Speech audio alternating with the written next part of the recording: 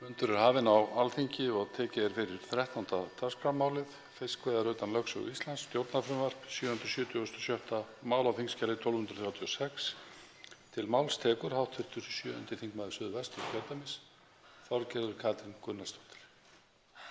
Hæstv. forseti, kem hérna hlaupandi eftir að við höfum í þeirri sem ég kalla stjórnarandstöðuna, ábyrgu stjórnarandstöðuna, við höfum náð samkomulagi við stjórnina þinglok og þá þetta oft þannig að þá fara mál að renna í gegn, fá minni athygli og eðlilega í kannski þessu ölduróti sem hefur verið núna í þinginu að þá hafa stór og mikil mál ekki fengið kannski viðeigandi athygli af því þetta eru prinsippmál.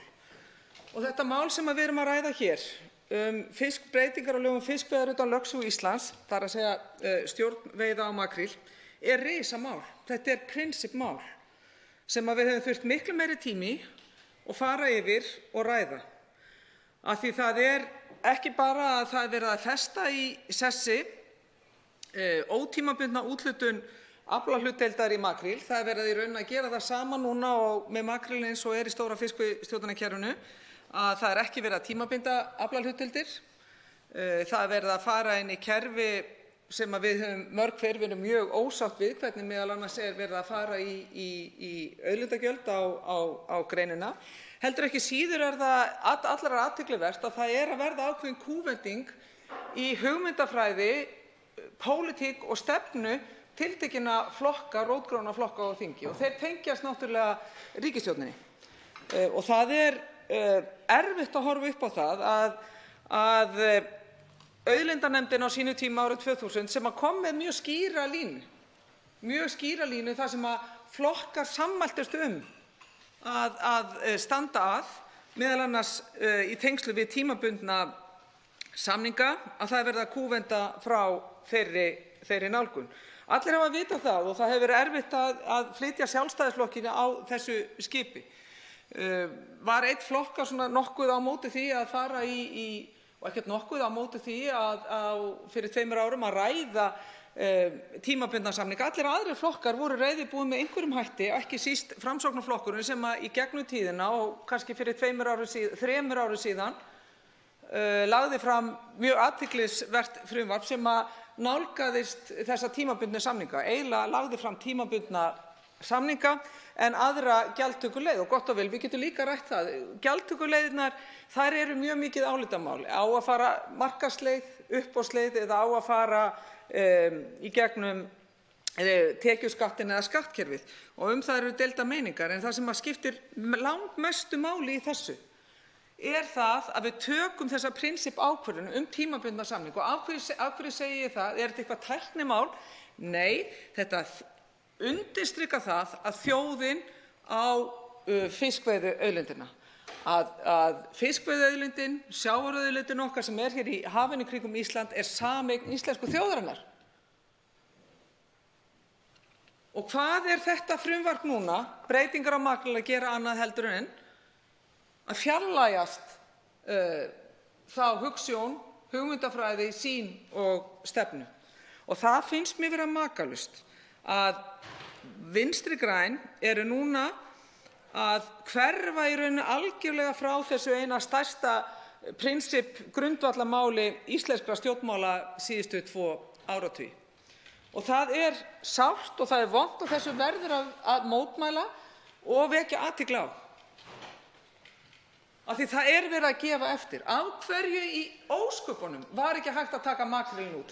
Auðvitað Vinstri græn stóð að því á sínum tíma. Samfylkingin gat ekkert gert við það, við þáverandi sjávarútvegsráðherra, breytt því að taka makrílinn tímabundið inn í þetta kerfi, það að segja fara annars vegar að leita markaðslausna, fara uppboðsleiðina og síðan hitt að gera tímabundna samninga. Það var ekki gert á sínum tíma. En við höfum tækifæri núna. Tækifærið núna til þess að allavega nota þennan nýja, í rauninni þessa nýju tegund sem hefur verið tiltölulega nýju tegund innan landhelginnar, að fara þá aðra leið heldur en verið farin með þorskaflamarkið. Og af hverju í ósköpunum er það ekki nýtt? Af hverju í ósköpunum er það ekki nýtt? Það liggja fyrir núna hæstaréttardómar sem að bera að fara eftir. Já, það gerir það, en það hæstaréttardómarnir taka ekki valdi frá þingi til þess að marka rammann utan það hvernig við annars vegar skipuleggjum okkar fiskveiðistjórnarkerfi og hins vegar hvernig við högum okkar gjaldtöku. Og það eins og ég segi, ég undirstrika að það er ótrúlegt umhugsunarefni og það undrunarefni líka að Vinstri græn skuli hleypa þessu máli svona áfram. Þau eru með öðrum orðum að segja það að við ætlum ekki lengur að leggja áherslu á tímabundna samninga. Þá ekki lengur að leggja áherslu á það að fiskveiðiauðlindin er sameign þjóðarinnar. Þá láta þetta tækifæri úr greipum sér renna að fara þá leið. Þess þá heldur er verið að setja þetta inn í það kerfi sem er mjög umdeilt þegar kemur að prinsippmálum. Það er annars vegar hverjir það eru sem að eiga fiskinn í sjónum annars vegar og hins vegar hvernig við högum gjaldtöku.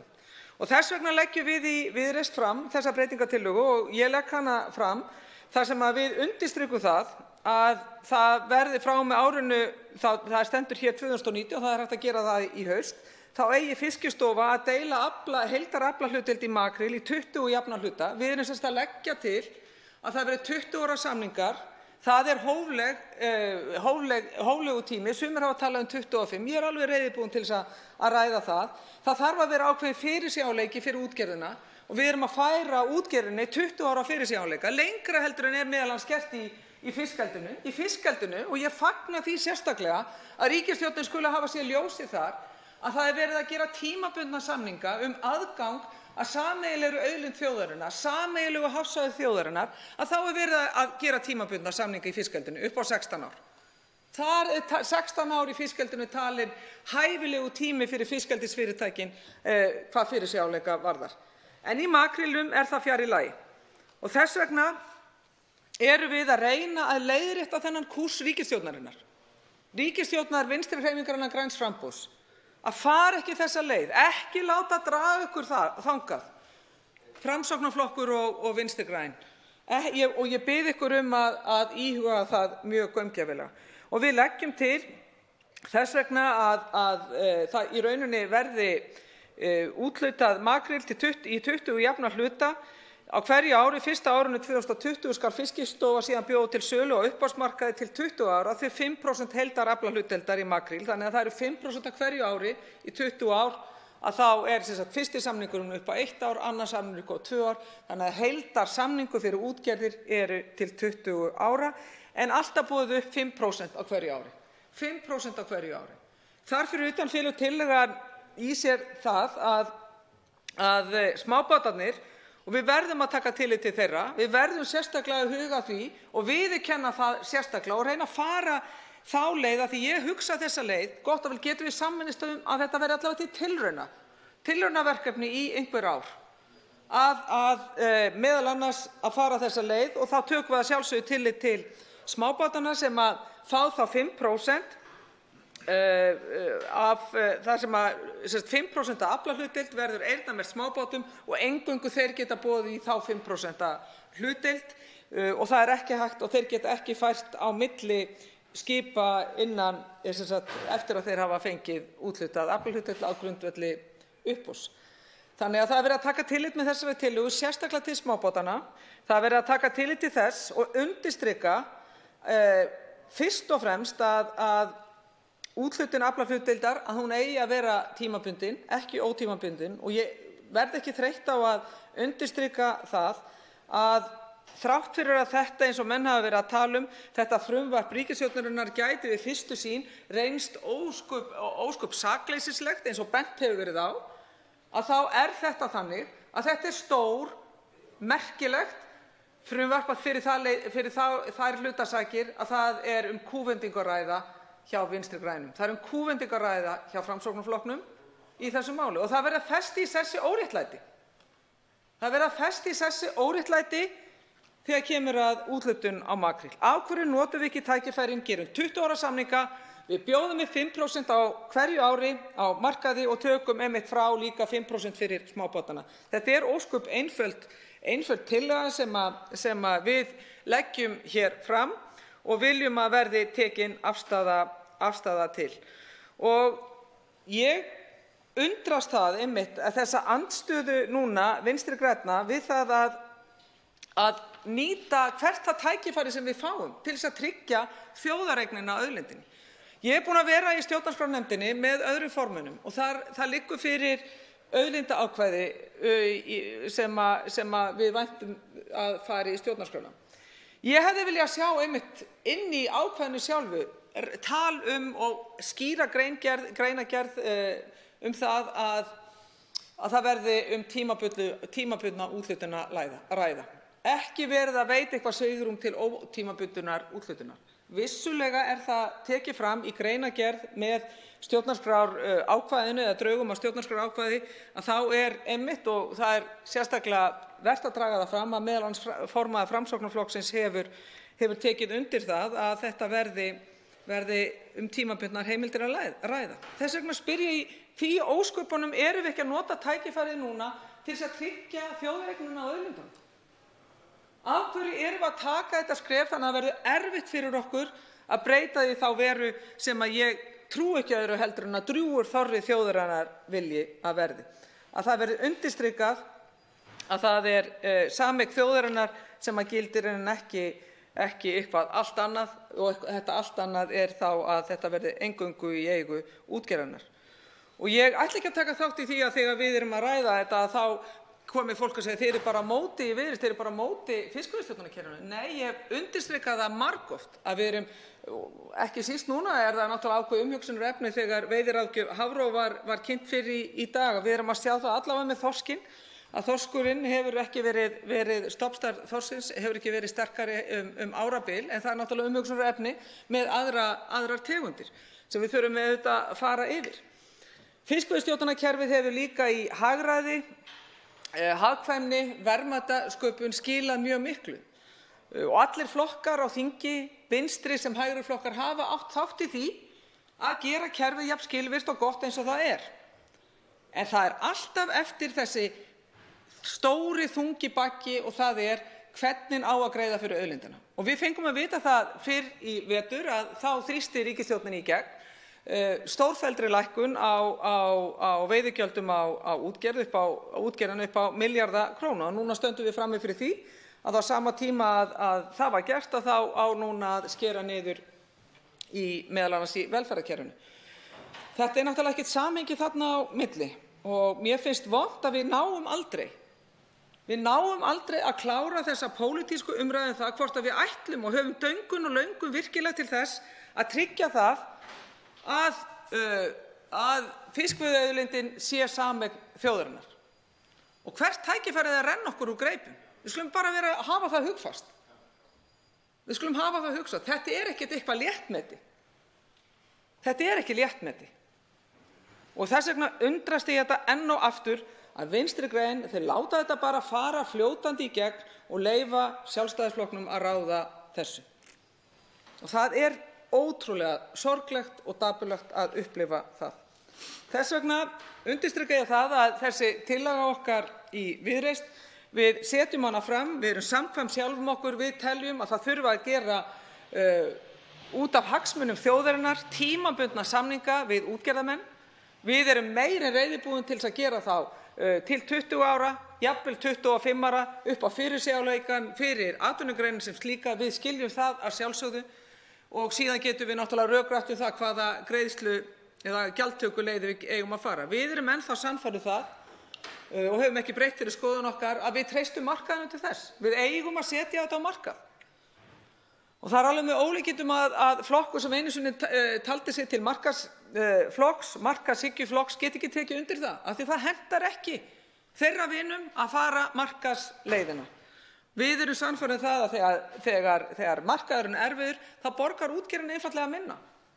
Og þegar er meiri eftirspurn eftir fiski og aflahlutdeildum, þá verður borgað meira.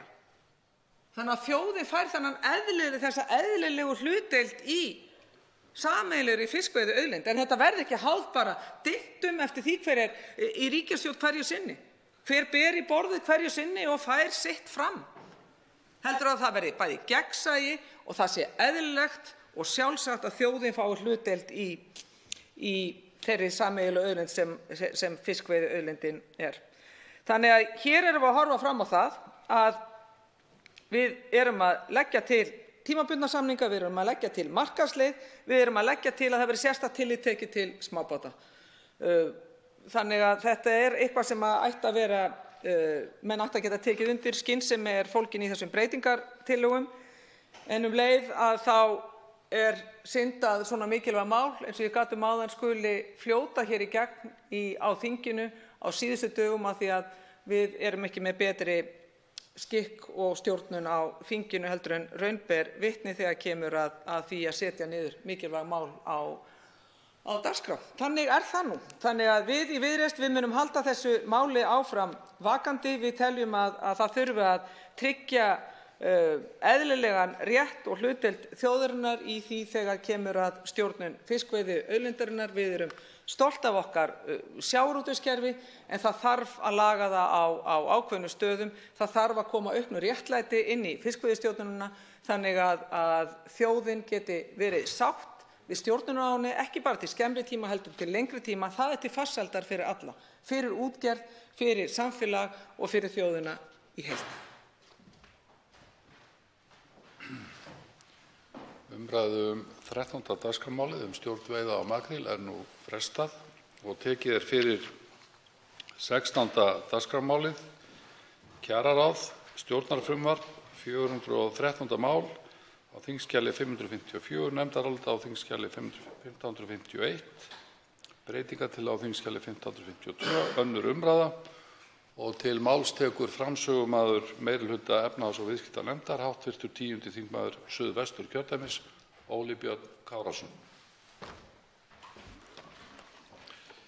Herra forseti, ég mæli hér fyrir nefndaráliti frumvarp til laga breytingar á ýmsum lögum vegna brottfalls laga kjararáð nr. 130 frá 2016. Þetta er mál nr. 413. Með frumvarpinu er komið á breyttu fyrirkomulagi við ákvörðun launa þeirra sem féllu undir úrskurðarvald kjararáðs sem felld voru úr gildi með lögum nr. 60/2018. Lagt er til að laun þjóðkjörinna manna annars vegar og dómara, saksóknara, ráðherra, ráðuneytisstjóra, ríkissáttasemjara, seðlabankastjóra og aðstoðarseðlabankastjóra hins vegar verði ákvörðuð með fastri krónutölu fjárhæð og þau síðan endurákvörðuð 1. júlí ár hvert. Með fyrirkomulagi því sem lagt er til í frumvarpinu er komið í veg fyrir að laun æðstu embættismanna og kjörinna fulltrúa verði leiðandi þróun launa.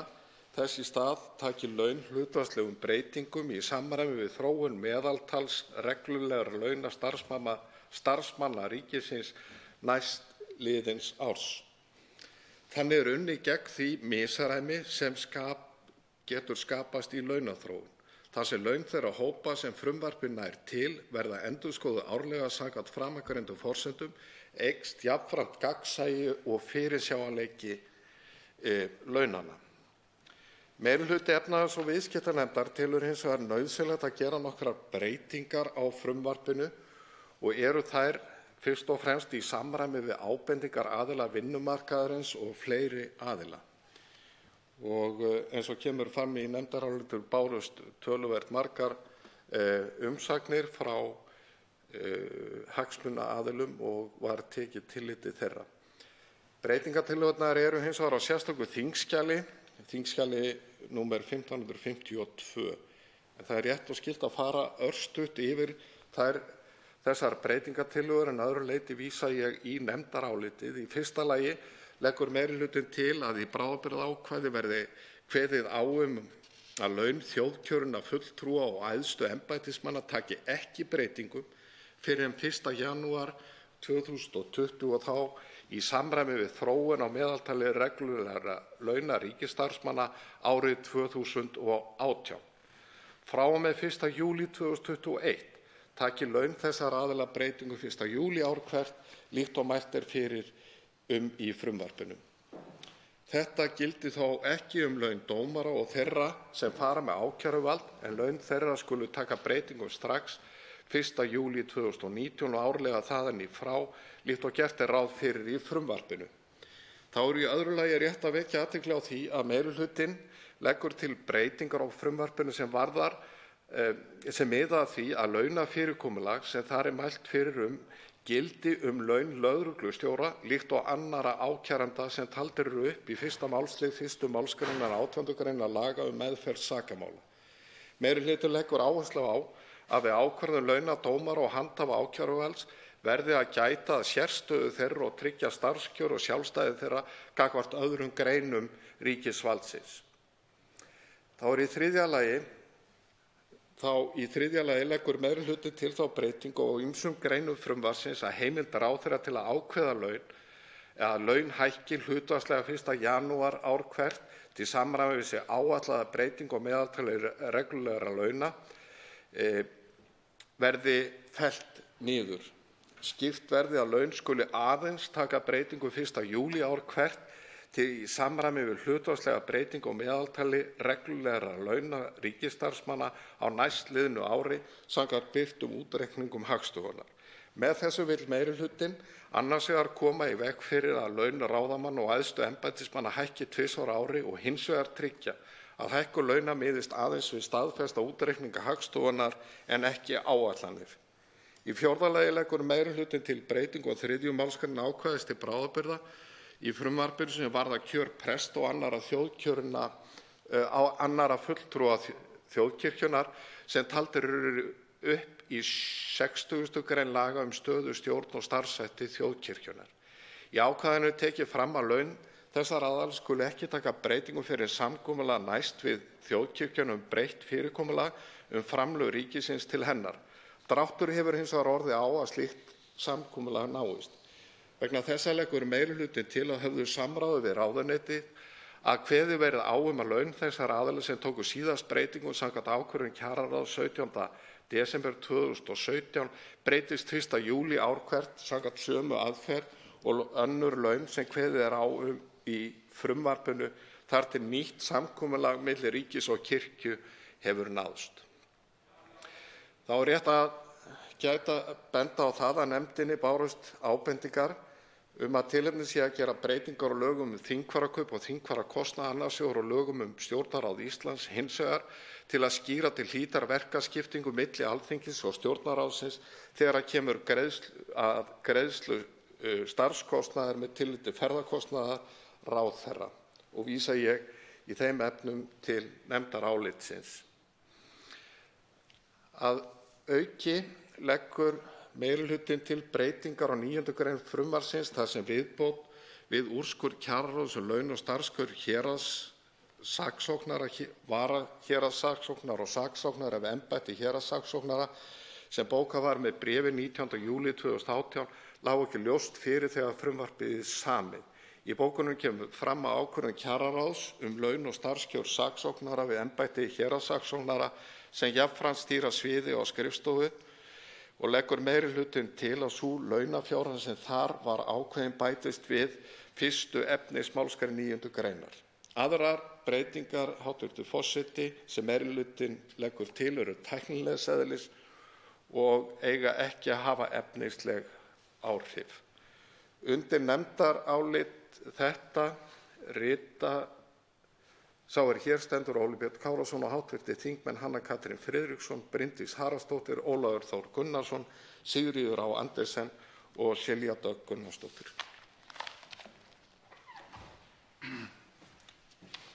Fleiri hafa ekki kvatt sér hljóðs og umræðu lokið en atkvæðagreiðslu frestað.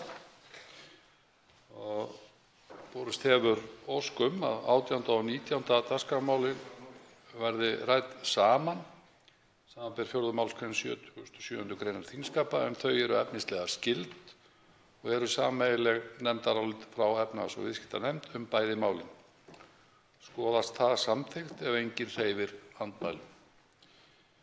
Þá eru tekin fyrir 18. dagskrármálið, sameining Seðlabanka Íslands og Fjármálaeftirlitsins, stjórnarfrumvarp, 765. mál, á þingskjali 1216, nefndarálit á þingskjali 1648, 1671 og 1672, breytingartillögu á þingskjali 1649, önnur umræða og 19. dagskrármálið, Seðlabanki Íslands, stjórnarfrumvarp, 790. mál á þingskjali 1251, nefndarálit á þingskjölum 1648, 1671 og 1672, breytingartillaga á þingskjali 1650, það önnur umræða, og til máls tekur framsögumaður meirihluta efnahags- og viðskiptanefndar, hv. 10. þingmaður Suðvesturkjördæmis, Óli Björn Kárason.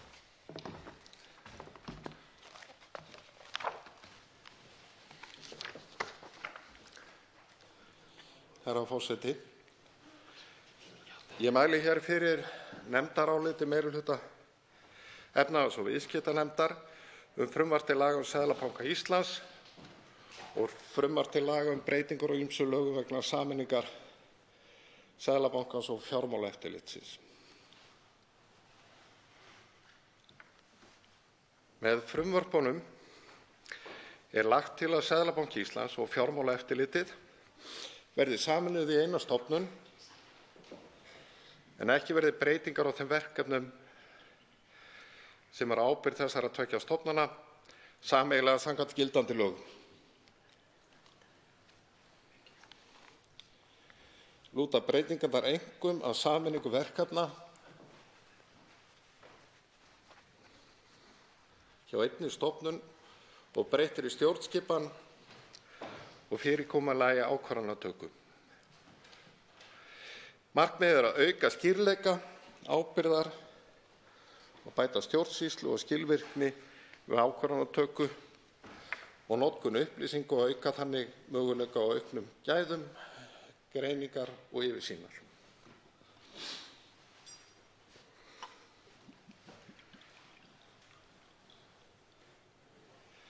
Herra forseti, ég ætla ekki að lesa hér orðið til orðs fyrirliggjandi nefndarálit sem nokkuð ítarlegt, en vil benda á að sameining Seðlabankans og Fjármálaeftirlitsins verður að teljast rökrétt skref í þeirri þróun sem átt sér stað hér á landi síðasta áratug og mikilvægur áfangi í að ná auknum fjármálastöðugleika sem einn af hornsteinum efnahagslegs stöðugleika til lengri tíma. Líkt og fram kemur í greinargerð með frumvarpi til laga Seðlabanka Íslands hafa bæði innlendir og erlendir sérfræðingar lagt til að Seðlabankinn og FME verði sameinuð með því að leiðarljósi að efla umgjörð fjármálastöðugleika en þó með mismunandi hætti.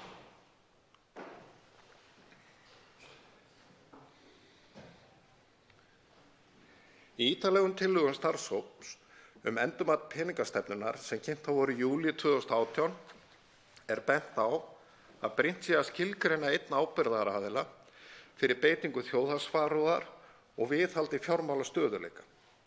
Stofnanaleg uppbygging verði að stuðla að því að betri samhæfing náist við beitingu þjóðhagsvarúðar og hefðbundinnar peningastefnu. Þá verði að nýta takmarkaða mannauð með sem hagkvæmustum hætti við söfnun og greiningu upplýsinga. Sameining þessara tveggja stofnana felur í sér að öll þjóðhagsvarúð, auk eindarvarúðar, verður á forræði sameinaðrar stofnunar. Með því að sameina öll varúðartæki hjá einni stofnun verður ferli frá greiningu til ákvörðunar skilvirkara. Greining, ákvörðun og ábyrgð verður að öllu leyti hjá Seðlabankanum sem styðjast við öflugri og umfangsmeiri greiningarvinnu en áður.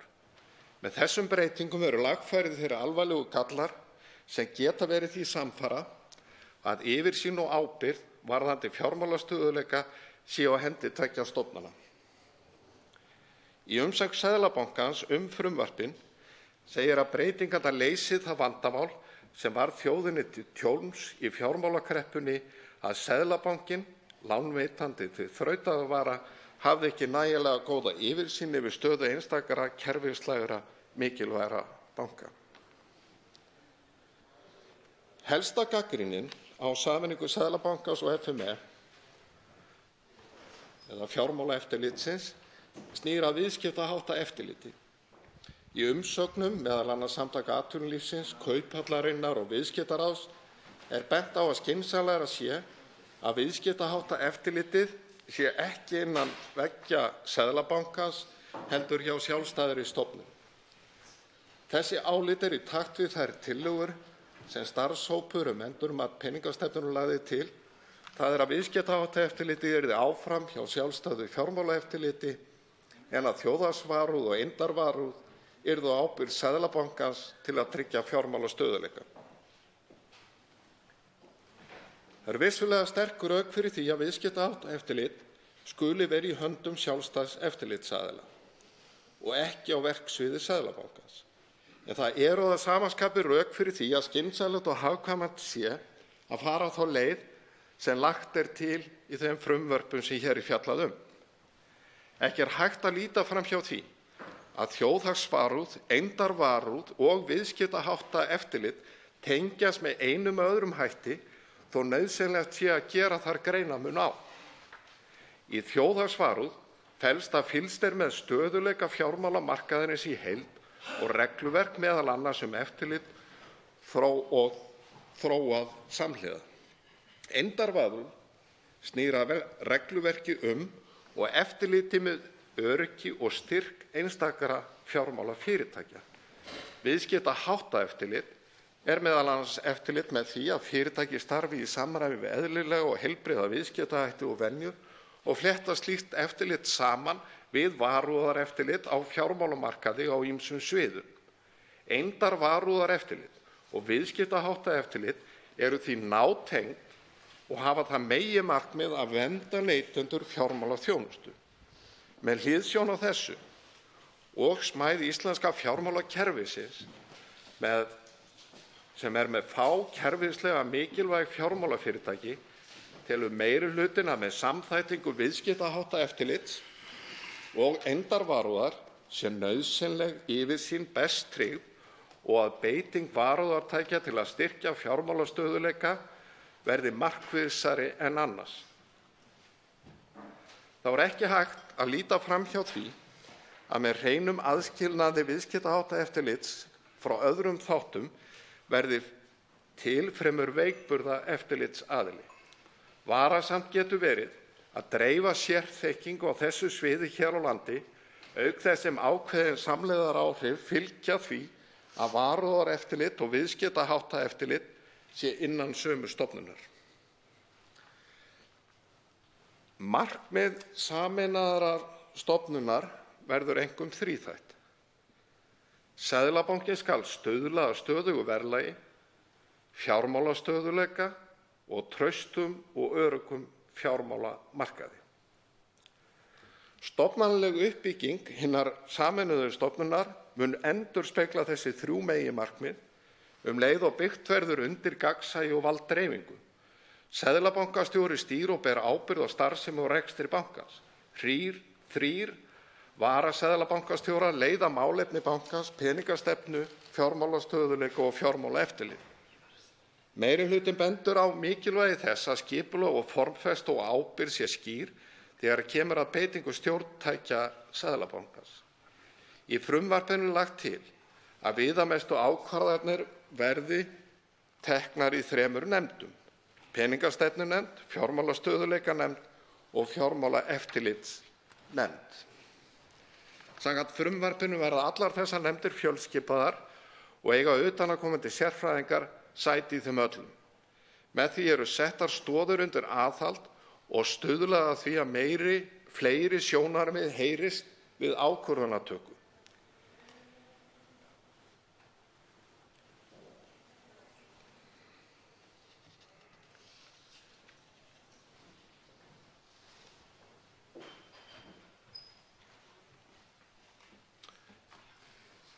Ég ætla að vísa hins vegar nánar varðandi starfsemi peningastefnunefndar og fjármálastöðugleikanefndar og fjármálaeftirlitsnefndar í greinargerðina í nefndaráliti. Ég tel ekki ástæðu til að vera að lesa það hér upp. En ég vil þó vekja athygli á því að við umfjöllun í nefndinni að þá kom það fram að það væri eðlilegt að reynt væri með skipulegum hætti að auka gegnsæi í störfum nefndanna og meðal annars þess vegna leggur meirihlutinn til hér nokkrar breytingar, meðal annars þá breytingu að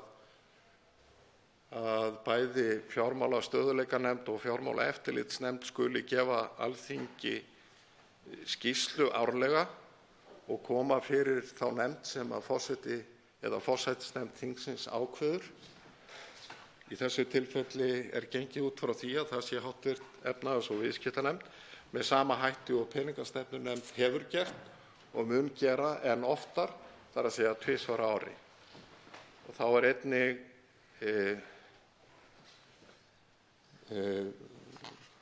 lagðar til þær breytingar að þeir utanaðkomandi sérfræðingar sem skipaðir eru í nefndirnar skuli koma fyrir viðkomandi þingnefnd til að kynna sig og sín helstu stefnumál eða sjónarmið við þau úrlausn þeirra verkefna sem við blasir.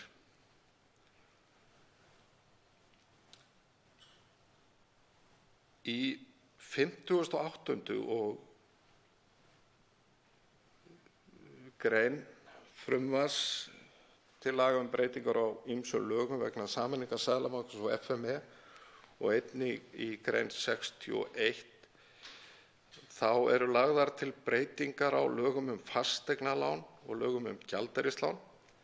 Annars vegar að ræða heimild Seðlabankans til að setja reglur um hámark veðsetningarhlutfalls, heildarfjárhæða og greiðslubyrða fasteignalána til neytenda og hins vegar útlán tengd erlendu gjaldmiðlum til aðila sem ekki eru varðir fyrir gjaldeyrisáhættu. Í frumvarpinu í báðum tilfellum gert ráð fyrir því að þessar ákvarðanir þurfi að byggist á undangengnu samþykki fjármálastöðugleikanefndar og síðar staðfestingu ráðherra.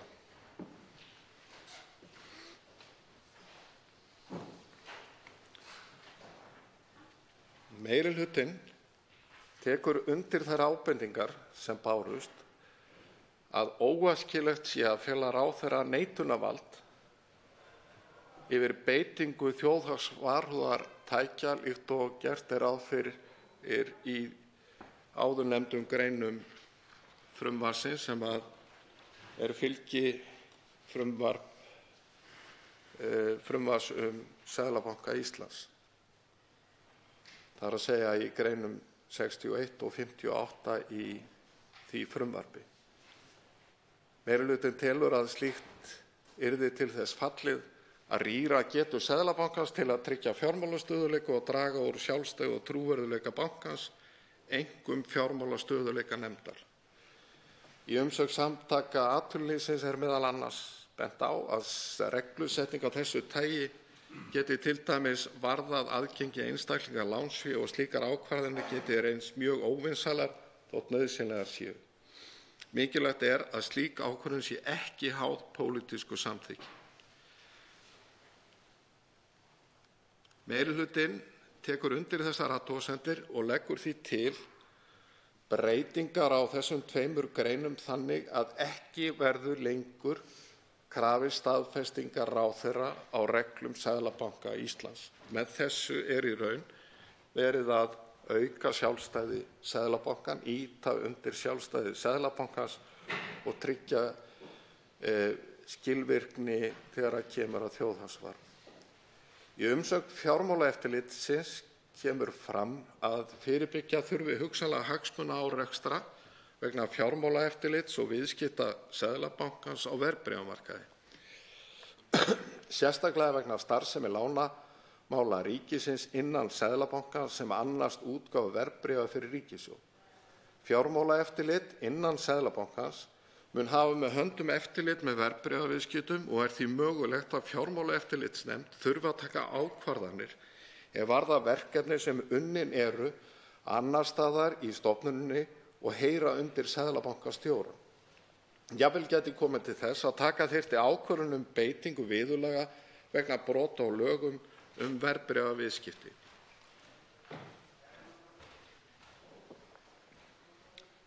Í 3. málsgrein 3. greinar frumvarps til laga Seðlabanka Íslands meðal annars kveðið á að seðlabankastjóri ásamt varaseðlabankastjórum setji reglur starfsemi bankans. Í slíkum reglum má gera ráð fyrir að tilgreindar verði varúðarráðstafanir til að draga úr áhættu vegna hagsmunaárekstra. Þrátt fyrir það telur meirihlutinn nauðsynlegt að endurskoða umsýslu lánamála ríkisins en sú vinna mun þegar vera hafin í ráðuneytinu. Í 6. málsgrein laga lánasýslu ríkisins nr. 43/1990 ráðherra veitt heimild til að semja við Seðlabanka Íslands að hann annist framkvæmd lánamála, ríkisábyrgð og endurlánamála, svo og önnur verkefni sem ráðherra fer með samkvæmt lögum þessum eftir því sem hagkvæmt þykir eins og þar segir. Að höfðu samráði við ráðuneytið leggur meirihlutinn til að við frumvarp til laga breytingar á ýmsum lögum vegna sameiningar Seðlabankans og FME bætist ákvæði breytingar á 6. grein lánasýslu ríkisins þannig að í stað Seðlabanka Íslands verði þar kveðið á að fela þar til bærum opinberum aðila einum eða fleirum verkefnum. Jafnframt leggur meirihlutinn til breytingar á gildistökuákvæði frumvarpsins þannig að þessi breyting öðlist þegar gildi. Þannig verður lagaumgjörð breytts fyrirkomulags framkvæmd lánasýslu ríkissjóðs tilbúin svo að tilfærsla verkefnisins getur orðið án lagabreytingar. Meirihlutinn bendir á í þessu sambandi að samkvæmt 2. málsgrein 7. greinar laga réttindi og skyldur starfsmanna ríkisins heimilt að starfsmaður flytjist milli stjórnvalda án þess að starf sé auglýst til umsóknar. Þessu vil ég bæta við, herra forseti, frá eigin brjósti að ég tel að það sé nauðsynlegt að það verði tryggt hér til framtíðar þegar að búið að endurskoða umsjón lánamála ríkisins að það sé ekki gert með þeim hætti að þau verði til frambúðar hjá Seðlabanka Íslands.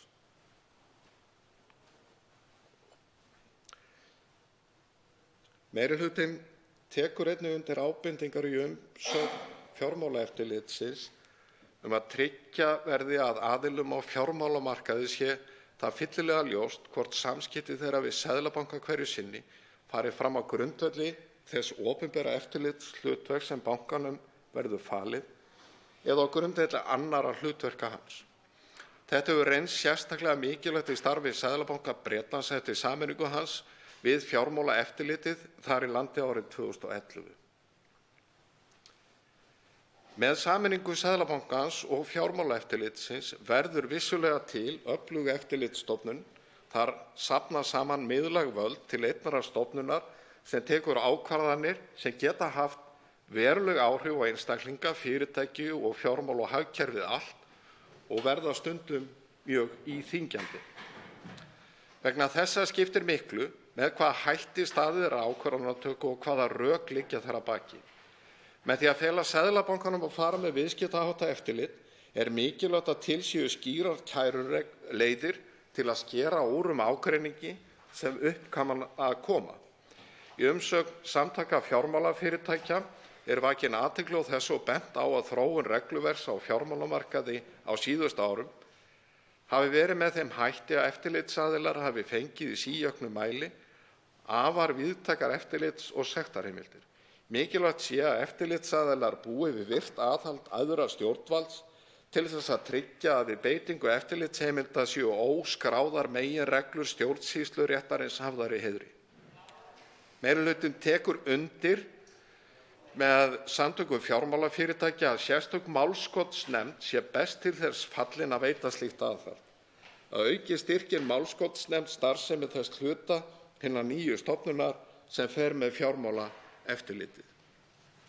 Meirihlutinn telur því mikilvægt að ráðist verði í skoðun á þeim atriðum sem snúa að sérstakri kæruleið innan stjórnsýslunnar að lokinni þinglegri meðferð frumvarpanna. Bent hins vegar á og beinir því til forsætisráðuneytisins og fjármála- og efnahagsráðuneytisins að skipaður verði starfshópur með fulltrúum eftirlitsskyldra aðila til að móta tillögur verksvið og gildissvið úrskurðarvalds málskotsnefndar. Í þeirri vinnu verði meðal annars horft til úttektar á starfsemi sjálfstæðra úrskurðarnefnda í stjórnsýslunni sem Dr. Páll Hreinsson vinnur að og ætlað að ljúki síðar á þessu ári samkvæmt upplýsingum úr forsætisráðuneytinu. Hvernig sameinaðri stofnun Seðlabankans og fjármálaeftirlitsins tekst til við að sinna viðamiklu og vandasömu hlutverki sínu ræðst ekki síst af því að stofnunin njóti víðtæks trausts í samfélaginu. Traustið áunnið en hægt að byggja undir það með ýmsum hætti, meðal annars með auknu gagnsæi í ákvarðanatöku, valddreifingu og skýrri verkaskiptingu milli nefnda bankans með aðkomu óháðra sérfræðinga, reglubundnu skýrslugjöf til Alþingis og miðlun upplýsinga. Meirihlutinn leggur til að sett verði sérstakt lagaákvæði skyldur Seðlabankans til að stuðla að aukinni fræðslu og upplýsingagjöf til almennings starfsemi bankans og samspil peningastefnu og fjármálastöðugleika, heilbrigði efnahagslífsins og almennra lífskjara.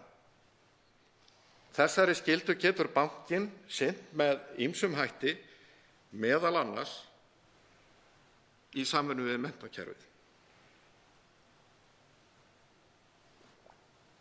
Herra forseti, eins og ég vék að áðan, að þá sameining Seðlabankans og fjármálaeftirlitsins rökrétt framhald í þeirri þróun sem átt hefur sér stað hér á landi allt frá fjármálakreppunni 2008.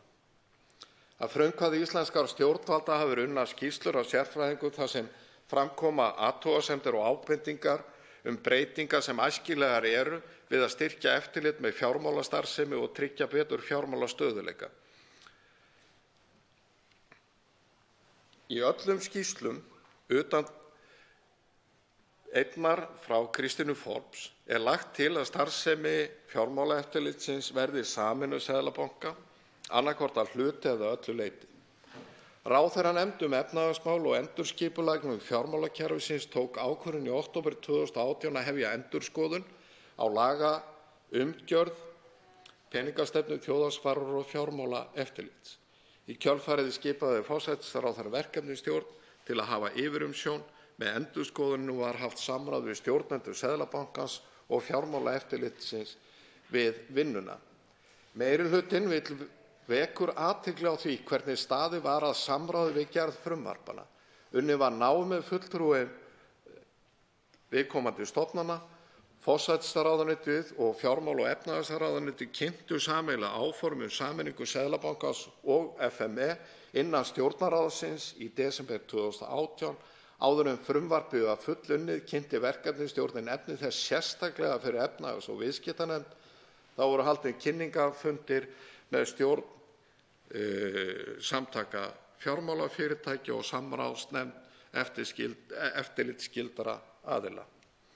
Efni frumvarpsins var kynnt á sameiginlegum fundi peningastefnunefndar og kerfisáhættunefndar og samráðsfundi forsætisráðherra, fjármála- og efnahagsráðherra og samgöngu- og sveitarstjórnarráðherra með aðilum vinnumarkaðarins. Frumvörpin voru síðan birt almenningi í samráðsgátt stjórnvalda 17. janúar 2019. Að mati meirihlutans verður að teljast til fyrirmyndar hvernig verkefnastjórnin og stjórnvöld stóðu að undirbúningi, samráði og kynningu á þeim tveimur frumvörpum sem hér ræðir. Herra forseti, ég hef stiklað á stóru varðandi þessi tvö frumvörp og vil þó vekja athygli á því að og gert nánari grein fyrir öllum þeim breytingartillögum sem eru töluverðar sem meirihlutinn leggur til og vísa ég til nefndarálitsins í heild sinni. Ég hef áður fjallað nokkur atriði en ég vil þó benda á að meirihlutinn leggur til að við frumvarpið bætist bráðabirgðaákvæði þess efnis að innan 2 ára frá gildistöku laganna skuli ráðherra flytja Alþingi skýrslu reynsluna af starfi nefnda Seðlabankans við frá gildistökunni, meðal annars með hliðsjón af verkaskiptingu fjármálastöðugleikanefndar og fjármálaeftirlitsnefndar.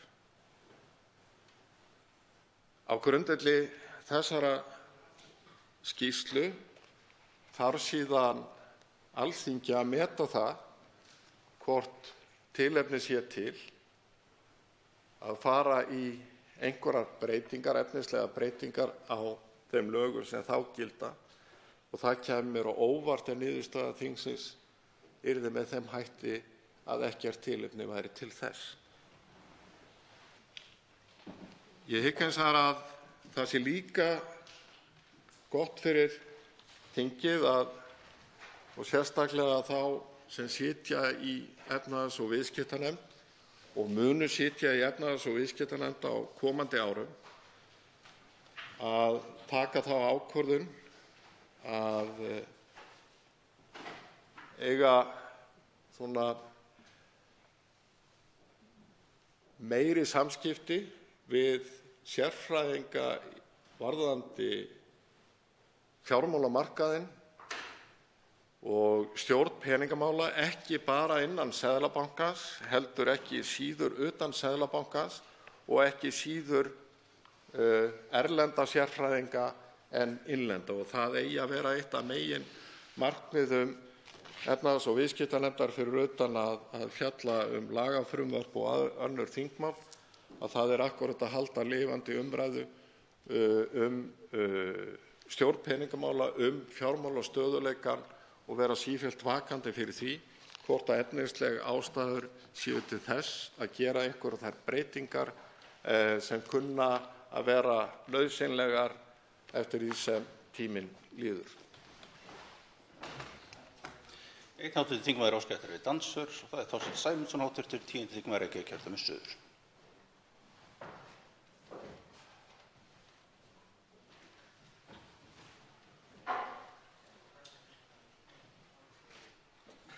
Herra forseti. Ég þakka hv. þingmanni fyrir þessa ágætu ræðu sem hann flutti, en ég viðurkenni það vel að þetta mál hefur gert mig mjög órólegan og orð hv. þingmanns drógu ekki úr þeim óróleika mínum. Með þessu frumvarpi, eða verði það að lögum, á að búa til 300 manna stjórnsýslulegt bákn sem á að lifa sjálfstæðu lífi og hafa eftirlit með sjálfum sér.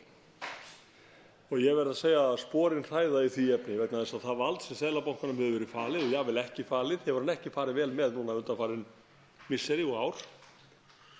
Þannig að sporin hræða í því efni og ég velti því fyrir mér hvernig það á að vera að eins og ég skil skipurit Seðlabankans eftir að hafa gluggað í ný lög og eins og ég skil þessa sameiningu þá á Fjármálaeftirlitið að lúta forræði eins af aðstoðarbankastjórum Seðlabankans sem heyrir svo aftur á móti undir seðlabankastjóra. Og ég bara verð að segja að ég get ekki séð hvernig nauðsynlegt sjálfstæði eftirlits tryggt með þessum hætti. Og það hafa komið fram varnaðarorð meðal annars frá prófessor Gylfa Zoëga sem nú innanbúðarmaður í Seðlabankanum svona með annan fótinn. Og hann búinn að vara mjög við þessari sameiningu og ég verð þess vegna að spyrja hv. þingmann, ekki rétt að staldra við og fara betur yfir þetta mál áður en að því guðsað hér í gegnum þingið, korter í 3, réttur í þinglok, með takmarkaðri umræðu, með takmarkaðri umfjöllun. Ekki rétt að staldra þess við, fara yfir forsendurnar sem hér eru framsettar og kanna hvort að þær í raun og veru standast lágmarksskoðun. Vegna þess að ég tel að að þetta orki í besta falli mjög tvímælis, í besta falli, og vil gjarnan fá viðbrögð hv. þingmanns við þessu. Svarar fyrir andsvari Óli Björn Kárason, hv. 10. þingmaður Suðvesturkjördæmis. Herra forseti, ég ætla nú að byrja á því að leiðrétta hv. þingmann örlítið.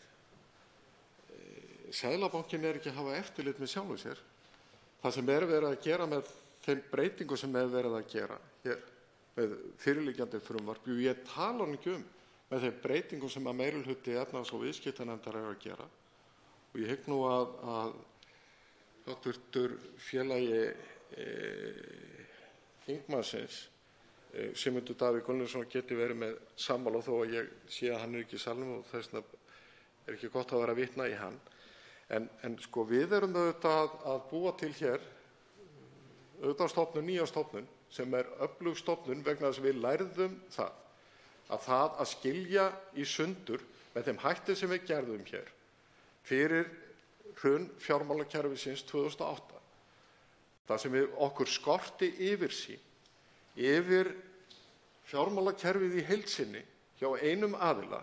Við erum að reyna að tryggja að það sé gert með þessum hætti, sameiginlega hætti. Það auðvitað sterkur rök, eins og ég vek, að halda viðskiptaháttaeftirlitinu fyrir utan Seðlabanka. Það eru rök að halda því inni og þau eru sterkari að mínu viti.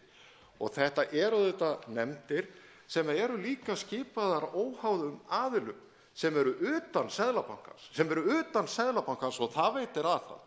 Og það veitir auðvitað Seðlabankanum aðhald þegar það sett með skýrum hætti inn í lögin að allar nefndir, peningastefnunefnd, fjármálastöðugleikanefnd og fjármálaeftirlitsnefnd, skulu koma fyrir nefndir þingsins og gera grein fyrir störfum sínum með reglubundnum hætti, að minnsta einu sinni á ári þegar eru síðastnefndu nefndirnar, en peningastefnunefndir 2 á ári. Og það sem meira að þegar að utanaðkomandi nefndarmenn í þessar nefndir eru skipaðir, þá skulu þeir líka koma sjálfstætt fyrir þingnefnd. Síðar andsvar Þorsteinn Sæmundsson, hv. 10. þingmaður Reykjavíkurkjördæmis suður. Já, herra forseti, það vill nú svo vel til að ég hérna með í höndunum minnihlutaálit þingmannsins sem hv. þingmaður vitnaði hér til, Sigmundar Davíðs Gunnlaugssonar. Ég hygg að hann sé hér á mælendaskrá á eftir og geti þá skýrt það sem honum finnst þurfa að skýra varðandi sinn málflutning og sitt nefndarálit. En í nefndarálitinu hans kemur nú reynda fram að hann telur að hér sé hratt farið og það ætti að staldra við vegna þess að það hafa borist ábendingar frá mjög frá mönnum með yfirgripsmikla þekkingu og reynslu, og þeir vara við. Og ég viðurkenni það, herra forseti, að þar sem að starf þingmanns veltur oft á mjög mikið á því að hlusta á sérfræðinga, hlusta á álit þeirra, taka það til áður en þeir taka ákvarðanir, þá hef ég í þessu tilfelli eins og stundum áður tendens til þess að vilja hlusta. Og þau varnaðarorð sem hafa verið mælt, þau eru að mínum mati það sterk og það öflug að okkur ber að taka tillit til þeirra. Ég gef í satt að segja bara hægt þingmaður ekkert fyrir það þó einhverjar nefndir sem ég held að telli nú bara 70 manns, þeir alltaf talið í þessu nýja seðlabankafrumvarpi, komi fyrir nefnd þingsins einu sinni ári. Mér finnst það nú bara ekki rosalega skilvirkt, Þannig það róa mig ekki heldur. Þannig að ég segi aftur, ég held að við ættum núna, vegna þess að við höfum möguleika á því, það er ekki til rekur ættir okkur, að fyrsta þetta mál svona seint fram komið, eins og raun ber vitni, eins og reyndar fleiri stór mál sem hafa komið hér inn í þingið á síðustu vikum. Við eigum ekki að afgreiða mál af þessari stærðargráðu í flýti. Og okkur liggur ekkert á og við eigum að fara nánar yfir og við eigum að hlusta á þau varnaðarorð sem að okkur eru gefin til kynna áður en að við hröpum að því að gera eitthvað sem við eigum eftir að sjá eftir síðar. Svara síðar andsvar Óli Björn Kárason, hv. 10. þingmaður Suðvesturkjördæmis. Herra forseti. Nú það svo að það frumvarp sem liggur hér frammi er eðlilegt framhald af öllum þeim skýrslum, allri þeirri umræðu sem átt hefur sér stað úti í þjóðfélaginu, inn í háskólanum, inn í þessum þingsal, allt frá árinu 2009. Hver skýrslan á fætur annarri. Það er ekki verið að flýta sér, hv. þingmaður. Það er rangt að halda því fram. Og það er til mikillar fyrirmyndar einmitt, til dæmis hvernig verkefnastjórnin sem stóð að samningu þessa frumvarp stóð að kynningu og hafði meira að segja samráð við efnahags- og viðskiptanefnd áður en að frumvarpi var lagt fram með formlegum hætti. Það er til fyrirmyndar og menn ættu að draga það sem vel er gert fram og hrósa. Og það er auðvitað þannig, og það veit ég, eins og þið öll hér, að aldrei mun sá tími kom, aldrei, það veit ég úr mínu námi, að allir hagfræðingar heimsins verði sammála ég tala ekki þegar kemur að stjórnun peningamála og hinni nýju fjármálahagfræði sem að núna að spretta fram og að þróast með ógnarhraða og nýjar hugmyndir og kenningar. Þeir verða aldrei sammála. Og ef að hv. þingmann ætla að bíða eftir því að allir hagfræðingar heims verði sammála það hvernig við eigum að skipa til verka hér á Íslandi varðandi Seðlabankann og fjármálaeftirlitið og fjármálastöðugleika, þá bíðum við til eilífðar og gerum aldrei neitt. Það er nefnilega þannig að við þurfum að hafa burði til þess að taka ákvarðanir eftir bestu getu, eftir bestu þekkingu, eftir að hafa farið í gegnum öll þau mismunandi álit og öll þau mismunandi skoðanir sem eru á viðfangsefninu. Og við verðum að hafa burði til þess að draga ályktanir og komast að niðurstöðu. Vegna þess að ef við bíðum eftir því að allir sérfræðingar heims komist að niðurstöðu fyrir okkur og verði sammála, þá munum við aldrei gera nokkurn skapaðan hlut. Andsvari lokið. Næstu máls tekur Oddný G. Harðardóttir, hv. 6. þingmaður Suðurkjördæmis.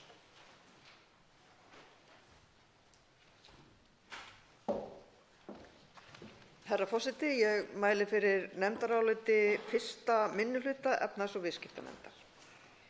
1. minnihluti nefndarinnar gerir alvarlegar athugasemdir við að of naumur tími var gefinn til að semja frumvarpið og telur óafsettanlegt að stjórnarmeirihlutinn kasti til höndunum til að smíða á umgjörð eina af okkar mikilvægustu og valdamestu stofnunum. Í umsögn Seðlabankans og á nefndarfundum hefur ítrekað komið fram að naumur tími hafi verið gefinn við smíði frumvarpsins og gefa þarf meiri tíma til að skoða breytingar ofan í kjölinn. Öll vandamál sem upp geta komið þarf að greina og meta og velta við hverjum steini. Verður sjálfstæður Seðlabanki með allt fjármálaeftirlit sterkari til að takast á við framtíðar áföll? Það efast 1. minnihluti stórlega og leggur til aðrar og öruggari leiðir. 1. minnihluti tekur undir það sjónarmið að bæta þurfi heildaryfirsýn á kerfisáhættu og styrkja eftirlit með fjármálageiranum, en telur að á þeirri leið sem stjórnarmeirihlutinn vill fara í þeim efnum séu miklir gallar sem leitt geti til veikingar fjármálaeftirlits og vantraust á Seðlabanka Íslands. Í frumvörpunum er lagt til að Seðlabanki Íslands og Fjármálaeftirlitið verði sameinuð og yrði því allt eftirlit með fjármálastarfsemi hjá Seðlabanka Íslands sem auk þess framfylgir peningastefnu og stuðlar að fjármálastöðugleika. Þannig á að sameina stór og þjóðhagslega mikilvæg verkefni undir eina stofnun og koma öllum þjóðarvarúðartækjunum á eina hendi. Leiðin sem lögð er til í frumvörpunum er ekki sú sem mest hefur verið rædd á undanförnum árum, það er að sameina þjóðhagsvarúð og eindarvarúð í Seðlabankanum en að Fjármálaeftirlitið sinni áfram viðskiptaháttaeftirliti og neytendavernd í sjálfstæðri stofnun. 1. minnihluti telur að rökstyðja þurfi mun betur hvers vegna þeirri leið hafi verið hafnað af stjórnvöldum, en hún er meðal annars lögð til í nýlegri skýrslu nefndar ramma peningastefnu. Í umsögnum sem nefndinni bárust frumvörpin er varað við því að viðskiptaháttaeftirlit sé fært undir sjálfstæðan Seðlabanka. Auk þess má nefna að mat Paul Romers, Nóbelsverðlaunahafa í hagfræði, er að einn helstu lærdómur fjármálahrunsins sé mikilvægi þess að skýr skil séu milli þeirra sem fara með eftirlit og þeirra sem hafa með höndum tæki til þess að tryggja fjármálastöðugleika. Undanfarin ár hefur gengið vel að framfylgja peningastefnunni og að eftirlit verið styrkt. Einnig hefur samstarf og samráð Fjármálaeftirlitsins og Seðlabankans verið eflt og formgjarnt með samningi. Gera mætti enn betur og tryggja upplýsingaflæði án þess að koma öllu eftirliti fyrir hjá Seðlabankanum. Fyrsti minnihluti óskaði eftir upplýsingum fyrirkomulag fjármálaeftirlits annars staðar á Norðurlöndunum, í Bretlandi og Þýskalandi. Samkvæmt samantekt frá Rannsóknaþjónustu Alþingis fjármálaeftirlit á öllum Norðurlöndunum í sjálfstæðri stofnun. Í Bretlandi sinna 3 stofnanir eftirliti með fjármálastofnunum, Englandsbanki og 2 eiginlegar fjármálaeftirlitsstofnanir sem bera skammstafirnar PRA og FCA. Og þær eru, PRA og FCA eru í forystuhlutverki í þessum efnum. FCA sjálfstæð stofnun sem ber ábyrgð gagnvart þinginu og fjármálaráðuneytinu og fer með eftirliti með viðskiptaháttum, stuðlar að góðri neytendavernd og virkri samkeppni og því að fjármálamarkaðir séu árangursríkir. Fjármálaeftirlitið í Þýskalandi sjálfstæð stofnun og fellur undir fjármálaráðuneytið. Seðlabanki Þýskalands og Fjármálaeftirliti hafa bæði umsjón með bankaeftirliti. Kveðið á samvinnu þessara 2 stofnana eftirlit í lögum bankastarfsemi. Þar kemur fram að Seðlabankinn beri ábyrgð á því að leggja mat á gögn á borð við endurskoðunarskýrslur og ársreikninga frá fjármálastofnunum og að framkvæma vettvangskannanir og leggja mat á niðurstöðu þeirra. Ef upp koma vandamál þessu tengt þá tilkynnir Seðlabanki það til Fjármálaeftirlitsins. Samkvæmt sömu lögum skal Fjármálaeftirlitið gefa út viðmiðunarreglur viðvarandi bankaeftirlit með samþykki Seðlabankans. Fjármálaeftirlitið ber þá meginábyrgð á eftirliti með fjármálastofnunum. Seðlabanki Evrópu hefur vald til að taka yfir eftirlitshlutverk með hvaða banka sem innan evrusvæðisins. Seðlabanki Íslands á að tryggja stöðugt verðlag, fjármálastöðugleika og traust og öruggt fjármálakerfi. Forsenda þess að ákveðið sjálfstæði sé tryggt gagnvart ríkisstjórn hverju sinni. Þannig geti einstakar ríkisstjórnir ekki haft áhrif á starfsemi og ákvarðanir bankans, svo sem vaxtaákvarðanir. Seðlabankinn verður að geta unnið að markmiðum sínum burtséð frá því hvert stjórnmálaástandið hverju sinni. Sjálfstæði Fjármálaeftirlitsins einnig mikilvægt þannig að gerendur á fjármálamarkaði geti ekki haft áhrif á starfsemina. Þá mikilvægt að stjórnmálamenn geti ekki haft áhrif á eftirlitið og látið pólitíska hagsmuni ráða. Það því nauðsynlegt að lágmarka þann möguleika á að ráðherrar geti haft áhrif á aðgerðir Fjármálaeftirlitsins og Seðlabankans. Ákvarðanir þessara 2 mikilvægu stofnana eru þannig mun líklegri til þess að verða óumdeildar. Lagt til að bætt verði við 2 varabankastjórum í Seðlabankanum og verði þeir þá 3 samtals. Seðlabankinn verði gríðarlega valdamikil sjálfstæð stofnun þar sem reglur fjármálamarkaði verða settar, eftirlit haft með hegðun fyrirtækjamarkaði og rekstur fjármálastofnana skoðaður sé talin þörf á því, til dæmis sé rekstur talinn of áhættusamur. Sama stofnun fari með peningastefnuna, ákveði vexti og bindiskyldu og geti haft áhrif á gengi krónunnar með kaupum og sölum á gjaldeyri. Líkur aukast á því að stjórnmálamenn vilji hafa áhrif á starfsemi svo valdamikillar stofnunar. Það getur meðal annars skapað hvata fyrir stjórnmálamenn að láta flokkpólitíska hagsmuni frekar en faglegt mat ráða för við ráðningu embættismanna. Gylfi Zoëga, prófessor, segir þetta í nýlegri grein í Vísbendingu með leyfi forseta: Nógu erfitt hefur verið hingað til að ráða seðlabankastjóra á faglegum nótum. Þess í stað hefur ráðningarferlið yfirleitt verið eins og möndluleikur í jólaboði, þar sem til dæmis 16 sækja og 1 hreppir möndluna sem húsmóðirin ein veit hvar Umsóknir eru metnar á þann hátt að sá sem möndluna hreppir talinn hæfastur. Stjórnmál og persónuleg tengsl ráða. Stofnunin einfaldlega, jafnvel eftir sameiningu, of mikilvæg pólitískt til þess að reynt sé að leita uppi hæfasta fólkið í störfin þótt afleiðingar mistaka í stjórn stofnunarinnar fyrir samfélagið geti verið og hafi stundum reynst hörmulegar, t.d. fyrir hrun. Þetta vandamál mun verða enn erfiðara viðfangs eftir sameiningu við Fjármálaeftirlitið. Þótt á góðum degi sé unnt að draga upp falleg skipurit af fullkomnum heimi, þá er veruleikinn yfirleitt ekki svo einfaldur. Þess vegna verður að gera stofnanir þannig úr garði að sem minnstar líkur sé á því að misbrestir verði í ráðningu yfirmanna og rekstri þeirra. Tilvitnun lýkur. Ákvarðanir sem Seðlabanki tekur mega aldrei byggjast á flokkspólitískum hagsmunum, heldur verður að tryggja sjálfstæðið. Ekki má búa til ramma stofnunina sem eykur til dæmis hættu á því að búið sé til uppsveifla á kosningaári vegna flokkspólitískra hagsmuna.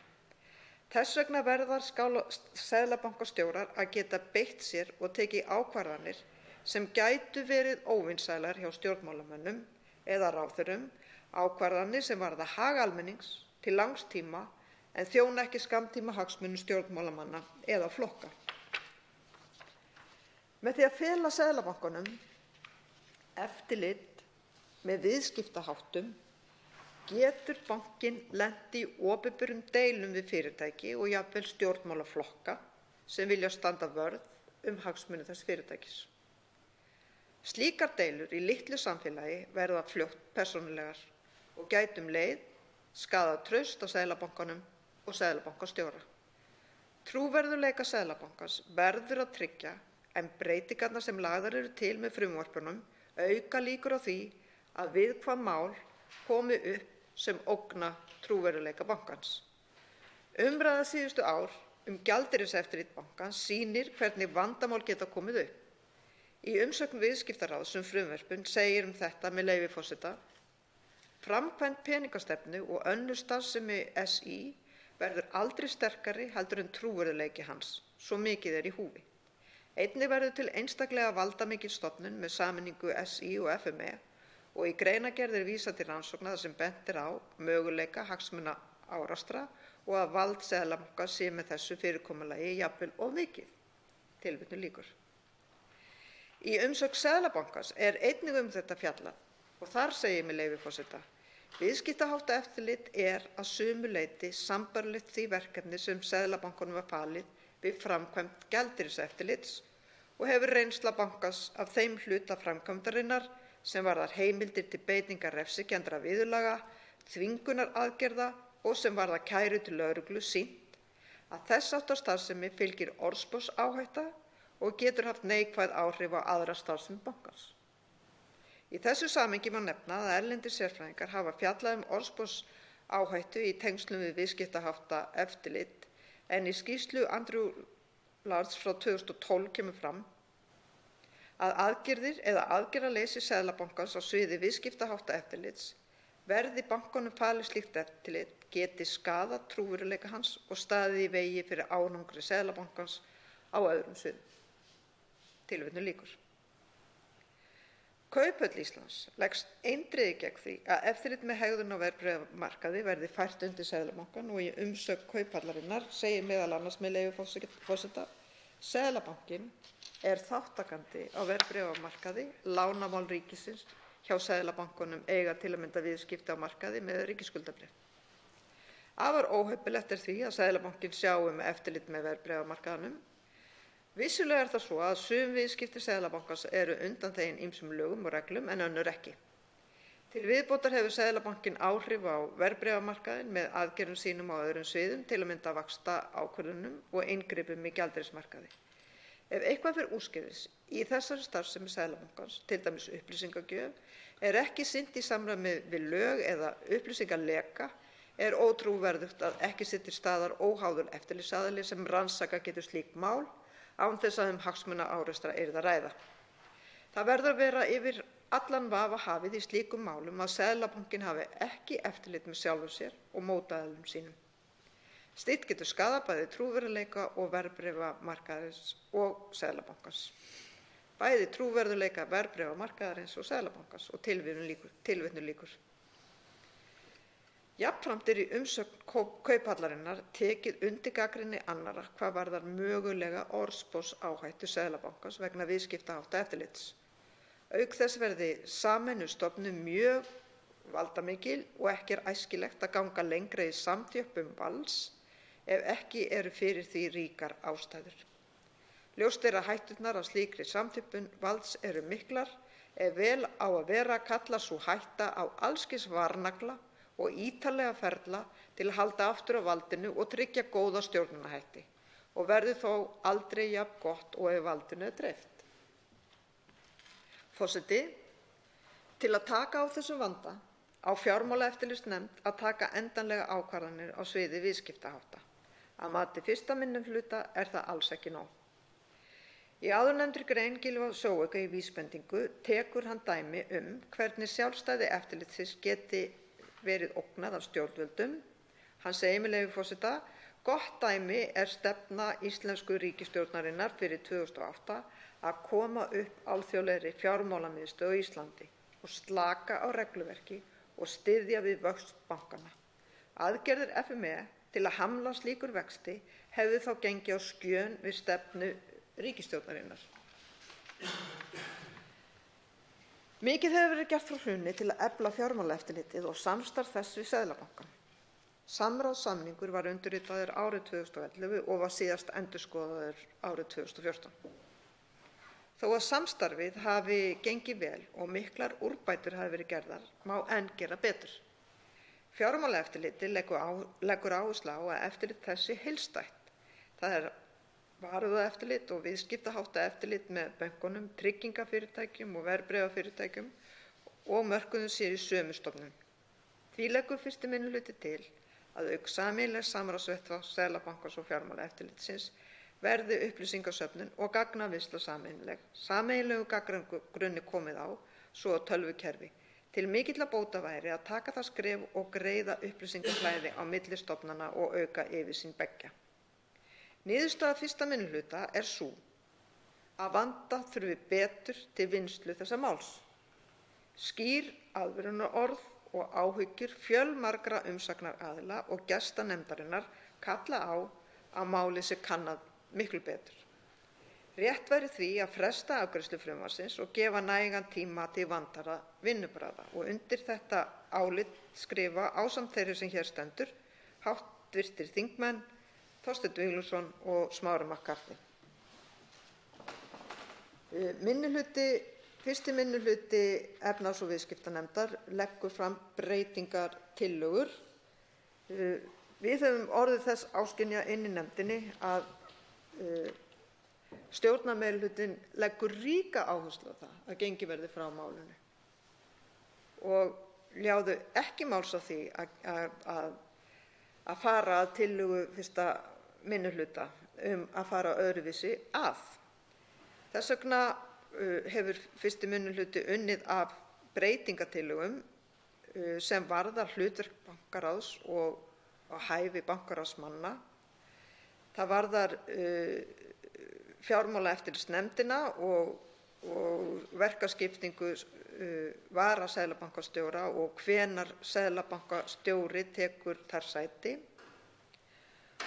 Og það varðar sérstaka nýja grein ytra mat sem á að fara fram á 5 ára fresti og fyrst í lok ársins 2022 þar sem að 3 óháðum sérfræðingum á sviði peningamála og fjármálahagfræði eigi að gera úttekt hvernig Seðlabanki Íslands hefur tekist að uppfylla markmið stöðugt verðlag, fjármálastöðugleika og framkvæmd fjármálaeftirlitsins.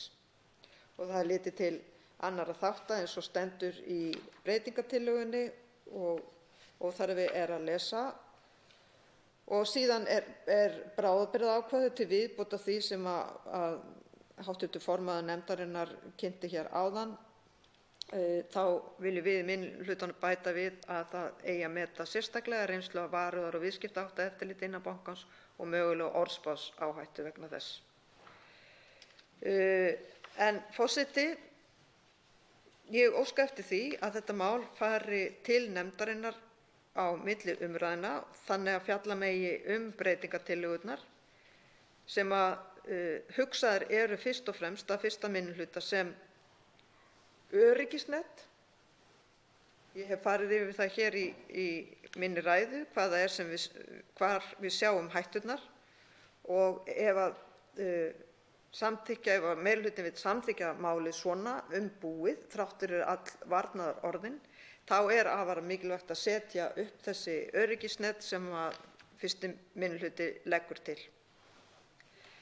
Við hefðum viljað, eins og ég sagði í ræðu minni áðan, að sameiginlegur samráðsvettvangur SÍ og FME hefði verið formgerður og samningur styrktur hvað það varðar og upplýsingasöfnun og gagnavinnsla verði sameiginleg og sameiginlegum gagnagrunni komið á, svo tölvukerfi og greiða upplýsingaflæði á milli stofnananna frá því sem nú er og auka yfirsýn beggja en sameina ekki. Það hefði verið ein leið og hefði verið skref sem að hefði náð þeim markmiðum sem að stefnt var að. Næstbest hefði verið að skipta sameiningunni þá í skref. Í fyrsta skrefi hefði þjóðhagsvarúð og peningastefna verið sameinuð, enda byggja bæði á hagfræðilegri greiningu þjóðhagsstæða og búa til starfs eins nýs aðstoðarbankastjóra og þjóðhagsvarúðarnefnd, fá ytra mat frá erlendum aðilum og meta árangur eftir 1 ár. Taka svo mögulega síðara skrefið sem lýst í 5. kafla laganna fjármálaeftirlit í sjálfstæðu skrefi eftir að árangur af fyrri sameiningu hefur verið metið. Þetta er eftirlit með einstökum stofnunum, viðskiptaháttum og svo framvegis. Þarna hefði verið stigið varlega til jarðar en leið reynt að styrkja bæði fjármálaeftirlitið og Seðlabankann. En í það minnsta þarf nefndin að fara yfir breytingartillögurnar sem hefur verið dreift hér á skjali en koma þá ekki til atkvæða vegna þess að þeim er vísað inn í nefndina aftur og við ræðum síðan betur þær hér við 3. umræðu. Til máls tekur hv. 10. þingmaður Suðurkjördæmis Smári McCarthy.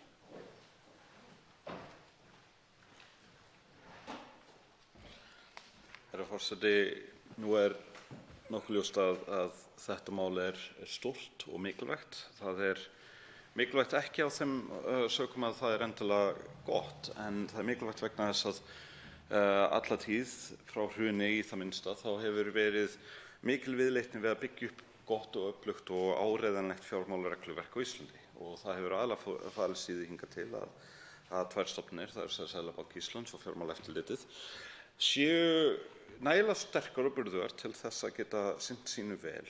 Og þetta mál kemur til núna af því að það eru ákveðnir veikleikar í núverandi fyrirkomulagi fjármálaregluverks á Íslandi sem snýr að þjóðhagsvarúð, sem snýr að eftirliti og öðru sem er séð fram á að sé hægt að ná fram betri niðurstöðu með því að sameina þetta að mati sumra.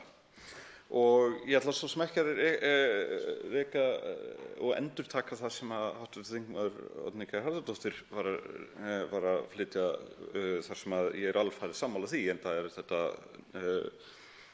úr áliti minnihlutans sem ég er meðlimur í. En hins vegar langar mig til þess að koma inn á nokkra punkta sem að mér finnst ágætt að sé undirstrikaðir. Kannski fyrsti punkturinn er að það er í sjálfu sér ekkert beinlínis rangt við það að Seðlabanki lúti einhvers konar ytra valdi. Við erum með bankaráð sem er nokkurs konar ytra vald sem er skipað af Alþingi. En það er leitast við það almennt að takmarka völd bankaráðs og í rauninni það öll sú áhersla á að Seðlabanki Íslands sé sjálfstæð stofnun og sumir hafa kallað það ríki í ríkinu einkennist af því að við treystum ekki stjórnmálastéttina á Íslandi. Við jafnvel hér á Alþingi treystum ekki sjálfum okkur til þess að vera ekki þegar sumir komast til valda að þeir fari ekki að potast í peningakerfið í pólitískum tilgangi til að þjóna eigin hagsmunum. Og sú ógn og sú hræðsla áunnin. Það eitthvað sem við sem stjórnmálastétt og fólk í stjórnmálum þurfum að taka til okkar og líta mjög alvarlegum augum. Það að við séum það ótraustvekjandi að eigin mati að við getum ekki treyst hvor öðru til þess að fara vel með peningastefnuna vissulega vandamál. En á hinn bóginn þá verðum við að átta okkur á því að starf og hlutverk Seðlabanka að reka meðal annars peningakerfi og peningakerfi í eðli sínu pólitískt. Það að við séum með krónu frekar en evru eða einhvern annan gjaldmiðil pólitísk ákvörðun. Það að markmið verðbólgu skuli vera þar sem það á vissan hátt endurspeglun á ákveðinni pólitík, þó svo að það liggi vissulega einhver hagfræði til grundvallar. Og ég nefni þetta bara til þess að halda því til haga að það ekki augljóst, það ekki neitt fyrirkomulag á rekstri Seðlabanka sem augljós og eðlileg niðurstaða, heldur þetta í sjálfu sér alltaf ákvörðun hvers tíma. Og rökin sem hafa verið flutt fyrir því að gera þetta núna og gera þetta með þessum hætti hluta til að einhverjir hafa verið staðnir að því að stunda þetta svona hlaupa til mömmu og hlaupa til pabbaleik. Það að segja að þegar fjármálaeftirlitið ekki nógu hrifið af einhverju þá leitað til Seðlabankans og þeim stundum stefnt saman í þá einhvers þriðja aðila. Og eins og kemur fram í nefndaráliti fyrsta minnihluta þá augljósa lausnin á því að hreinlega þessar tvær stofnanir tali meira saman, að þær hafi betri samskipti sín á milli, og þetta virkar í þessum löndum. Þetta virkar til dæmis í Þýskalandi. En engu að síður ákveðið að fara þessa leið og það önnur rök líka færð fyrir því. En þegar við vorum að fara í gegnum þetta í nefndinni þá varð ég að viðurkenna margítrekað fyrir sjálfum mér og öðrum sem þar voru að ég skildi ekki og skil ekki enn nákvæmlega fyrir hvert þessi tiltekna lausn Ég alveg sammála markmiðunum til dæmis að koma allri þjóðhagsvarúð undir einn hatt, en ég óttast að lausnin sé hönnuð til þess að fá minnsta mögulega mótstöðu frá núverandi kerfi frekar en að fá bestu mögulegu lausnina til framtíðar. Og nú ekki sjálfgefið að það sé til nein endilega ein besta lausn, en það má vel vera að þetta sé í raun og veru óásættanleg lausn sem engu að síður verið að sætta sig við til þess að fá niðurstöðu vegna þess að út úr ferlinu var gerð krafa niðurstöðu frekar en að það væri komið með bestu mögulegu niðurstöðu jafnvel ef hún væri óbreytt ástand. Og við getum í rauninni ekki sannfærst að þetta hafi verið besta mögulega niðurstaðan eða að þetta sé endilega ásættanleg lausn vegna þess að mat margra umsagnaraðila og jafnvel flestra var að þetta var unnið í mikilli flýti.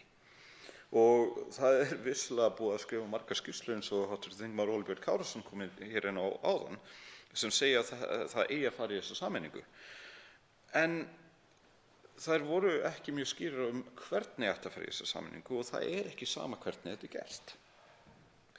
Þannig að ég stend frammi fyrir því að þurfa að taka ákvörðun það hvort að það sé réttast að fara þessa tilteknu leið í þeirri von að hún sé bara nógu góð til þess að ná markmiðunum, að hún sé nógu skýr til þess að það komi ekki upp frekari vandamál síðar og að hún valdi ekki þeim fjölmörgu vandamálum sem að hafa verið bornar upp. Eða hvort að ég segi, og það sú niðurstaða sem ég hef komist að það væri betra að vinna þetta mál betur. Ekki endilega vegna þess að það ekki búið að vinna þetta mál lengi, heldur vegna þess að niðurstaðan virðist hafa verið búin til með það fyrir augum að það veri búin til niðurstaða frekar en að það væri þörf á að þetta væri bestu mögulega lausn. Gott og vel. Þá ekkert annað í dæminu en úr því að það greinilega mikill vilji hjá meirihlutanum til þess að ýta þessu í gegn, þá verðum við í það minnst að gera þetta eins skaðlaust og hægt er. Og mér fannst afskaplega gott að eiga stuttan fund í Seðlabankanum daginn þar sem við fórum yfir með tveimur ákveðnum sérfræðingum sem hafa verið lengi í þessum bransa hvernig væri hægt að bæta þetta og það plús umræður í nefndinni og umræður við aðra í fyrsta minnihluta leiddu af sér breytingartillögur sem að ég held að það ættu allir að geta sætt sig við. Þær ganga náttúrulega út á að reyna að svona þoka hlutunum í þá átt að við höfum meira aðkomu að eftirliti, við höfum tryggari aðila sem eru í bankaráði, við höfum meiri fagmennsku svona heilt yfir, ekki að það hafi skort á fagmennsku hjá Seðlabanka Íslands nokkurn tímann en við þurfum að svona passa upp á þetta sérstaklega mikið þegar það verið setja svona rosalega margt undir einn hatt sem hefur þetta mikið sjálfstæði. En kannski skýrasti punkturinn sem kom út úr þessum samtölum var nauðsyn þess að það væru skýr markmið og þá meina ég annaðhvort mælanleg markmið eða markmið sem hægt að staðfesta hafi verið náð með einhverjum öðrum hætti heldur en einlegri mælingu. Og að þau markmið séu sett fram, að þau séu þess eðlis að við getum með reglubundnum hætti sagt já, þetta hefur náðst eða nei, þetta hefur ekki náðst og svo sníðum við stakk eftir því. Vegna þess að til lengri tíma litið ég held að það gerir sér allir grein fyrir því að þetta ekki loka mynd Seðlabanka Íslands, jafnvel ef þetta fer svona í gegn. Seðlabankinn sem og aðrar stofnanir á Íslandi koma alltaf til með að þróast og mikilvægi þess að við höfum góðar upplýsingar það hvort að þetta fyrirkomulag sé að skila þeim árangri sem lagt upp með svona ákveðið lykilatriði í því að tryggja að niðurstaðan verði sem allra best. Þó svo að maður sé ósammála því að gera þetta með þessum hætti núna, þá eigum við allavega að sammælast það að ef við getum gert þetta betra í framtíðinni þá gerum við það. Þannig að ég ætla ekki að hafa lengra að svo stöddu. Nefndarálit fyrsti minnihluta efnahags- og viðskiptanefndar tekur á helstu aðalatriðunum en ég skil bara eftir þá heimspekilegu vangaveltu hvort að það sé til endilega einhver réttasta mögulega lausn skipulag Seðlabanka og fjármálaeftirlits og fjármálaregluverks í landi sem Íslandi og hvort að einhver raunverulega trúi því að þetta sé sú lausn. Þá tekur til máls Birgir Þórarinsson, 83. þingmaður Suðurkjördæmis.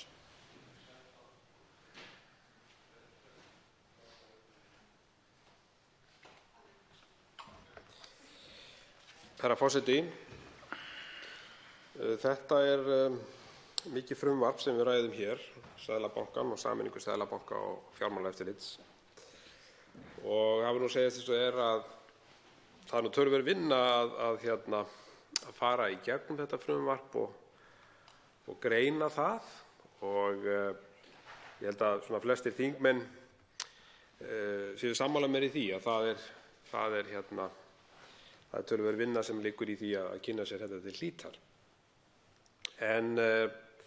Og til þess að hafa svona góða heildarsýn yfir málefnið, sem að sjálfsögðu stórt og mikið eins og ég nefndi.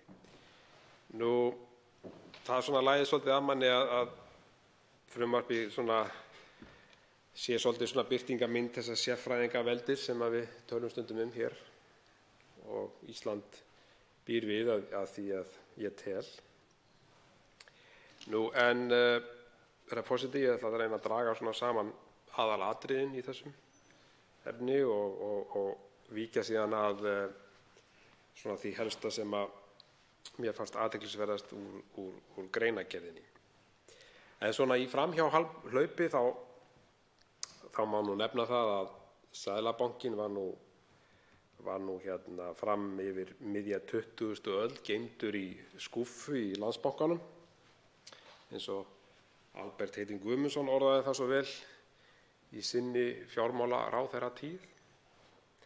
Síðan kom Jóhannes Nordal að stjórnum bankans og gerði það vel í 30 ár, og við hlið hans voru svona pólitískir aðstoðarmenn, ef svo má orði komast. Mikill áfangi náðist síðan þegar Davíð Oddsson tók við sem forsætisráðherra og bein peningaprentu Seðlabankans var bönnuð í því skyni að koma böndum á verðbólguna. En einfaldasti birtingarmáti hennar voru yfirdráttarlánin svokölluðu, það er að segja yfirdráttarlán ríkisins í Seðlabankanum til að fjármagna halla á ríkissjóði. En ég tel, herra forseti, að það sé að mínu mati að það sé útbreiddur misskilningur að hagstjórn Seðlabankans hafi tekist eitthvað sérstaklega vel til undanfarin ár. Ég held að staðan sé fyrst og fremst hagstæð vegna þess að ríkisstjórn Sigmundar Davíðs Gunnlaugssonar tók á vogunar- og hrægammasjóðunum, eins og við köllum þá og rétt nefndu þá, og heimti af þeim verulega hátt stöðugleikaframlag sem var því að miður að hluta til skilað tilbaka, eins og við höfum rætt hér margsinnis. Öll fley rísa á flóði, eins og sagt er, og naut Seðlabankans góðs af því, en var að mínum mati allt of seinn að aflétta gjaldeyrishöftunum. Ef harðnar á dalnum aftur er hætt við því að menn muni sjá eftir að fela einum einstaklingi allt of mikið völd við svo mikilvæga stofnun og hafa þá bankaráð sem er svona til málamyndana. Seðlabanki Íslands er að mínu mati of mikið bákn í dag fyrir jafn lítið þjóðfélag og Ísland, og ekki síst ef hinu fjölmenna fjármálaeftirliti er bætt við. Og það er að sjálfsögðu umhugsunarefni í þessu að það hefur komið fram að ekki standi til að fækka neitt starfsmönnum við sameiningu Fjármálaeftirlits og Seðlabankans. Og þetta var nú eitt af því fyrsta sem kom fram þegar rætt var sameiningu þessara stofnana, þessara tveggja mikilvægu stofnana, að það stæði ekki til að fækka starfsmönnum. Og það finnst mér vera ekki alveg rétt nálgun vegna þess að það eru og hljóta að vera samlegðaráhrif í þessari sameiningu. Þarna er verið að greina, starfsmenn að greina svipaða og jafnvel sömu hluti, og það verður nú bara að vera sú stefna og krafa að þegar að sameining stofnana af þessu tagi er gerð að þá verði hagræðing, að fylgi því hagræðing að sama skapi. Við í Miðflokknum hefum gagnrýnt stefnu þessarar ríkisstjórnar þegar kemur að því að bæta í ríkisbáknið, og það stingur skökku við að Sjálfstæðisflokkurinn, sem hefur nú lengi talað fyrir því að draga úr ríkisbákninu og notaði oft hinn fleygu orð burt með báknið í kosningabaráttu sinni og öðrum vettvangi, skuli hér enn og aftur ekki standa við þau orð og hagræða í ríkisrekstrinum þegar tækifæri gefst til þess. Það er bara dapurlegt, herra forseti, að mínu mati, að flokkur sem hefur gefið það út að vilja draga úr umsvifum ríkisins skuli ekki standa við þau orð. Við höfum séð það bæði í fjárlagafrumvarpinu og birtast í fjárlagafrumvarpinu og núna hér í þessu þessari umræðu þá sjáum við það að þarna er verið að sameina þessar tvær stofnanir og hvergi minnst á það að þarna sé nú verið að bæta á báknið og sé tilefni til þess að spara fyrir ríkissjóð með því að hagræða.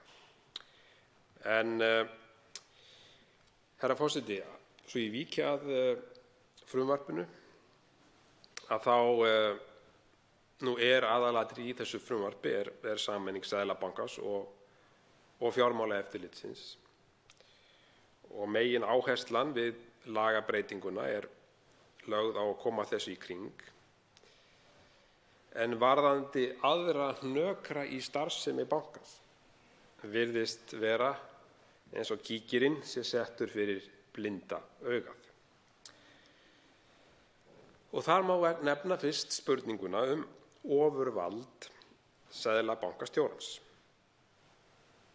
Og veltum fyrir okkur spurningunni, minnka völd seðlabankastjóra við þessa sameiningu, við þessa nýju löggjöf. Nú það nú svo, herra forseti, að völd hafa tilhneigingu til þess að spilla og algjör völd til algjörar spillingar. Þessi fleygu orð, akton lávarðar á 19. öld, hafa staðist tímans tönn. Fáum hefur dulist að einum seðlabankastjóra voru falin allt of mikil völd árið 2010 þegar bankastjórum var fækkað úr 3 í 1. Valdníðslan er á allra vitorði og rækilega staðfest af umboðsmanni Alþingis. Þetta þekkjum við. Við þekkjum söguna af Samherjamálinu og því sem að þar gerðist og aðkomu Seðlabankans að því máli. Nú, í þessu frumvarpi virðist því miður ekki gerð nein tilraun til þess að hemja völd seðlabankastjórans á nokkru nemi eða í nokkru marki. Nema frá því sem nú er. Þar að segja, er ekki að sjá að það sé verið að draga úr þessum völdum sem að því miður menn fóru ekki nægilega gætilega með og hefur valdið svona orðsporshnekki hvað þessa stofnun, mikilvægu stofnun varðar að mínu mati. Nú varðandi málefni peningastefnu, þar að segja vaxta ákvarðanir, virðist sami háttur eiga að vera áfram og sá sem nú er og verkefni fjármálastöðugleika og fjármálaeftirlits færðar undir sambærilegar nefndir og á meirihluta atkvæða þar að ráða. Í þessum nefndum er seðlabankastjóri ásamt undirmönnum sínum og benda má á að fjármálaeftirlitið er þá nýtt undir seðlabankastjóra. Þannig að völd hans eru aukin fremur en hitt.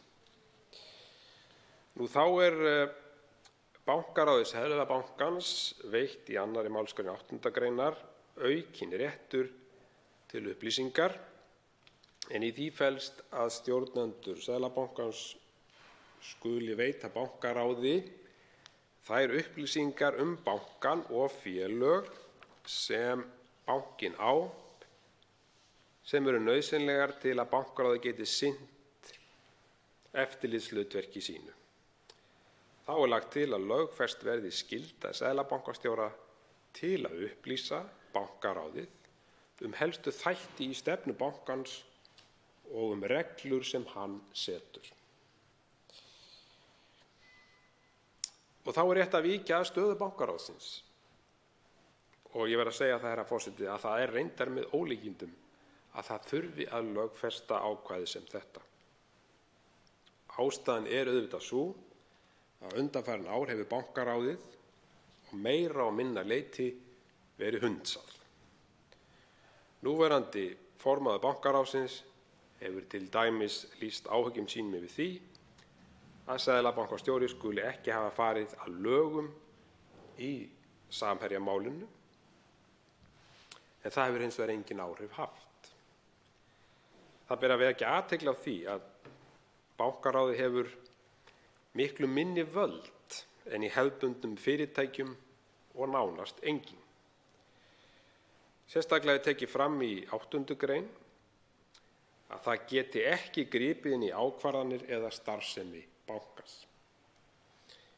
Eins og dæmin sanna virðist þá ekki skipta neinu máli þótt bankaráðið hafi áhyggjur af því að seðlabankastjóri hunsi lög og reglur. Herra forseti, væri ekki meira gagnsæi falið í því að kalla bankaráðið silkihúfuráð. Það lýsir mun betur hlutverki þess. En svo maður sleppi nú því að tala á léttum nótum, að ekki rétt að veita bankaráðinu heimild til að grípa til sérstakra ráðstafana ef það kemst á snoðir lögleysur í starfsemi bankans. Nú stendur fyrir dyrum að ráða seðlabankastjóra og 3 aðstoðarseðlabankastjóra. Skipið hefur verið hæfisnefnd, en þá vaknar svo spurning, sérstaklega í framhaldi af landsdómsráðningunum, hver muni í raun ráða skipananni og hvert verður ferlið, hver verður ferillinn. Eftir hvaða viðmiðum á valnefndin að fara. Spurning er hvort hún komi til með að notast við svokallað Excel-skjal. Ef við þekkjum þær afleiðingar sem að slík starfsemi eða starfsemi slíkra nefnda hafði í landsdómsmálinu. Prófessor við Háskóla Íslands hefur sagt opinberlega að embættið sé svo valdamikið að ráðning í það hljóti að verða pólitísk. Og Alþingi á því kröfu á því að forsætisráðherra upplýsi þessi mikilvægu atriði. Ég vil víkja hér aðeins, forseti, að því sem mér finnst athyglisverðast í frumvarpinu, fyrir utan það sem ég hef nefnt hér og í greinargerðinni. En það segir hér í greinargerðinni að starfshópurinn benti á að samhliða þyrfti að styrkja yfirstjórn Seðlabankans með skipun sérstaks aðstoðarseðlabankastjóra með áherslu á þjóðhagsvarúð. Jafnframt var lagt til að skipaður yrði annar aðstoðarseðlabankastjóri með áherslu á peningastefnu. Áfram yrði þó starfandi einn aðalseðlabankastjóri sem væri æðsti yfirmaður bankans og tæki ábyrgð á rekstri hans. Þessi 3 aðilar munu svo mynda fjölskipað stjórnvald sem fjallar ýmsar ákvarðanir sem til dæmis tengjast óreglubundinni hagstjórn, svo sem lánveitingum til þrautavara og ákvarðanir inngrip á markaði sem falla utan reglubundinna hagstjórna.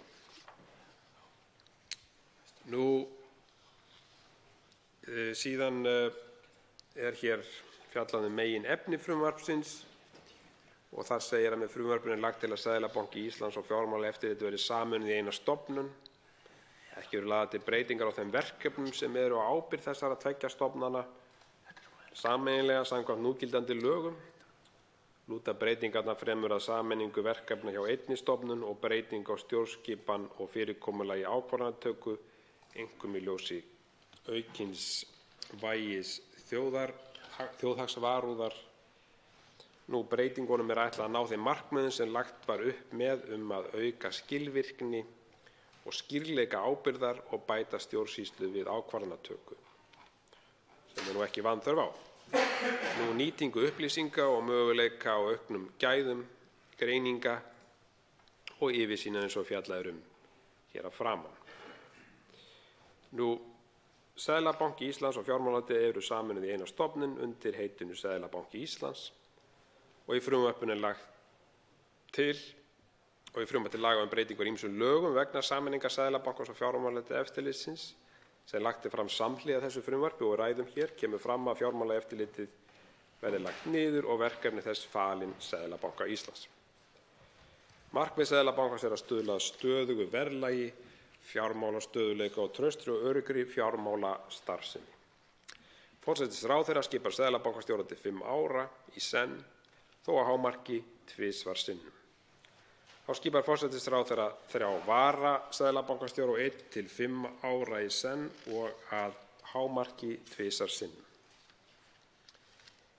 Einn þeirra leiðir málefni sem varða peningastefnu, einn leiðir málefni sem varða fjármálastöðugleika og einn málefni sem varða fjármálaeftirlit. Varaseðlabankastjórar fjármálastöðugleika og fjármálaeftirlits eru skipaðir eftir tilnefningu fjármála- og efnahagsráðherra. Rekstur og stjórnun Seðlabankans er í höndum seðlabankastjóra.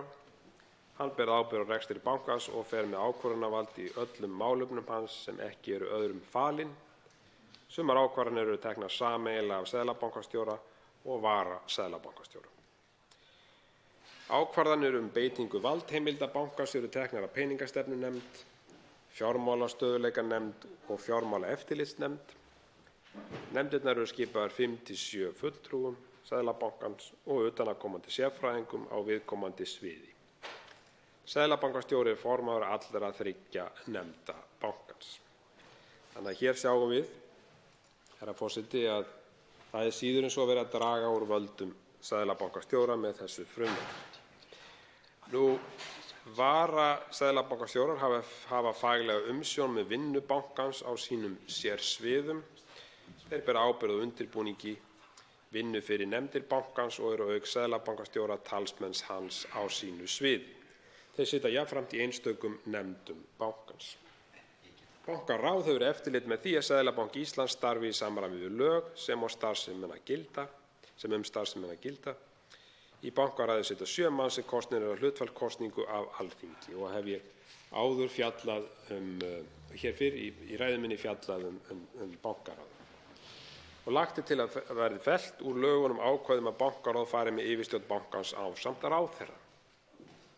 Í því felst í raun ekki efnisbreyting, enda verður ekki ráðið af núgildandi lögum að bankaráð fari með eiginlega yfirstjórn bankans, þar sem verkefni bankans eru tæmandi talin í 28. grein núgildandi laga. Í 3. grein og 3. málsgrein er lagt til að ákvarðanir verði teknar sameiginlega af seðlabankastjóra og varaseðlabankastjórum, 3 og eru þær tæmandi taldar í málsgreininni. Í frumvarpinu er lagt til að í stað eins aðstoðarseðlabankastjóra verði skipaðir 3 varaseðlabankastjórar, en orðalagi varaseðlabankastjóri þykir lýsa starfinu betur en aðstoðarseðlabankastjóri. Og gert er ráð fyrir að hver varaseðlabankastjóri stýri málum bankans á því sviði sem hann er skipaður til að leiða undir yfirstjórn seðlabankastjóra. Þannig er lagt til að 1 varaseðlabankastjóri leiði málefni er varða peningastefnu, 2 leiði málefni er varða fjármálastöðugleika og svo 3. leiði málefni er varða fjármálaeftirlit, eins og ég hef nefnt hér fyrr. Herra forseti, ég sé að tíminn er á þrotum. Ég vil segja það hér að lokum að ég tek undir það sem að komið hefur fram hjá hv. þingmönnum Oddnýju G. Harðardóttur og Smára McCarthy og auk þess sem að kemur fram hér í nefndaráliti 2. minnihluta í efnahags- og viðskiptanefndar Sigmundar Davíðs Gunnlaugssonar að það sé skynsamlegt að fresta samþykkt þessa frumvarps sinn svo að ráðrúm gefist til að huga nánar að ýmsum álitaefnum sem ég hef meðal annars nefnt hér.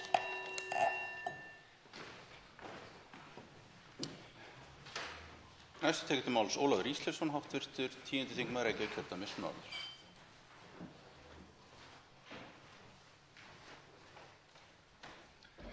Herra forseti, við ræðum hérna frumvarp til laga Seðlabanka Íslands og frumvarp til laga breytingu á ýmsum lögum vegna sameiningar Seðlabanka Íslands og fjármálaeftirlitsins. Hér er þetta mjög stórt mál uppi, herra forseti,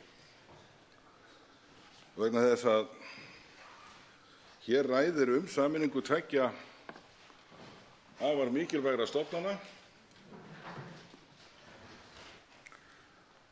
sem að gegna þýðingarmiklu hlutverki í efnahagslífi landsmanna, Seðlabankinn hefur haft tvö meginmarkmið þar sem annað lýtur að stöðugleika í verðlagsmálum og hitt markmiðið lýtur að fjármálastöðugleika.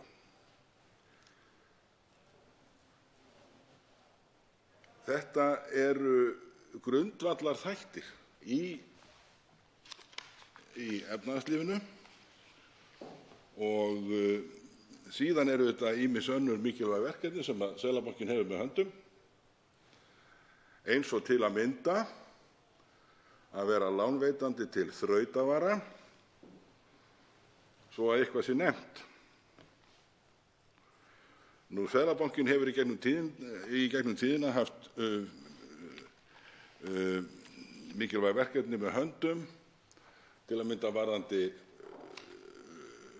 það að halda hér úti gjaldeyrisvarasjóði og hafa umsjón með ávöxtun þeirra fjármuna sem þar eru, og síðan á Seðlabankinn að baki langa sögu sem eins konar banki ríkissjóðs í vissu skilningi og hefur á grundvelli samkomulags mjög lengi haft umsjón með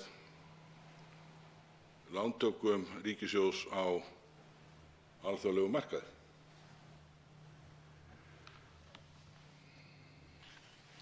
Þó að eðli málsins samkvæmt hafi kannski ekki farið mjög mikið fyrir þeirri starfsemi á umliðnum árum, eða á nýliðnum árum, vildi ég nú kannski frekar segja. Seðlabankinn hefur lengst af haft með höndum samskipti við hin erlendu matsfyrirtæki sem hafa haft með höndum að gefa út álit á lánshæfi ríkissjóðs og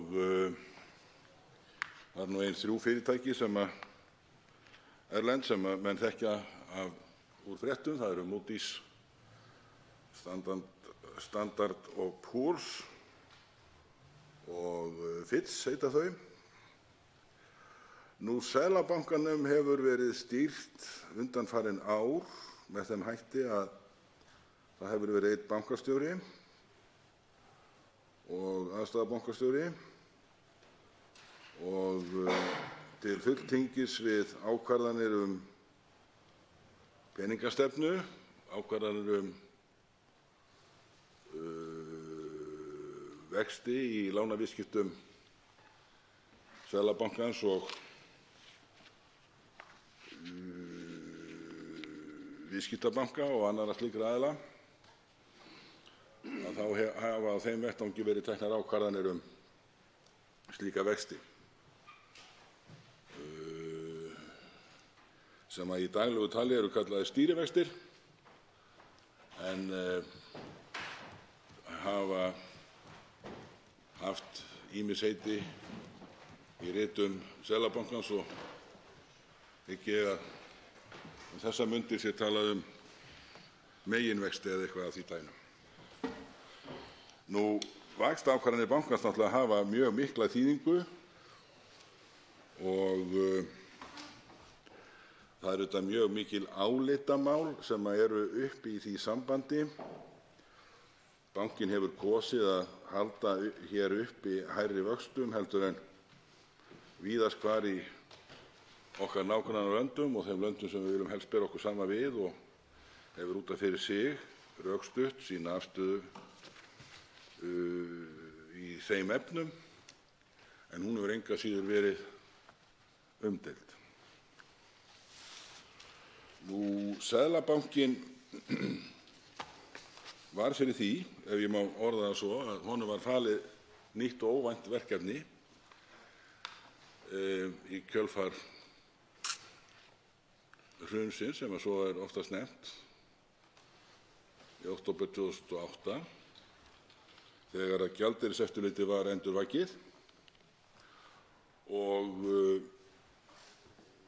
sett á laggirnar allfjölmenn deild í bankanum sem hafði það verkefni að hafa uppi eftirlit með gjaldeyrisviðskiptum og að fylgt væri þeim reglum sem þau viðskipti giltu á þessum tíma.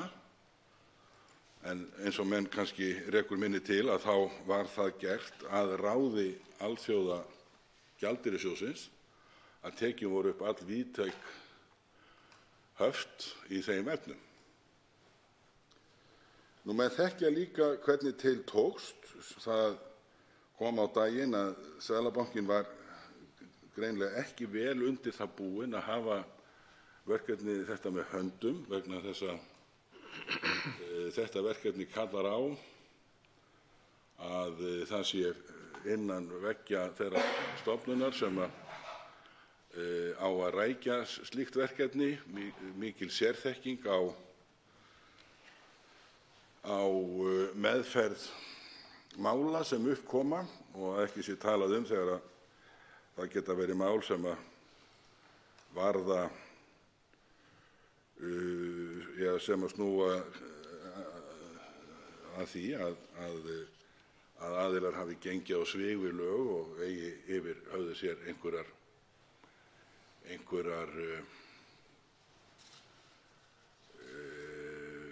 ávirðingar af þeim sökum. Og þá náttúrulega það mjög sérhæft verkefni þegar slík mál fjallað. Menn þekkja það að bæði dómstólar og umboðsmaður Alþingis hafa gert mjög alvarlegar athugasemdir við málsmeðferð Seðlabankans í þessum efnum og menn þekkja það vel til að mynda í stjórnskipunar- og eftirlitsnefnd Alþingis þar sem nýlega kom umboðsmaður Alþingis á opinn fund sem ég ætla að sé aðgengilegur á vef Alþingis og þar sem hann talaði með, leyfi ég mér að segja, býsna beinskeyttum hætti eitt og annað sem hefði farið kannski miður í meðferð bankans gagnvart aðilum sem hann taldi að hefðu ekki gætt sem skyldi allra ákvæða þeirra laga og reglna sem bankinn greinilega taldi með réttu eða röngu að væru í gildi. Þetta auðvitað allt og langt mál til að fara eitthvað út í þetta en það sem ég vildi bara draga fram með þessum fáu orðum það að það nýleg reynsla fyrir því að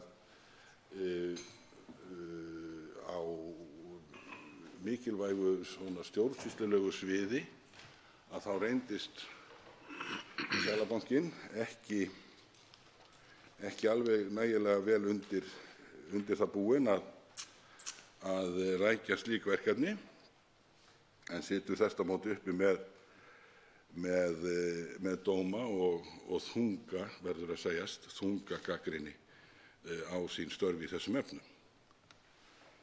Og þess vegna verð ég að leyfa mér að segja það að þegar í beinu framhaldi kemur fram tillaga hér, stjórnartillaga að sameina Seðlabankann og Fjármálaeftirlitið, að þá verður að segjast að það nokkurt áhorfsmál, svo ekki sé fastar orði kveðið. Ég vil hér vísa til nefndarálits frá öðrum minnihluta efnahags- og viðskiptanefndar í málinu sem Sigmundur Davíð Gunnlaugsson, hv. þingmaður, ritar undir og þar sem lýst því áliti, með leyfi forseta, að annar minnihluti telji að skynsamlegt sé að fresta samþykkt frumvarpanna sinn svo að ráðrúm gefist til að huga nánar að ýmsum álitamálum sem enn ósvarað ekki síst vegna ábendinga úr mörgum áttum þar sem varað er við því að viðskiptaháttaeftirlit, eins og það er orðað, verði á hendi hinnar sameinuðu stofnunar Seðlabankans og Fjármálaeftirlitsins. Og undir þetta álit vil ég taka. Þetta mál er þannig vaxið að það þarf nánari skoðunar við. Þannig er, herra forseti, að fjármálaeftirliti og seðlabankastarfsemi er skipað með ýmsum hætti í nágrannalöndum og þeim löndum sem við viljum helst bera okkur saman við. Þannig að það er engin algild formúla uppi í þessum efnum. Þetta er auðvitað matskennt. Það eru sjónarmið sem að vegast á í þessum efnum og þess vegna er það alveg nauðsynlegt að það sé tekinn góður tími til þess að huga að þeim mörgu álitaefnum sem að uppi hljóta að vera þegar að svo mikilvæg ákvörðun er uppi sem hér er, að það er að sameina þessar tvær stofnanir. Nú er það auðvitað svo að eftirlit með fjármálafyrirtækjum, það er auðvitað nokkuð annars eðlis heldur en þessi meginverkefni Seðlabankans sem ég lýsti hér í sem stystu máli og sem að snúa að stöðugleika í verðlagsmálum og fjármálastöðugleika. Þar erum við að tala eftirlit með einstökum fjármálastofnunum og er náttúrulega eðlisólíkt verkefni, verður að segjast og gefur að skilja og hlýtur hver maður að sjá að það er ekki augljóst mál að slík verkefni eigi að vera innan sömu stofnunar og að einni stofnun sé falið það umfangsmikið verkefni, getum við orðað, og þá auðvitað getum við talað líka eftir atvikum þjóðfélagslegt vald sem þar er uppi. Þannig að það er út af fyrir sig áhorfsmál. Það er líka þannig að eftirlit með störfum Seðlabankans hefur kannski ekki verið eins öflugt og æskilegt væri.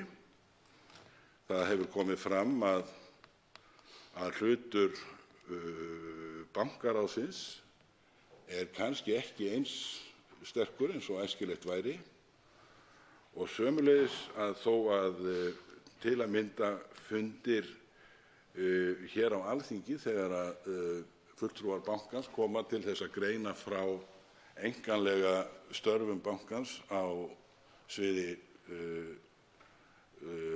stöðugleika í verðlagsmálum, að þó að slíkir fundir séu auðvitað mjög góðra gjalda verðir, að þá eru þeir að nokkru leyti ekki alveg að öllu leyti hentugir sem vettvangur til þess að kryfja og greina stefnu bankans og til þess að inna forsvarsmenn bankans með svo nákvæmum hætti sem að kannski efni væru til í sumum tilfellum og æskilegt væri. Þetta segi ég vegna þess að þessir fundir eru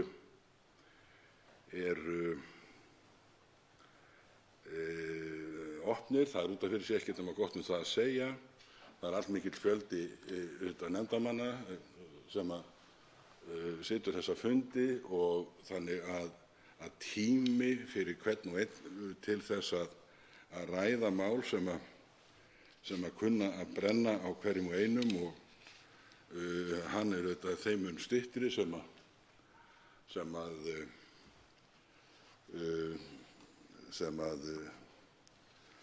að fjöldinn er meiri af nefndarmönnum og spurningum og það er erfitt að koma við svona minnsta kosti alltaf eins mikilli umræðu og svona við getum sagt koma að krefjandi spurningum og æskilegt væri. Ég er auðvitað þakklátur fulltrúum bankans sem hafa komið hér á þessa fundi og ég tel að þeir hafi staðið sig með ágætum og hef ekkert út á þá að setja að einu leyti. En ég er bara, herra forseti, að benda hér á þetta form sem að er ekki alveg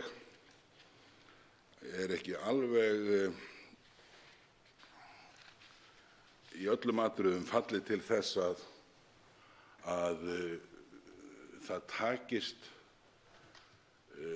samtals í tagi sem að minnsta kosti á stundum væri nauðsynlegt og æskilegt einstaka þætti og að ég ekki tala þegar komið út í hinn fínni blæbrigði peningastefnunnar og þeirra ákvarðana sem eru teknar. Þetta eru auðvitað mjög stór mál sem þarna eru og það er einu sinni þannig að þegar að þjóðfélagslegt vald eins og það vald sem auðvitað bankanum er falið, hann hefur vald til að hafa áhrif á tvær meginstærðir í efnahagslífinu og það eru stærðir sem ganga í gegnum efnahagslífið gervallt.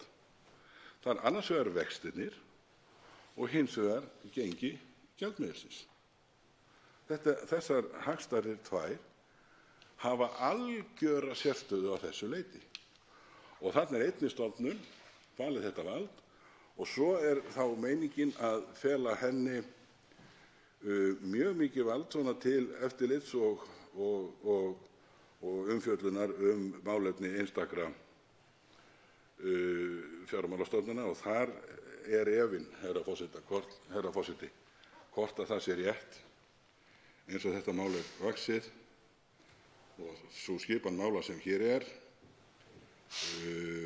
hvort að það er rétt að minnsta kosti við ríkjandi aðstæður og í ljósi nýlegrar reynslu, hvort að það sé rétt að kalla fram þessa sameiningu, hvort það ekki væri frekar rétt eins og segir í áður tilvitnuðu nefndaráliti annars minnihluta að rétt væri eða eins og orðað að skynsamlegt sé að fresta samþykkt frumvarpanna sinn og þannig stendur á í þessum töluðu orðum að það er farið að gæta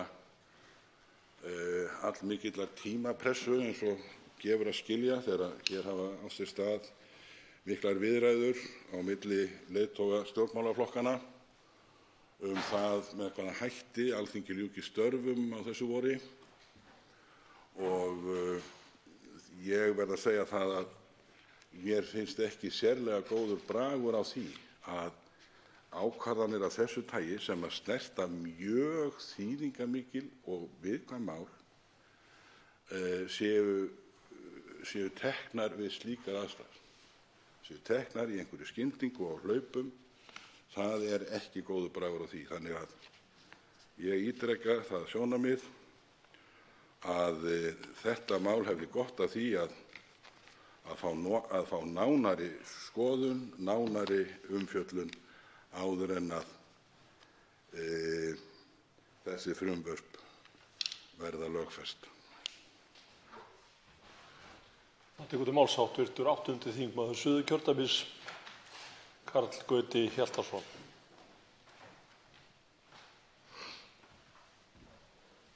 Herra forseti,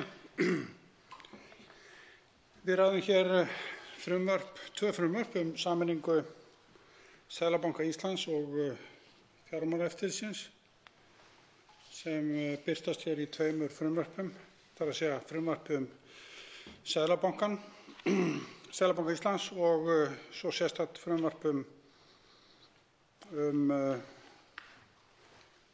til breytinga á ýmsum lögum varðandi þessa fyrirhuguðu sameiningu.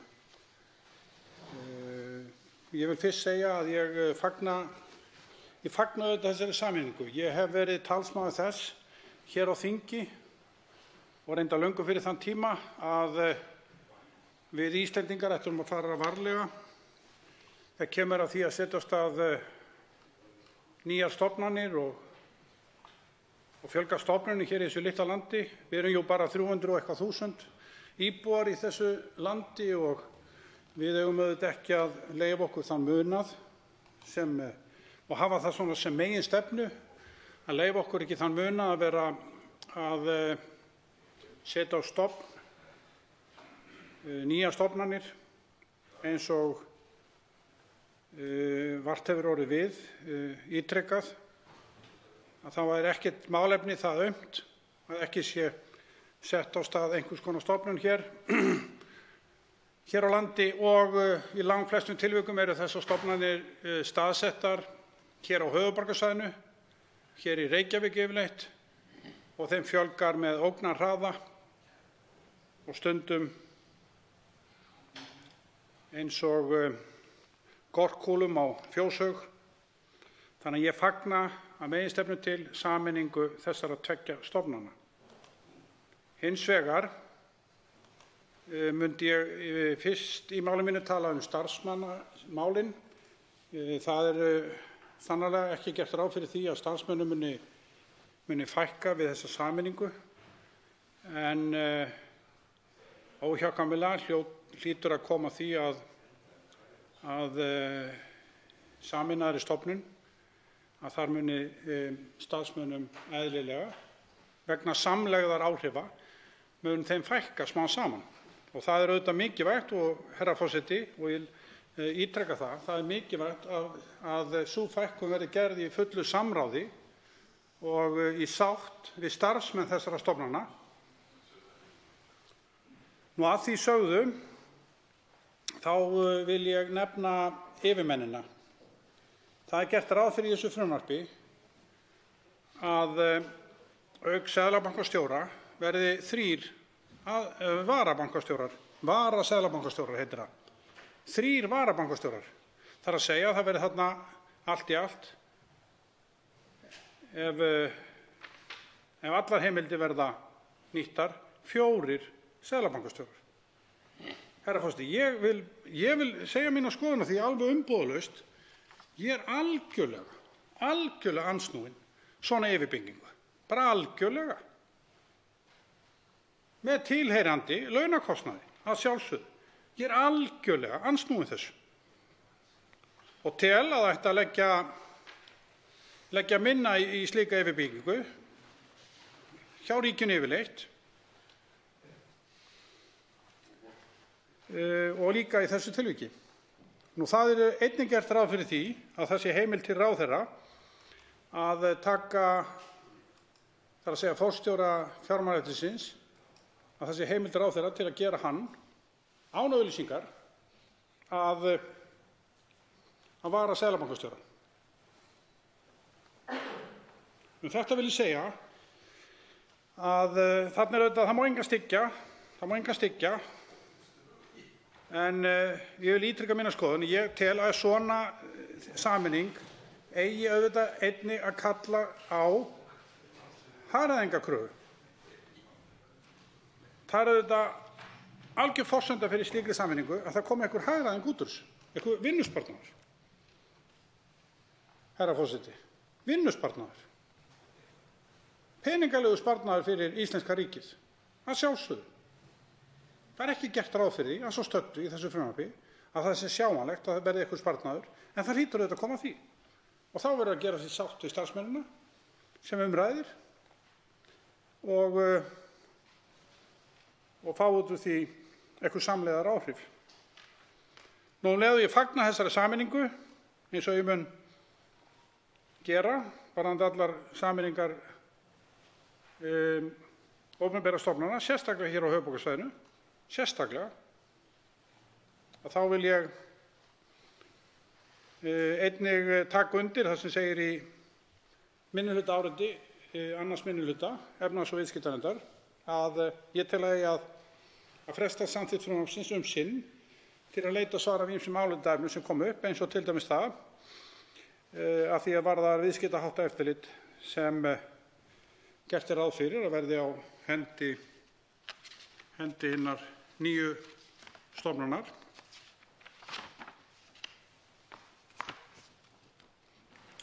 Það hefur komið fram í mörgum umsögnum sem bárust til nefndarinnar að skynsamlegra sé að viðskiptaháttaeftirlit sé ekki innan veggja Seðlabankans heldur hjá sjálfstæðri stofnun. Þetta er svo sem ekki nýtt, þetta álit margra umsagnaraðila er ekkert nýtt af nálinni, en nefndin telur, meirihluti nefndarinnar telur að það séu rök fyrir því einnig að skynsamlegt sé og, herra forseti, það sem ég legg áherslu á, og ekki síður hagkvæmt að fara þá leið sem lögð er til í frumvarpinu. En þá tökum við auðvitað líka samsvarandi áhættu á að þarna verði samstuð hagsmuna í stóri stofnun. Við tökum þá áhættu. Það hefur orðið miklar breytingar, herra forseti, á umgjörð fjármálamarkaðarins á Íslandi á umliðnum árum, auðvitað eftir hrun, og síðustu 10 ára hefur kerfið allt sætt mikilli endurskoðun og gagnrýni, og þetta er áfangi í þeirri leið að bæta umgjörð eftirlitsins. Það er auðvitað mjög mikilvægt ef við búum í svona litlu landi með svona lítið hagkerfi, herra forseti, að við vöndum til verka. Og með tilliti til þess hvað gerðist hér á árunum fyrir hrun, þegar að fjármálakerfið óx langt upp fyrir höfuð okkar, langt upp fyrir það sem við réðum við og langt upp fyrir það sem eftirlitskerfið réði við, að þá er mikilvægt að við lærum af þessari bitru reynslu og stígum varlega til jarðar og vöndum okkur. Og ég vona svo sannarlega að þetta frumvarp og þessi 2 frumvörp verði framfaraskref í þá átt. Eitt annað sem ég vil, áður en ég lýk máli mínu, annað sem ég vil minnast á hér í minni ræðu er það sem mikið var talað eftir hrun, en hefur minna heyrst undanförnum árum. Það er aðskilnaður í bankastarfsemi. Þar á ég við aðskilnaður viðskiptabankastarfsemi og fjárfestingarbankastarfsemi. Og það er ekki orðið að veruleika, og áhætta tengd fjárfestingarbankastarfsemi, hún er enn til staðar. Og ég sakna þess, herra forseti, að þetta málefni skyldi ekki hafa hlotið meiri umræðu á undanförnum árum, eins og var sannarlega hér á árunum eftir hrun, og þegar efnahagslægðin var í algleymingi, að þá þótti þetta vera góð latína að reyna að aðskilja þessa starfsemi. Og ég veit sannarlega ekki, og hef ekki svör við því, og enda ekki unni í þessum geira, ég veit sannarlega ekki ástæðuna fyrir því, herra forseti, af hverju svo er komið nú að enginn virðist hafa áhuga á þessu málefni. En þessi áhætta hlýtur alltaf að vera til staðar, þótt að hættumerkin séu ekki upp á borðum núna. Ég held að hljóta að vera óeðlilegt að bankar sem taka við fé launamanna og fólk sem er að spara og láni til minni háttar framkvæmda, kannski á einkaaðilum eða fjölskyldum, sé svo á næstu hæð fyrir ofan að leyfi mér að segja, herra forseti, að gambla með þessa fjármuni í einhvers konar áhættu fjárfestingum eða einhvers konar, leyfi mér að segja, veðmálum, eins og var hér fyrir hrun, að það sé ennþá hugsanlega opin leið fyrir þessar stofnanir að starfa með þeim hætti sem varð auðvitað til þess að hluta ástæðunni fyrir því að svo fór sem fór. Eitt annað sem ég vil minnast á áður en ég lýk máli mínu, herra forseti, ég tel mjög mikilvægt leið og Seðlabankinn er sameinaður Fjármálaeftirlitinu að það verði að lögfræðileg vinnubrögð innan Seðlabankans verði styrkt með einhverju móti. Styrkt innan nýrrar stofnunar, sérstaklega með tilliti til þeirra hrakfara sem stofnunin, Seðlabankinn okkar, þeirra hrakfara sem stofnunin lenti í tengslum við útgerðarfyrirtækið Samherja. Og ég tel að það sé margt óunnið innan stofnunarinnar og það þurfi virkilega að styrkja lögfræðilegan grundvöll þessara nýju stofnunar og bendi á, herra forseti, að fyrst að það mætti kannski spara eitthvað í varaseðlabankastjórum og flytja þau stöðugildi til þannig að lögfræðileg deild bankans yrði þá styrkt þess í stað heldur en að hlaða þarna í yfirstjórn bankans. Það var kannski ýmislegt meira sem ég ætlaði að ræða, herra forseti, en í tengslum við þetta frumvarp. En ég vil bara ítreka það hér í lokin að ég tel að það þurfi að renna stoðum undir að Seðlabankinn sameinuð stofnun verði sú öfluga eftirlitsstofnun sem við bindum vonir til að hún verði eftir þessa sameiningu.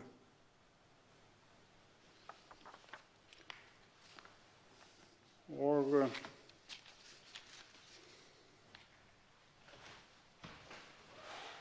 þá tekur til máls hv. 6. þingmaður Suðvesturkjördæmis, Gunnar Bragi Sveinsson. Hæstv. forseti. Hér fjallað í raun, ef ég skil þetta rétt, 2 mál saman, þar sem bæði í frumvarpinu eða málin varða Seðlabankann og vitanlega stór mál að ræða í báðum tilvikum.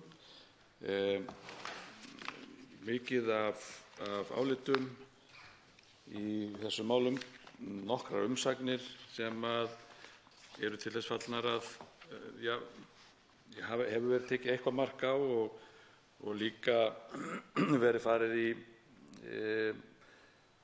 ábreytingar sem eru að mér sýnist til bóta að flestu leyti. Það það þannig að annar minnihluti varðandi lög sameiningu Seðlabanka Íslands og Fjármálaeftirlitsins leggur til að málinu sé frestað og það unnið betur. Tek undir það, sé skynsamlegt að gera slíkt. Ég held líka að það sé nauðsynlegt að það komi fram, hæstv. forseti, að ég held að sé eðlilegt verði þessi lög samþykkt núna á næstu dögum eða í haust, hvernig sem það verður nú allt saman, að þá held ég að það sé eðlilegt að menn bíði með ráðningar á seðlabankastjóra og starfið eða þessar stöður sé allar auglýstar að nýju. Það svolítið sérstakt að vera í þessu ferli núna að ráða nýjan seðlabankastjóra og ætla svo það eru breytingar á lögum samþykktar og svo þarf að ráða aðstoðar seðlabankastjóra og svo framvegis. Ég held að sé skynsamlegra að menn taki þá ákvörðun núna strax að fresta þessari ráðningu seðlabankastjóranum. Það sé eðlilegt í ljósi þessara laga sem við erum að setja hér. Það mjög mikið fjallað í álitum þeirra sem skila inn fjallað töluvert hlutverk bankans og hlutverk Fjármálaeftirlitsins og hvort það sé skynsamlegt að þetta tvennt fari saman. Og það er fjallað sjálfstæði stofnunarinnar og möguleika hennar til þess að starfa sjálfstætt. Það er líka séð að það eru einhverjar vangaveltur það að kemur meðal annars fram í einu áliti frá minnihlutanum, það er að segja fyrsta minnihluta held ég að sé nú, að Seðlabankinn geti ekki orðið það stórt og mikið batteri í okkar stjórnsýslu og kerfi að það lúti engum lögmálum og með þess vitna til tengsla fyrirtæki og svo framvegis og jafnvel stofnanir aðrar. Samtök atvinnulífsins eru með býsna ítarlega umsögn sameininguna sem svona þau fjalla þetta vald einmitt sem þarna að ræða og ræða fjölskipaða bankastjórn og svo framvegis. Ég held að nefndin, mér sýnist að nefndin hafi unnið vel í málinu eins og fram kemur rauninni hér í áliti minnihlutans og ágætlega farið hér yfir þær breytingar sem að nefndin leggur til. Það er ljóst að það er langur aðdragandi líka að þessum breytingum, ekki síst þeim varða sameininguna og eðlilegt í rauninni að í ljósi fjármálakreppunnar og þess sem þar dundi á okkur að þessi hlutir séu skoðaðir og í áliti meirihluta nefndarinnar er ágætlega farið yfir þá sögu og hverjir komu að þessu. Fræðimenn, sérfræðingar, Alþjóðagjaldeyrissjóðurinn og svo framvegis. Það er eðlilega fjallað sem sagt gert grein fyrir þeim breytingartillögum sem hér liggja fyrir og hvaða áhrif þær kunna að hafa. Auðvitað er það þannig að svona sitt sýnist nú hverjum tillögurnar en ég held og tek undir með öðrum minnihluta með það að mér sýnist að þær séu nú svona til bóta. Í einni af breytingartillögum meirihlutans, það er að segja heildarlögin í 790. máli þar sem Seðlabankann, þá er talað að ráðherra leggur til breytingar á þeim málslið sem veitir ráðherra heimild til að ákveða laun seðlabankastjóra og varaseðlabankastjóra ekki hlutfallslega í janúar til samræmis við áætlaða breytingu með leyfi forseta á forsendum launabreytingar samkvæmt ákvæðinu falli brott. Hér kemur fram að tillagan sé til samræmis við breytingartillögu meirihluta nefndarinnar við frumvarp til laga um breytingu á ýmsum lögum verði brottfallið um kjararáð, þar sé 413. mál. Það má segja að það sé eðlilegt að samræma þetta. Sama skapi erum við velta fyrir okkur með þessa eilífu spurningu sjálfstæði og sjálfstæði stofnunarinnar í þessu tilviki.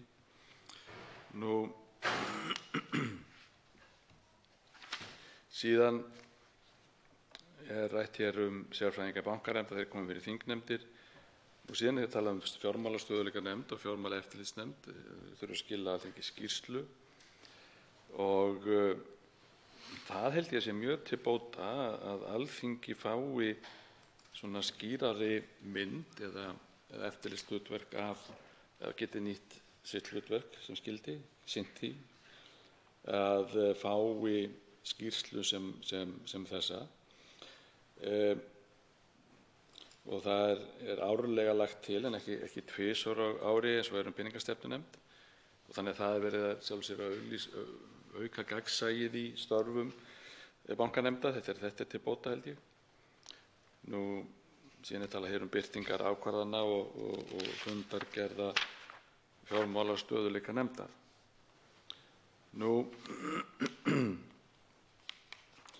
Ég held að það sé í rauninni sama hvar við endum með þetta mál. Það er mjög mikilvægt að það sé svona lagaumgjörð þessarar stofnunar, hvort sem sameiningin verður eða ekki, að sé skýrð. Þetta er vont fyrir starfsmenn, hvort sem það eru starfsmenn Fjármálaeftirlits eða Seðlabankans, sem er einhver óvissu það hvernig framtíðarmyndin mun líta út. Það er þó til bóta ef það er hægt að skýra það með einhverjum hætti, en þrátt fyrir það megum við ekki flýta okkur og sitja uppi með jafnvel verri ákvarðanir heldur en ekki. En þetta er stórt mál sem er búið að vinna að mjög lengi eins og hér hefur komið fram. Nú, það er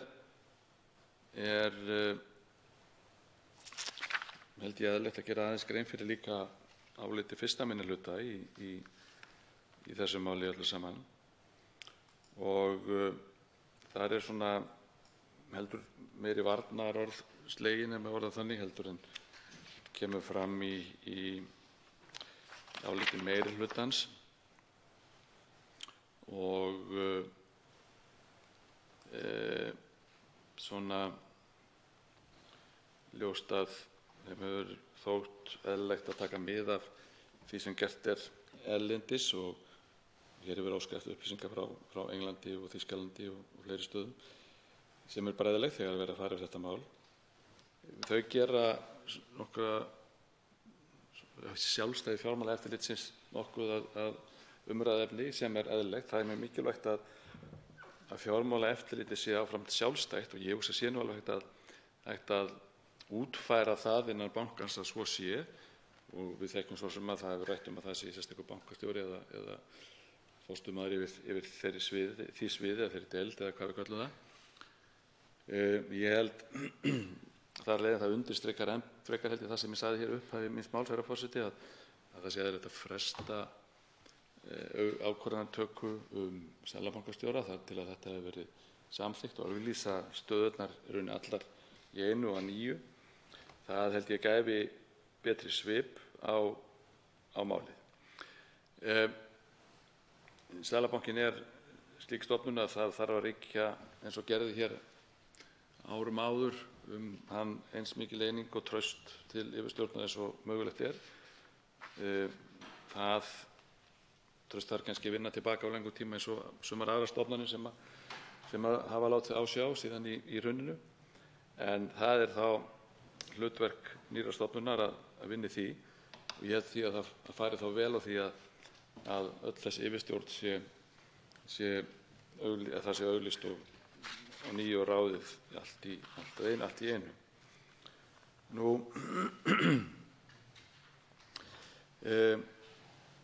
fram kemur í áliti 1. minnihluta að það sé nauðsynlegt, með leyfi forseta, hér stendur: það er því nauðsynlegt að lágmarka þann möguleika ráðherrar geti haft áhrif á aðgerðir Fjármálaeftirlits og Seðlabankans. Ákvarðanir þessara tveggja mikilvægra stofnana eru þannig líklegir til að verða óumdeildar. Undir þetta er hægt að taka. Það er mjög mikilvægt að Seðlabankinn sé á hverjum tíma algjörlega sjálfstæður. Ég hygg að svo sé. Ég held að við höfum jafnvel séð það í bankahruninu og eftirleikur þess að þá sýndi bankinn ákveðið sjálfstæði. Eðlilega var það umdeilt, en það var sýnt ákveðið frumkvæði og sjálfstæði sem eftir var tekið, og ég held að það hafi sjálfur sér reynst ágætt að þannig var tekið á málum á þeim tíma. Það hefði verið verra, held ég, ef að bankinn hefði lotið lögmálum stjórnmálamanna akkúrat þá. Það var mikilvægt að halda festu og ró og ákveðinni stefnu á þeim tíma. Menn hafa hér velt upp í ræðum vangaveltum peningastefnu og í rauninni það sé gert ráð fyrir óbreyttri peningastefnu. Ég held að það sé eitthvað sem að hljóti að þurfa að endurskoða á hverjum tíma. Það getur ekki verið að það hlýtur að þurfa að vera einhvern veginn svona lifandi umræða um það hvort að stefna sem rekin hefur verið varðandi gengi og vexti og slíkt sé það besta sem við getum boðið upp á rauninni. En auðvitað er það samtal sem þarf að taka og eiga á milli þeirra sem fara með hagstjórnartækin og Seðlabankans. En ég held að sé ekki endilega gott ég held allavega til minnst að það þurfi að vera samræmi þarna á milli, þannig að ákvarðanir stofnunarinnar endurspegli líka efnahagslegan veruleika og taki mið af því sem það er í gangi. Ég hef oft velt líka vöngum yfir því þegar við höfum séð yfirmenn stofnunarinnar koma fram og gagnrýna ákveðna hluti, spá jafnvel einhverjum vondum hlutum sem eiga að geta gerst ef hitt og þetta gerist með þessum hætti, en hafa varað við kjarasamningum svo framvegis. Það er líka mjög mikilvægt að ef við lendum í þeirri stöðu að aftur komi einhvers konar fjármálakrísa eða hrun á Íslandi, að þá sé bankinn, Seðlabankinn og stjórnendur þar þannig vaxnir að þeir geti staðið af sér storminn, tekið stóru myndina, fókuserað á það sem mestu skiptir, rifjar upp þegar að svokallað Icesave-mál var hér uppi.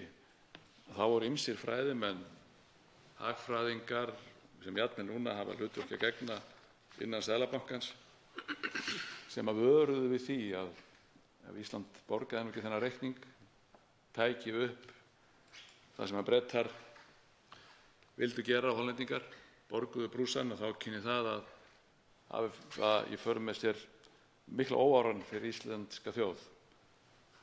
Og var nú, ef ég man rétt, einn háttvirtur ráðherra á sínum tíma, viðskiptaráðherra sem það var, ef ég man rétt, sem varaði sérstaklega við því, og gott ef menn töluðu ekki kúpun orðsins og svo framvegis. Það er mjög mikilvægt að í Seðlabankanum séu ráðamenn sem tala ekki þannig, sem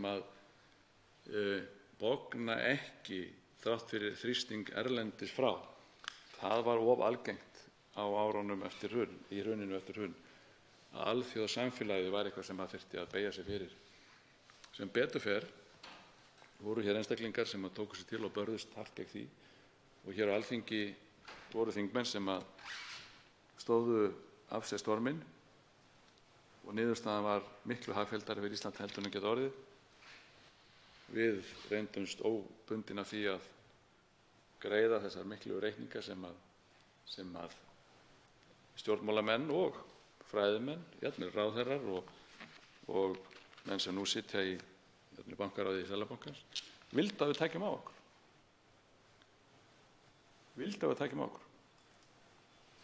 Það er ekki gott veganesti, herra forseti, inn í það að fara af stað með nýjan Seðlabanka, nýja stofnun, sameiginlega stofnun. Ef það er ekki á hreinu að stjórnendur hennar í dag eða væntanlegir sjái stóru myndina og gera sér grein fyrir því hvað er ekki eingöngu löglegt fyrir Íslendinga, heldur líka réttlátt, og við beittum fyrir okkur bæði því sem var bæði fyrir lögum og réttlætingu þess að greiða ekki og taka ekki á okkur þessar skuldir sem menn með gráður, dósentar og slíkt sögðu að yrði dýrkeypt fyrir Ísland. Það er því, herra forseti, mikilvægt að vel takist til. Það þarf að takast vel til varðandi þessa lagasetningu. Ég held að nefndin hafi unnið mjög vel í þessu máli. Það formaður nefndarinnar hafi lagt sig fram við að gera þetta mál vel og gerði sem aðrir nefndarmenn.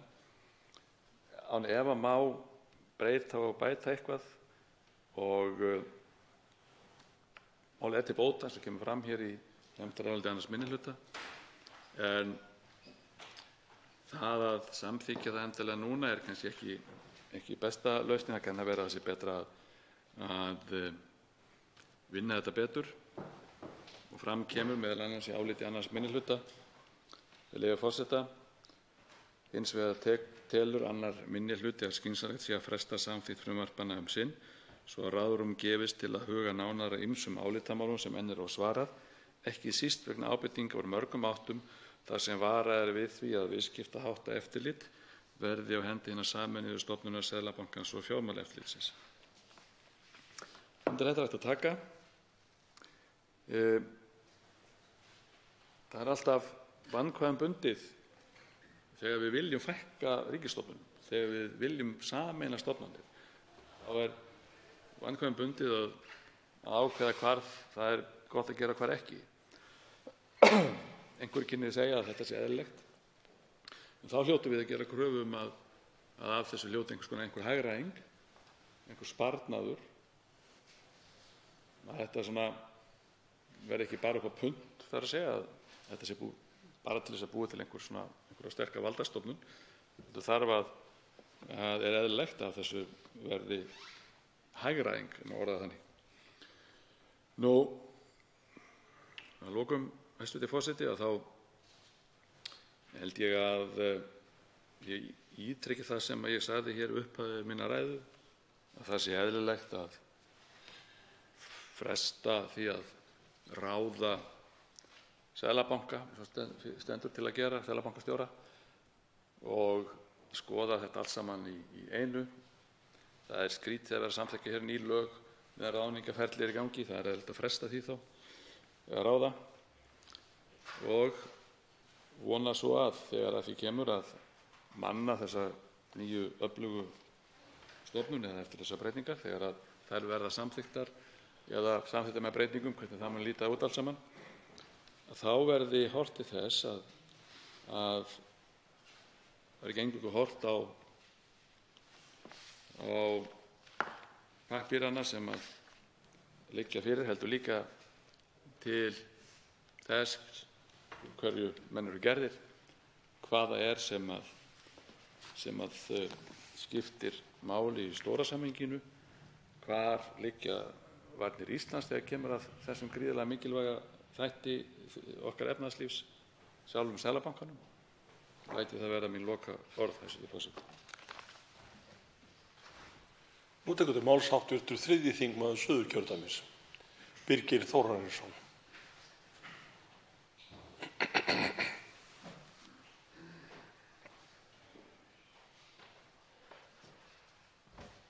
Herra forseti, ég ætla hér aðeins að halda áfram það sem frá var horfið í minni fyrri ræðu, náði nú ekki að klára það tímans vegna, og þar sem að ég var að fara yfir þau atriði í frumvarpinu sem mér þótti athyglisverðust, og ég vil þá víkja hér aðeins að 3. grein frumvarpsins, þar sem lagt er til að ákveðnar ákvarðanir verði teknar sameiginlega af seðlabankastjóra og varaseðlabankastjórum 3, og þær eru þetta tæmandi taldar í málsgreininni. Í frumvarpinu er lagt til að í stað 1 aðstoðarseðlabankastjóra verði skipaðir 3 varaseðlabankastjórar, en orðalagið varaseðlabankastjóri þykir lýsa starfinu betur en aðstoðarseðlabankastjóri. Ég kom reyndar aðeins inn á þetta í minni fyrri ræðu. Gert er ráð fyrir að hver varaseðlabankastjóri stýri málefnum bankans á því sviði sem hann er skipaður til að leiða undir yfirstjórn seðlabankastjóra. Og þannig er lagt til að 1 varaseðlabankastjóri leiði málefni er varða peningastefnu, 2 leiði málefni er varða fjármálastöðugleika og sá 3. leiði málefni varða fjármálaeftirlit. Ef bankaráð telur tilefni til að gera athugasemdir við starfsemi bankans getur ráðið látið í ljós álit sitt við seðlabankastjóra eða aðra innan bankans. Og er afstaða bankaráðsins ekki bindandi fyrir seðlabankastjóra. Nefndir eða aðra sem fara með ákvörðunarvald í umræddu máli nema slíkt verði beinlínis leitt af staðliðnum í 1. málsgrein. Bankaráðinu er heimilt að upplýsa Alþingi eða aðra um starfsemi ráðsins og Seðlabankans enda sé gætt að ákvæðum laga um þagnarskyldu. Síðan vil ég vekja líka athygli hér á í 2. málsgrein er lagt til að lögfest verði nýtt ákvæði upplýsingagjöf til bankaráðs en í því felst að stjórnendur Seðlabanka skulu veita bankaráði þær upplýsingar um bankann og félög sem bankinn á sem eru nauðsynlegar til að bankaráði geti sinnt eftirlitshlutverki sínu. Þá er lagt til að lögfest verði skylda seðlabankastjóra til að upplýsa bankaráð um helstu þætti í stefnu bankans og um reglur sem hann setur. Og ég nefndi það hér minni fyrir ræðu að það er óneitanlega svolítið sérstakt að þurfa að setja svona áherslu eða setja svona ákvæði í lög og reyndar verður eiginlega að segja að það er svolítið með ólíkindum. Ástæðan er auðvitað sú að undanfarin ár hefur bankaráðið meira og minna verið hundsað. Það er nú bara eitthvað sem er staðreynd og við höfum orðið var við. Í öðru málslið 1. málsgreinar er eins og í núgildandi 1. málslið kveðið á að Seðlabankanum sé heimilt að stofna eða eiga aðild að og hlut í fyrirtækjum og stofnunum á sviði kauphallarstarfsemi og verðbréfaskráningar. Þá er að finna það nýmæli í málsliðnum að einnig er vísað til fyrirtækja og stofnana á sviði greiðslumiðlunar en áður var að finna tilvísun til greiðslukerfa.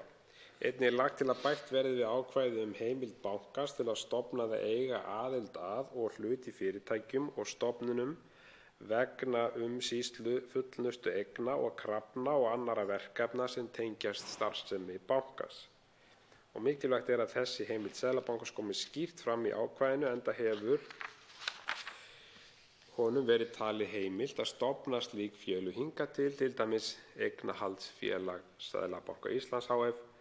en tilgangur þess var að fara með eignarhald og umsýslu á kröfum og fullnustu eignum sem banki leysti til sín í kjölfar fjármálaáfallsins 2008. Þetta felur því ekki í sér efnislega breytingu heldur til áréttingar. Og ég vil nefna það hér í þessu sambandi, herra forseti, að ég lagði hér fram fyrirspurn til efnahags- og fjármála- og efnahagsráðherra til skriflegs svars fyrir þó nokkuð löngu síðan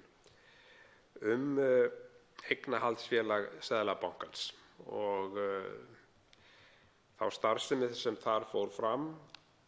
Það hefur skort mikið gagnsæi eða gegnsæi eins og við orðum það kannski frekar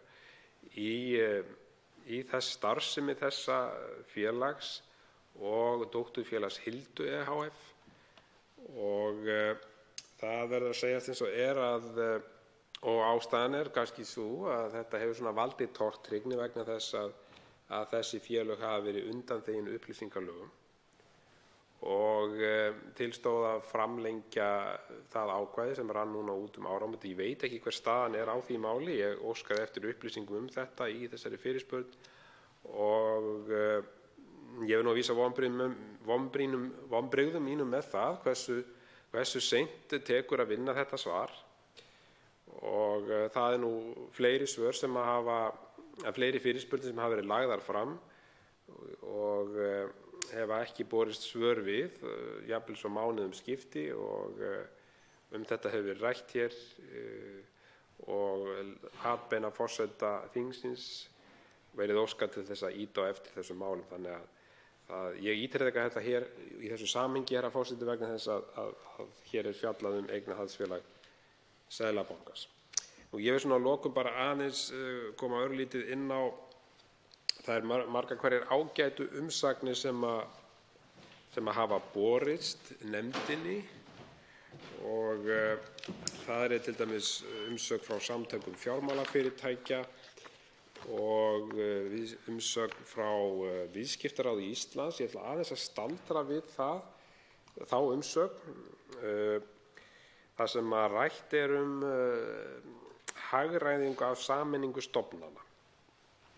og það segir hér með leyfi forseta: „Viðskiptaráð hefur ætíð talað fyrir hagræðingu í opinberum rekstri svo að fjármunir nýtist sem best og til að tryggja góða þjónustu.“ Og hér kemur Viðskiptaráð inn á það og getur þess auk þess að það skapist enn fremur hagræðing hjá fjármálafyrirtækjum sem þurfa að skila upplýsingum til eins aðila í stað tveggja, og það er svo sem jákvætt.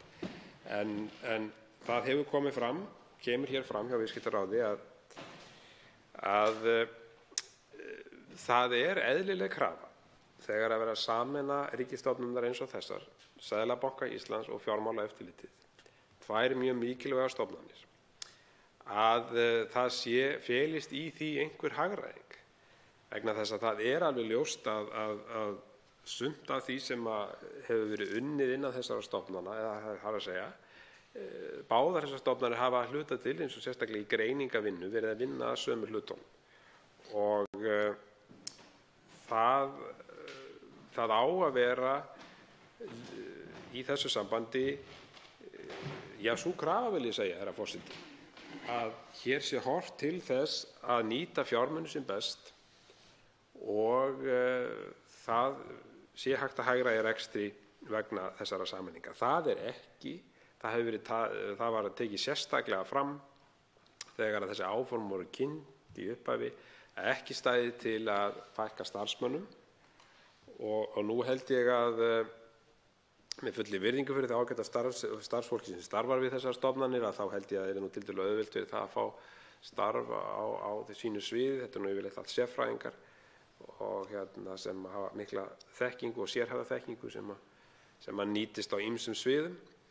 En þetta á að vera markmið herra forseti, að mínu mati, og að það felist í þessu einhvers konar hagræðing. Nú, ég segi það að tíminn er á þrotum. Viðskiptaráð kemur inn á það að hér sé að verða til einstaklega valdamikil stofnun og ýjar að því að hér sé vald Seðlabankans jafnvel orðið of mikið, og það eru fleiri aðilar sem hafa, eða stofnanir sem hafa lýst þessum áhyggjum. Samtök fjármálafyrirtækja og Kauphöll Íslands hafa viðrað sams konar áhyggjur, og í ljósi slíkra athugasemda þá þarf að grandskoða hvernig hæfileg valddreifing innan Seðlabankans sé tryggð og honum sé veitt gott aðhald. Og ég læt það vera mín síðustu orð í þessari umræðu. Til máls tekur hv. 8. þingmaður Norðvesturkjördæmis, Sigurður Páll Jónsson. Hæstvirtur forseti. Við ræðum hérna frumvarp til laga breytingar á ýmsum lögum vegna sameiningar Seðlabanka Íslands og Fjármálaeftirlitsins. Og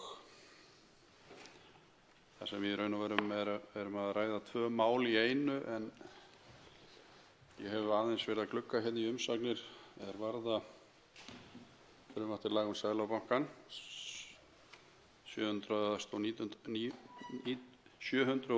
mál, og langar mig með leyfi forseta að lesa hérna aðeins upp úr umsögnunum, en það svo fyrir hljóðar á þessa lund og frá Alþýðusambandi Íslands. Alþýðusamband Íslands hefur fengið til umsagnar frumvarp til laga breytingu á lögum Seðlabanka Íslands, 790. mál. Með frumvarpinu sett fram ný heildarlöggjöf Seðlabanka Íslands. Meginbreytingin sem lögð til í frumvarpinu lýtur að sameiningu Seðlabankans og Fjármálaeftirlitsins. Eftirlit með fjármálastarfsemi verður þannig fært undir starfsemi Seðlabanka Íslands.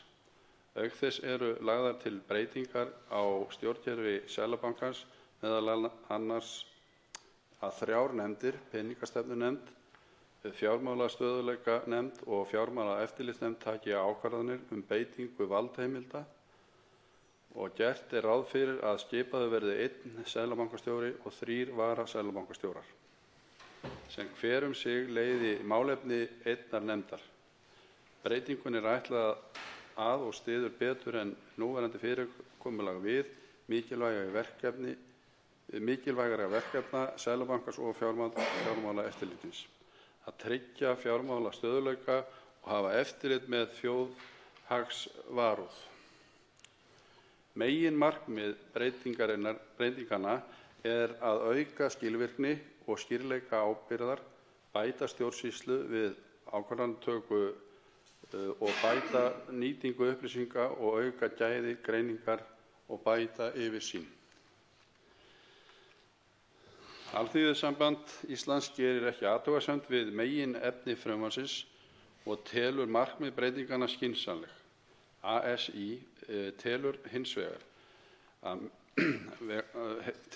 mikilvægt að breytingarnar verði ekki til þess að dregið verði saman í starfsemi og verkefnum þeirra stofnana sem ræðir og þrengt að möguleikum þeirra til þess að sinna eftirlits- og rannsóknarhlutverki sínu og gæta hagsmunum almennings, þar með talið vernd neytenda á fjármálamarkaði. Í 5. grein frumvarpsins er fjallað laun og starfskjör bankastjóra og gert ráð fyrir að laun seðlabankastjóra og varaseðlabankastjóra taki breytingum þann 1. júlí hvert ár til samræmis við mat Hagstofu Íslands á hlutfallslegri breytingu á meðaltali reglulegra launa starfsmanna ríkisins fyrir næstliðið ár. Þá hafi ráðherra einnig heimild að hækka laun þann 1. janúar ár hvert til samræmis við áætlaða breytingu á meðaltali reglulegra launa starfsmanna ríkisins. Þetta verklag er til samræmis við breytingar sem lagðar eru til í frumvarpi til laga breytingar á lögum vegna brottfalls kjararáðs, mál nr. 413, á yfirstandandi þingi. ASÍ tók í umsögn sinni það mál undir breytt fyrirkomulag við launaákvarðanir til framtíðar og telur fullnægjandi að hækka laun þann 1. júlí ár hvert og leggst alfarið gegn því að ráðherra hafi auk þess heimild til þess að hækka laun þann 1. janúar ár hvert til samræmis við áætlaða breytingu á meðaltali reglulegra launa starfsmanna ríkisins. Og þetta er athyglisvert. Og svo er ég hér með aðra umsögn sem barst frá Háskólanum og langar mig með leyfi forseta að lesa aðeins upp úr henni líka.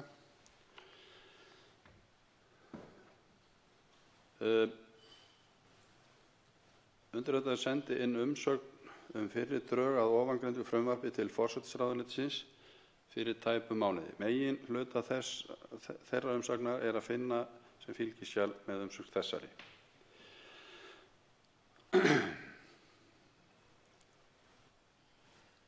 Í ítrekun fyrir Alþingi enda boðskapur hennar einfaldur og skýrður með stuttri þýðingu á sögulegum samanburði á mismunum og markmiðum Seðlabanka og umfjöllun tilgang þeirra.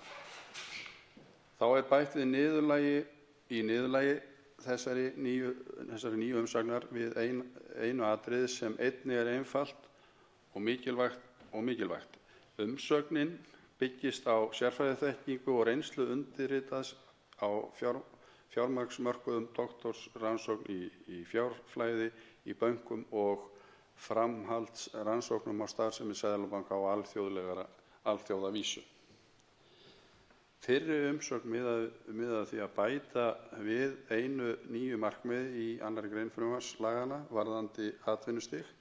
Hugsa þarf að því að ný heildstæð lagasetning miðist ekki bara við viðbrögð við fjármálakrísunni miklu, það er Great Financial Crisis sem kallað er fjármálaáfallið í greinargerð með lagafrumvarpinu. Almennt er líklegt að næsta krísa verði öðruvísi en sú síðasta og því ber að huga að hættum til framtíðar í nýrri lagasetningu og er þá vel viðeigandi að horfa lengra aftur en áratug, til dæmis allt aftur til kreppunnar miklu sem oft miðað við árið 1929. Það svona það bil meira en elstu menn muna. Vel má hugsa sér að orða hið æskilega 4. markmið 2. greinar á þann veg að það fjalli ekki beint atvinnustig eins og lagt var til í fyrri umsögn, þó bandarískum lögum reyndar talað hámörkun atvinnu. Þetta mætti finna því markmiði viðeigandi í íslenskt orðalag sem sneri að vinnumarkaðnum og stöðugleika hans. Þannig væri einnig mögulegt að bæta við fjórðu nefndinni sem hefði það hlutverk að styðja Seðlabankann með utanaðkomandi sérfræðingum og að tekið væri tillit til ástands á vinnumarkaðnum til jafns við fjármálamarkaðinn með verðstöðugleika og fjármálastöðugleika og traustri og öruggri fjármálastarfsemi. Ekki tekin afstaða hér til þess hvort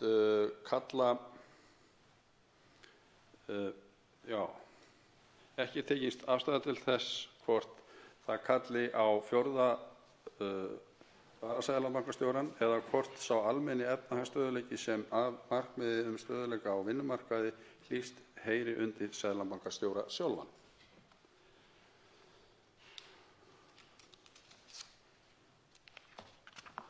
Og aðeins til viðbótar. Lítil viðbótarábending snýr að orðalagi í 3. markmiði 2. greinar eins og það stendur núna, og þá óljós hugtaksnotkun sem birtist í því að tala traust og örugga starfsemi. Ekki ljóst af greininni að greinargerðinni munurinn á hugtökunum tveimur eða hvað munur á traustri starfsemi eða öruggri starfsemi eða hverju verið að ná fram með því að tiltaka bæði hugtökin. Röksemdir í greinargerð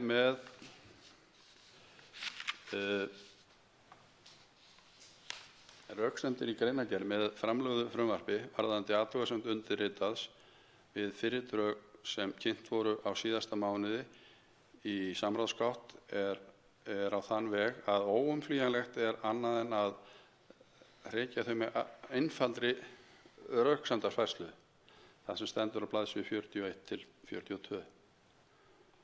Og það stendur: fram til ársins 2001 var full atvinna af markmiðum Seðlabankans.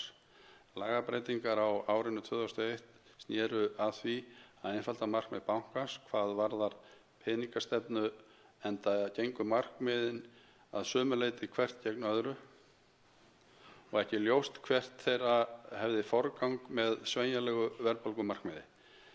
En þegar tekið tillit til atvinnustigs, auk þess sem Seðlabankinn skal við ákvarðanir sínar stuðla að framgangi efnahagslegu ríkisstjórnarinnar, telji hann það ekki ganga gegn markmiðum sínum. En það að fallið hafi verið frá atvinnumarkmiði í lagabreytingum frá árinu 2001 er því haldlítil rök þar sem einföldunin sem fólst í þeirri breytingu byggðist á þáverandi misskilningi og eitt markmið væri einföld lausn til að ná fram árangursríku starfi Seðlabankans. Reynslan frá 2008 sýndi öllum heiminum að það að einblína á verðstöðugleika gerði menn blinda á vandann sem af fjármálastöðugleikunum hlaust. Það að hafa ekki lengur aðeins verðstöðugleika heldur bæta við fjármálastöðugleika og 3. markmiðinu eru einmitt frekari rök fyrir því að 4. markmiðið geti verið skynsamlegt fremur en óæskilegt. Ekki nægilegt í ljósi reynslunnar að síðastliðinn áratug að bæta bara við markmiðum fjármálastöðugleika og fjármálakerfi til að lagfæra lagabreytinguna frá árinu 2001. Nánar er fjallað mikilvægi atvinnumarkmiðsins í stuttri samanburðarsamantekt Adam Tousse í meðfylgjandi fylgiskjali. Þá er hugtakið sveigjanlegt verðbólgumarkmið nefnt sem lausn í athugasemd greinargerðarinnar við fyrri umsögn undirritans, en hvergi annars staðar í frumvarpinu eða í greinargerðinni er fjallað það hugtak. Ekki verður séð að meintur sveigjanleiki hins íslenska seðlabanka geri hann frábrugðinn þeim bandaríska, evrópska eða nýsjálenska sem vísað er í áðurnefndu fylgiskjali.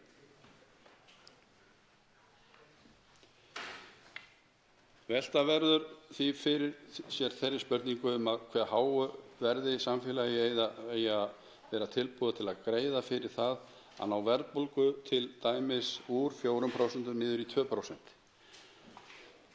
En hið almenna verðbólgumarkmið víða heim er 2,5% eins og það er skilgreint hérlendis.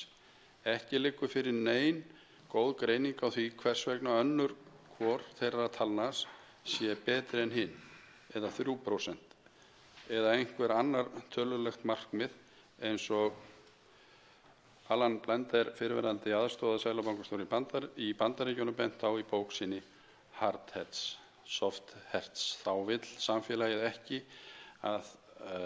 ekki og ætti ekki að vilja greiða það mjög dýru verði að ná tölulegu markmiði. Með því að lækka verðbólgu til dæmis úr 4% í 2%.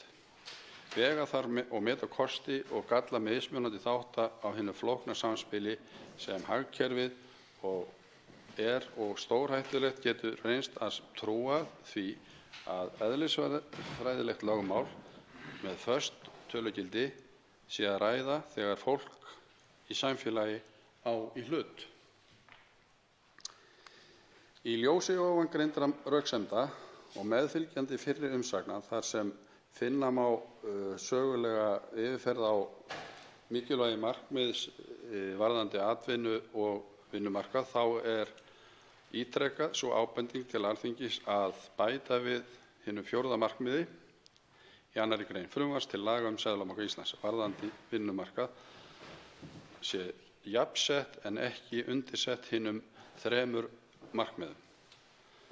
Þannig er tryggt að Seðlabanki vinni ekki gegn hagsmunum þegna landsins með ákvörðunum sínum og beitingu stýritækja. Þar af leiðandi er bæði betri og tryggari stöðugleika náð. Með því verður sjálfstæði Seðlabankans tryggt til framtíðar þannig að hann vinni að almannahag og á margvíslegan máta geti með því móti öðlast að nýju það traust sem honum ber og er nauðsynlegt til starfsemi hans verði árangursrík samfélaginu. Hæstv. forseti, þetta eru ansi merkilegar umsagnir og segja manni það að menn vilja vanda til verka og læra af reynslu fyrri ára og áratuga þegar að meðal annars kemur fram að taka mið af krísum sem að ná fleiri áratugi aftur í tímann og man ég sem hér í gamla daga þegar talað var efnahagskreppuna miklu 1929 og það er vitnað í hana í þessari umsögn og síðan muna allir eftir því sem að nú er í dag eftir krísunni 2008 og það er nú svo skrítið að þegar að maður hefur upplifað góðæri og ég upplifið ekkert annað en góðæri frá því að ég man eftir mér og þangað til 2008 í raun og veru með einhverjum smá tíðum kannski inn á milli að þegar að maður upplifir góðæri þá heldur maður að það geti ekkert slæmt skeð seinna meir en menn sem eru bæði með menntun og reynslu í þessum málum og fjalla þetta á þennan veg að þá fyllist maður öryggistilfinningu og greinilegt að allir aðilar vilja vanda sig. Enda þetta frumvarp sameiningu Seðlabanka Íslands og Fjármálaeftirlitsins í mínu höfði hljómar ansi svona vel vegna þess að það gott að þessi öfl geti unnið sameiginlega undir sama þaki og það fékk nú miklar ákúrur einmitt í efnahagshruninu 2008, einhvers konar svona sambandsleysi þar á milli, hvernig sem á því stóð, þá var talað töluvert það. Mig langar aðeins að lokum vitna aðeins í nefndarálit annars minnihluta efnahags- og viðskiptanefndar sem stutt og laggott en svona rammar það svolítið inn hvernig sá sem hér stendur lítur líka á málið. Annar minnihluti efnahags, með leyfi forseta.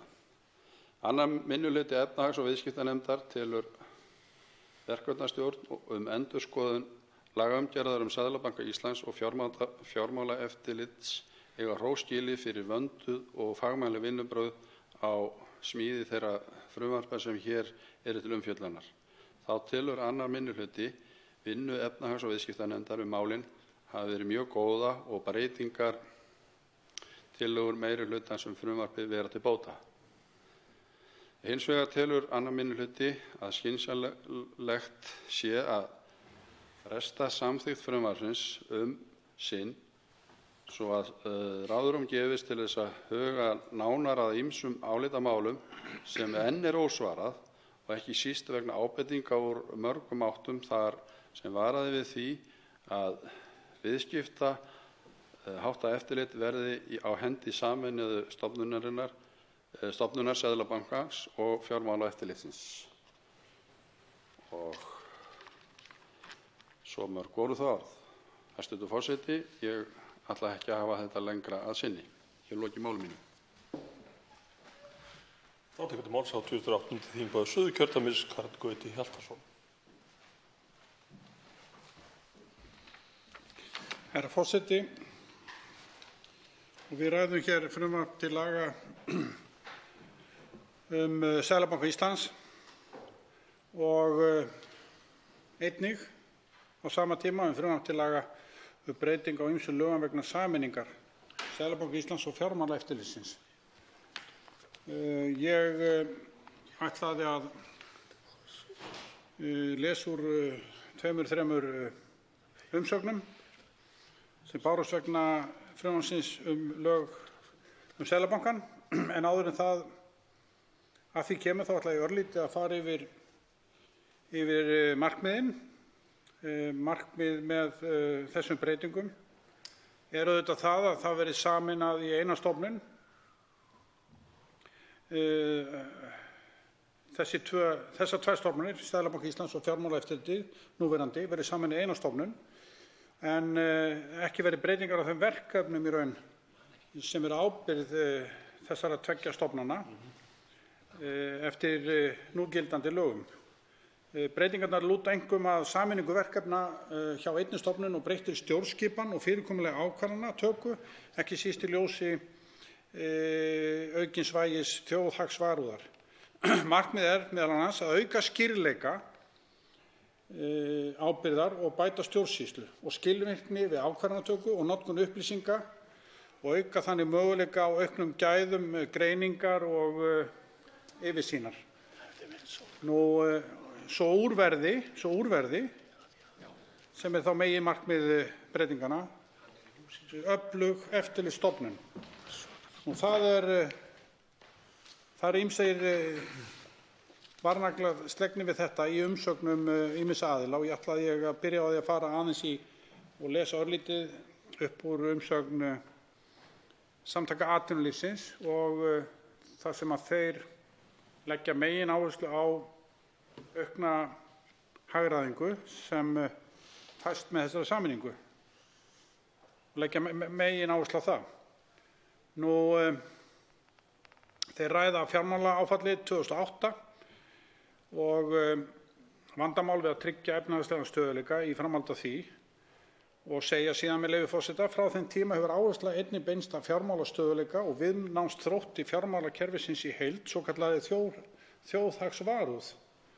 Innleiðing og markviss beiting tækja sem taka útlánastefnu, útlána þensluaukandi þáttum almennt og kerfislægum veikleika fjármálakerfisins er vitnisburður það. Vegna smæðar íslenska fjármálahagkerfisins er að þjóðhagsvarúð sérstaklega mikilvæg þar sem beiting slíkra varúðartækja styrkir peningastefnuna og hefur áhrif á skuldsetningu heimila og fyrirtækja. Og síðan segja þeir: fyrirhuguð sameining Seðlabankans og Fjármálaeftirlitsins er því nauðsynlegt skref að mati Samtaka atvinnulífsins og mikilvægur liður í að festa fjármálastöðugleika í sessi sem ein af grunnstoðum efnahagslegs stöðugleika. Samtök atvinnulífsins vilja þó gera nokkrar athugasemdir og svo koma þær og ætla ég nú ekki að lesa þær upp í heilu lagi en með leyfi forseta koma þar við á nokkrum stöðum. Þeir telja, þar að segja Samtök atvinnulífsins telja mikilvægt að öll stjórntæki þjóðhags- og eymdarvarúðar eigi að vera í höndum fjármálastöðugleikanefndar og ræða það töluvert. Og þeir telja einnig og hvetja stjórnvöld til þess að horfa til þeirra tækifæra sem skapast til hagræðingar af sameiningu stofnana tveggja, en ein af ástæðunum fyrir sameiningunni er það óhagræði sem skapast við núverandi fyrirkomulag.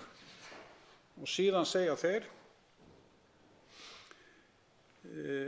og leggja áherslu á það að sé ekki vegið að getu Seðlabankans til að ná lögbundnum markmiðum sínum og staðinn sé vörður pólitískt sjálfstæði hinnar nýju stofnunar. Og segja síðan með leyfi forseta: Samtök atvinnulífsins hvetja til þess að fyrirhugaðar breytingar á lögum fasteignalán til neytenda og lögum gjaldeyrismál verði endurskoðaðar. Í frumvarpinu er kveðið á að Seðlabankanum sé heimilt að ákveða reglur að fengnu samþykki ráðherra er varða hámark veðsetningarhlutfalls fasteignalána, hámark heildarfjárhæðar fasteignalána eða greiðslubyrði hlutfalli við tekjur neytenda og útlán tengdum erlendum gjaldmiðlum til aðila sem ekki eru varðir fyrir gjaldeyrisáhættu.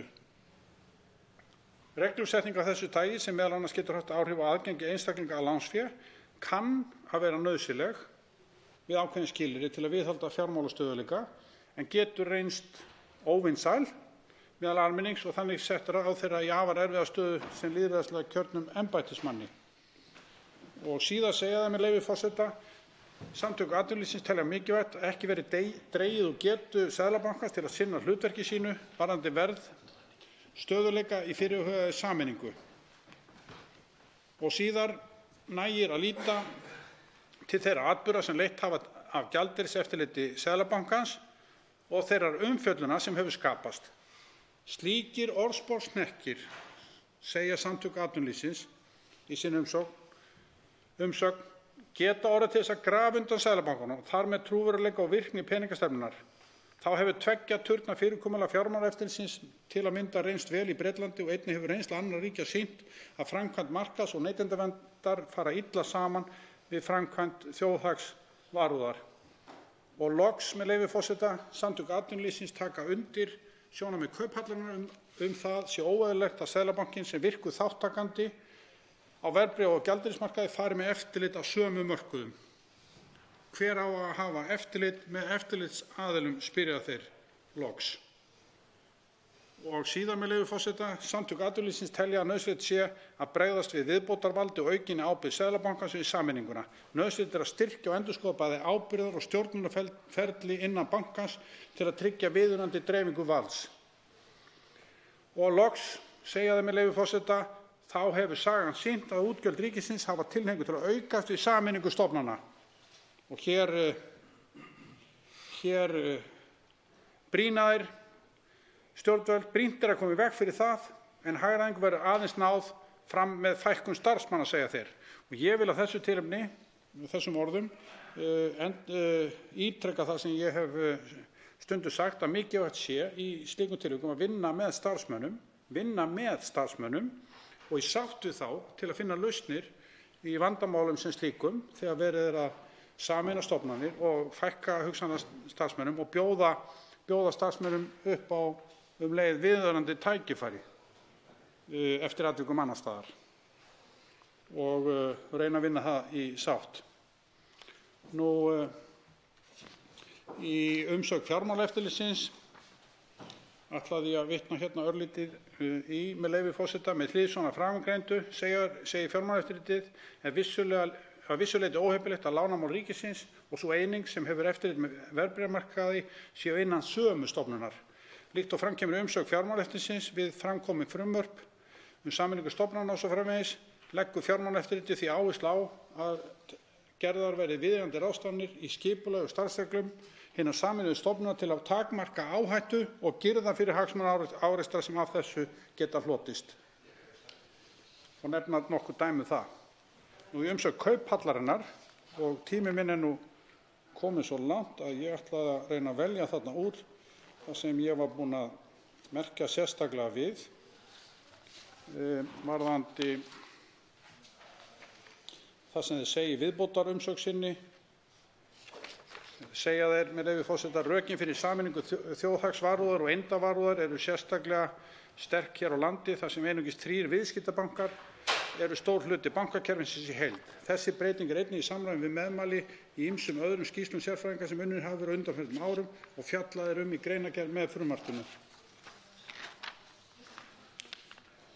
Og þeir fara yfir þetta í mörgum liðum og segja hér til dæmis: í öðru lagi er Seðlabankinn, með leyfi forseta, vitna í umsögn Kauphallarinnar, gríðarlega valdamikil stofnun og ekki er æskilegt að ganga lengri samþjöppun valds ef ekki eru fyrir því ríkar ástæður. Ljóst er að hætturnar af slíkri samþjöppun valds eru miklar. En vel á að vera kallað svo hætta á alls kyns varnagna og ítarlega ferla til að halda aftur á valdinu og tryggja góða stjórnarhætti og verður þó aldrei jafn gott og ef valdinu er dreift. Og vil ég taka undir þessi sjónarmið, en loks hér á mínum síðustu sekúndum þá vil ég ítreka það sem ég sagði í minni fyrirræðu. Ég held að það sé skynsamlegast að fresta samþykkt þessara frumvarpa sinn svo að ráðum gefist til að huga nánar að ýmsum álitamálum sem enn er ósvarað vegna ábendingu morgum áttum og eins og til dæmis hvað varðar viðskiptaháttaeftirlit. Til máls tekur hv. 10. þingmaður Reykjavíkurkjördæmis suður, Þorsteinn Sæmundsson. Herra forseti.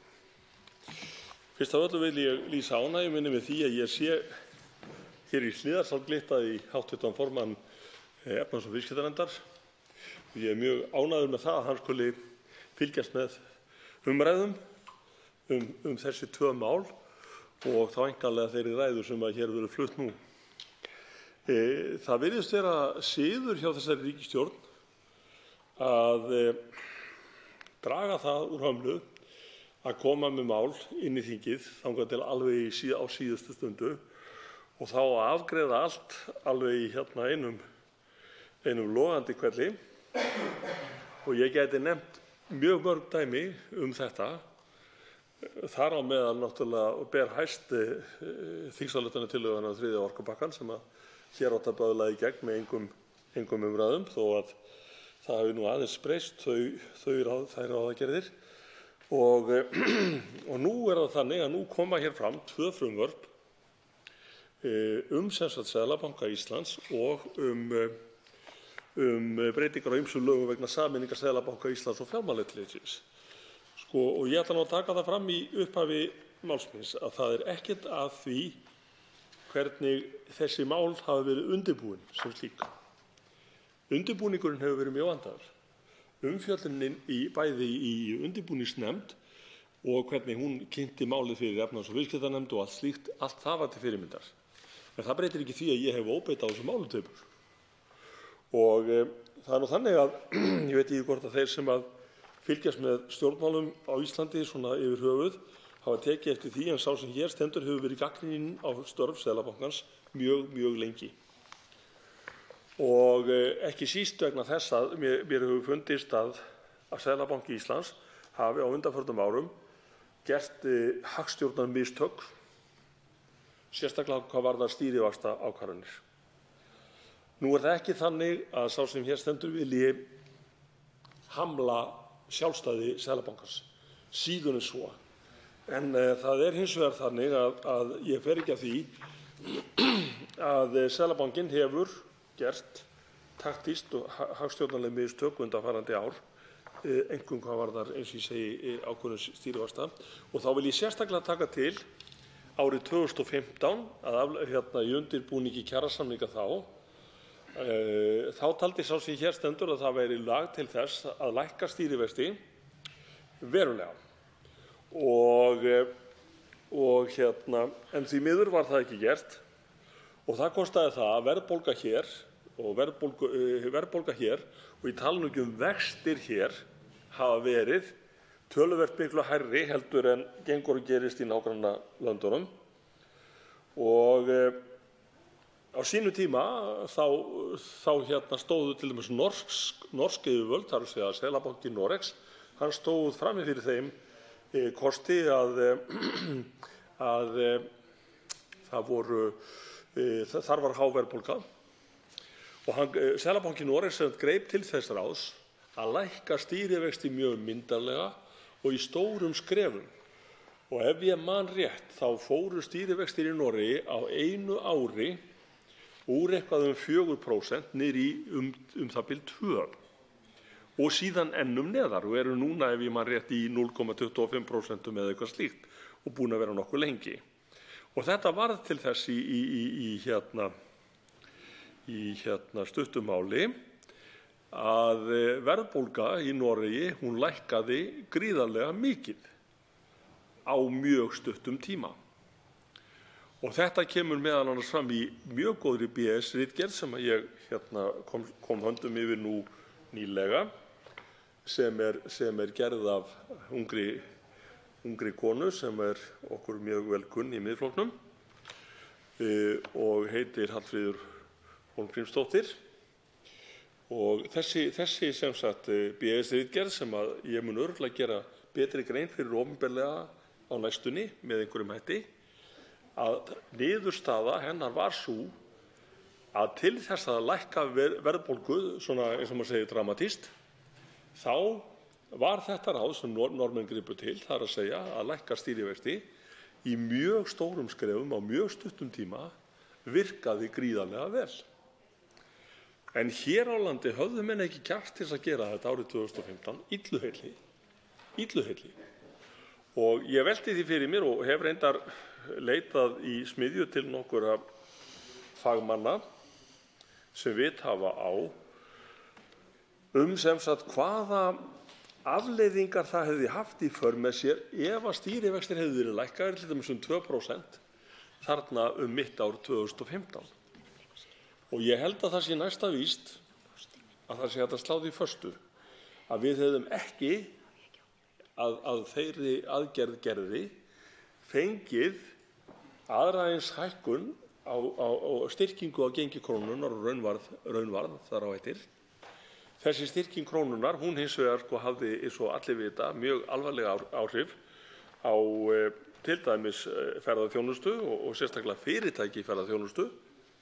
Og það má með nokkurum rökum segja að þessi hágengisstefna hafi átt þátt í því að annað stóra flugfélagið okkar féll og hitt stóra flugfélagið okkar hefur verið í mótvindi. Þó að allt líti vel út á þeim bæ þá hefur ekki farið á milli mála að þetta sterka gengi hefur valdið þeim erfiðleikum. Ég vil líka nefna að þrátt fyrir það, eins og ég vil ítreka það, ég vil ekki takmarka sjálfstæði Seðlabankans, þá hefur Seðlabankinn ekkert farið sérstaklega vel með þetta sjálfstæði sitt. Og ég vil nefna til dæmis að nýleg mál sem að tengjast gjaldeyriseftirliti og þar sem ekki eru komin öll kurl til grafar, við vitum ekki ennþá hvort að íslenska ríkið verður fyrir málshöfðun vegna aðgerða Seðlabankans í einu ákveðnu máli gegn einu ákveðnu fyrirtæki. Það er alveg eins líklegt að það verði höfðað skaðabótamál á hendur Seðlabankanum vegna framgöngu hans og seðlabankastjóra og æðstu stjórnenda bankans í því máli. Þannig að það eru þessi spor meðal annars sem hræða nokkuð og það er líka þess vegna sem að þetta ágæta frumvarp Seðlabankann sjálfan veldur mér að vissu leyti vonbrigðum. Vegna þess að ég taldi að menn myndu kannski styrkja aðra kosti en verðbólgumarkmið fyrir Seðlabankann sjálfan til þess að hann fengi svona frjálsari hendur og betri verkfæri til þess að halda hér hagstjórninni í lagi. Og ég man ekki betur, herra forseti, heldur en á kynningarfundi í efnahags- og viðskiptanefnd háttvirtri að þar hafi einn af forgöngumönnum undirbúningsnefndarinnar að samningu þessara frumvarpa, að hann hafi talað það að hagkerfi sem eru með örmynt, ef við getum orðað þannig, eins og íslenska krónan er, herra forseti, mér minnir að þau séu það bil 80 talsins í heiminum. 78 þeirra eru með hagstjórn sem byggist á einhverju öðru heldur en bara verðbólgumarkmiðum. Og það má telja mér það til lasts, herra forseti, að ég hef ekki komist að því ennþá hvaða ríki það er sem er hitt ríkið af þessum tveimur.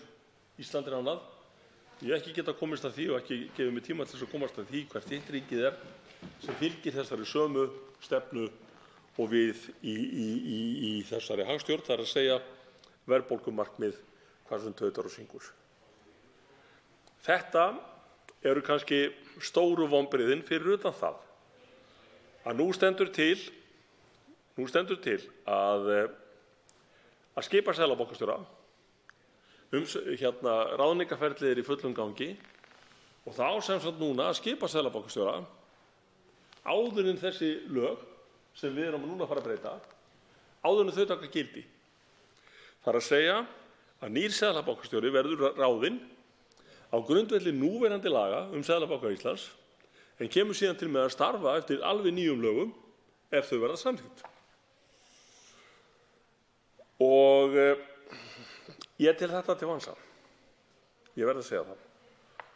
Og það er reyndar það að það sem upp úr stendur að mínu áliti í þessu frumvarpi Seðlabankann sem slíkan sem hér liggur fyrir eru þessar mannmörgu nefndir og ráð sem á að skipa. Í fyrsta lagi, herra forseti, á að ráða 3 aðstoðarseðlabankastjóra. Einn af þessum aðstoðarseðlabankastjórum á í raun réttri að stýra fjármálaeftirlitinu en hluti af því hefur aftur eftirlit með starfsemi Seðlabankans að hluta en heyrir undir aðalseðlabankastjórann. Ég fæ þetta ekki til að ganga upp, herra forseti, alls ekki. Þarna verða sem sagt 4 seðlabankastjórar, 1 aðal og 3 vara. Síðan verða 3 nefndir, peningastefnunefnd og hvað það nú heita allar.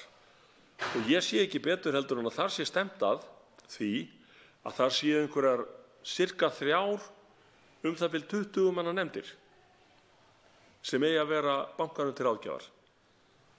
Síðan eiga þær að koma einu sinni til 4 sinnum á ári fyrir þingnefnd og skýra frá afrekum sínum á yfirstandandi ári. Mér finnst þetta ekki skilvirkt, herra forseti. En kannski er ég bara að misskilja hlutina svona gjörsamlega en ég vona nú að samt að svo sé og heldur því fram að svo sé ekki. En sem sagt bara þetta atriði að menn skuli ekki hafa eftir að því ég veit að þessi undirbúningsvinna var góð, hún var vönduð og tók langan tíma. En þá koma menn með þetta mál núna á síðustu stundu inn í þingið og þá að afgreiða það nánast án umræðna hér í þingsal. eins og svo mörg önnur mál núna undanfarandi. Og þetta er náttúrulega, herra forseti, þetta er ekki gott, þetta er ekki vönduð vinnubrögð, alls ekki. Og ég hefði fagnað því mjög ef að umræðan þessi 2 frumvörp, af því nú er ég einungis búinn að tala svo sem Seðlabankafrumvarpið sjálft, ef þetta hefði fengið, ef þessi mál hefði fengið vandaðri meðferð, og ég tali nú bara ekki að ef að menn hefðu bara einfaldlega frestað báðum þessum málum til þess að þau geti fengið hér betri yfirferð, sérstaklega í þingsal, og alvöru umræður, en ekki að það sé hlaupið hér til á síðustu dögum þingsins, þá skil ég ekki ég skil bara ekki þá framgöngu. Og það er eins í sjálfu sér með sameininguna, og ég skal fúslega viðurkenna það að þessi sameining Fjármálaeftirlits og Seðlabanka, hún hugnaðist mér í upphafi mjög vel að mörgu leyti. Menn voru jú að tala meiri slagkraft í starfseminni. Það kom reyndar fram að það ætti engin hagræðing að vera, því að það átti ekki að fækka starfsmönnum um einn. Heldur átti að búa til einhverja ofurstóra ríkisstofnun upp á 300 manns, að því að sameina Fjármálaeftirlit og Seðlabankinn þetta verður 300 manna stofnun. Og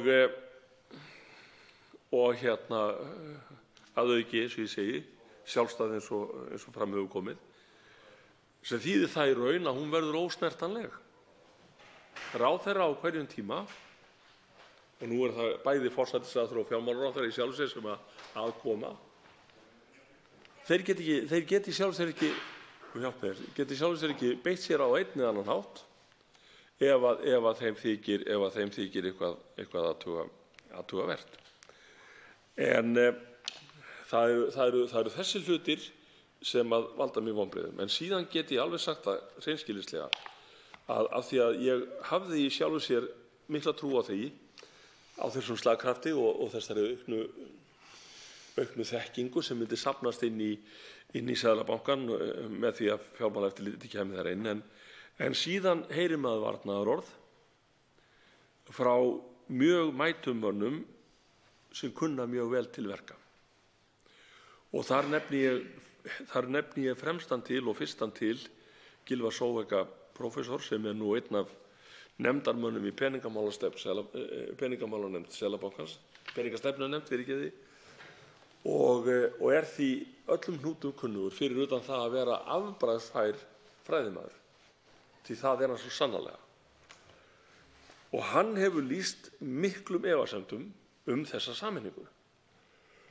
Og þegar maður heyrir vandaða fræðimenn koma fram með svo sterk varnaðarorð eins og Gylfi Zoëga hefur gert í þessu tilfelli, þá eiginlega getur maður ekki annað heldur en hlustað eftir því sem þeir eru að segja. Og af því að það er nú, eins og ég hef sagt áður hér í þessum stól, og á eftir að segja örugglega aftur, að það er svona einn af stærstu göllum íslenskra stjórnmálamanna, og kannski er þetta alþjóðlegt vandamál, ég veit það ekki, að það er tregðan til þess að játa að þeir hafi rangt fyrir sér. Það er tregðan til þess að athuga mál betur þegar að þeir jafnvel sjá og vita að málin er ekki alveg jafn bein og breið eins og menn héldu í upphafi. Og það er mikill ljóður á okkar ráði að segja þá ekki við okkur sjálf: stöldrum aðeins við, tökum þessi mál til endurskoðunar aðeins, förum yfir þessa gagnrýni, förum yfir þessar ábendingar, förum yfir þessar ráðleggingar sem er búið að beina til okkar, og ef við erum jafn sannfærð eftir að hafa gaumgæft þetta allt í því að rétt sé að fara fram eins og kemur fram í þessum 2 frumvörpum, þá skulum við gera það. En ég skil ekki þá tregðu að vilja ekki gaumgæfa varnaðarorð manna eins og Gylfa Zoëga. Ég bara skil það ekki. Og ég segi það aftur að við stjórnmálamenn Við tökum ákvarðanir mál oft byggða á ráðgjöf annarra. Vegna þess að eðli máls samkvæmt að þá getum við ekki sett okkur ofan í smáatriði hvers máls sem hér inn ratar. Og þess vegna verðum við að reiða okkur á sérþekkingu annarra sem gefa okkur álit og umsagnir og svo framvegis. En það með öllu óverjandi ef við skellum skollaeyrum við áliti og ráðleggingum færustu manna á þessu sviði. Og þess vegna hefði ég talið að bestu af öllu hefði verið að við hefðum frestað afgreiðslu þessara mála beggja og við hefðum farið yfir þau einu sinni en þá, gagnrýnið og með fyrir augum þær ráðleggingar og þær ábendingar og þá gagnrýni sem menn á borði við Gylfa Zoëga hafa sett fram. Og mér finnst það satt að segja vegna þess að við þekkjum það, herra forseti, og við skulum ekkert loka augunum fyrir því. Á hverju þingi nánast erum við að samþykkja mál sem þarf að taka upp að einhverju leyti, stundum litlu leyti, stundum í grundvallaratriðum. Eiginlega örskömmu eftir að þau eru afgreidd hér og samþykkt á Alþingi Íslendinga. Og ég held bara að sú reynsla ein og sér ætti að segja okkur og sýna okkur að við þurfum að gæta að okkur. Og þegar við tökum upp mikilsverða og mikilvæga lagasetningu og lagaumgjörð eins og lög Seðlabanka Íslands, þá held ég að við bara skuldum okkur sjálfum það og náttúrulega þjóðinni að við vinnum þessi mál eins vel eins og við mögulega getum. Á það finnst mér skorta hér. Og nú endurteki það sem ég sagði í upphafi. Þessi mál eru vel undirbúin. Það búið að fara mikill tími í að undirbúa þau. En meðferð þingsins á allri þessari vinnu sem búið að vinna, hún ekki til fyrirmyndar nema síður sé. Og í sjálfu sér finnst mér að við séum með því að fara flausturslega yfir þessi mál og flaustra þeim í gegnum þingið á síðustu dögum þings. Þá erum við í sjálfu sér að gera lítið úr þeirri vinnu sem að það ágæta fólk vann sem að undirbjó þessi mál svo vel eins og það gerði. En það breytir ekki þeirri skoðun minni að frumvarpið Seðlabankann, það hugnast mér ekki eins og það sett hér upp. Og ég skil ekki af hverju menn notuðu ekki tækifærið fyrst að var að taka þessi lög upp og gerðu þá grundvallarbreytingar sem hefðu getað komið að góðu Seðlabankanum og okkur öllum. Þannig að ég segi aftur, herra forseti, við skulum gaumgæfa þessi mál betur, skulum taka þau til hliðar, skulum fresta þeim aðeins. Til máls tekur hv. 3. þingmaður Suðurkjördæmis Birgir Þórarinsson.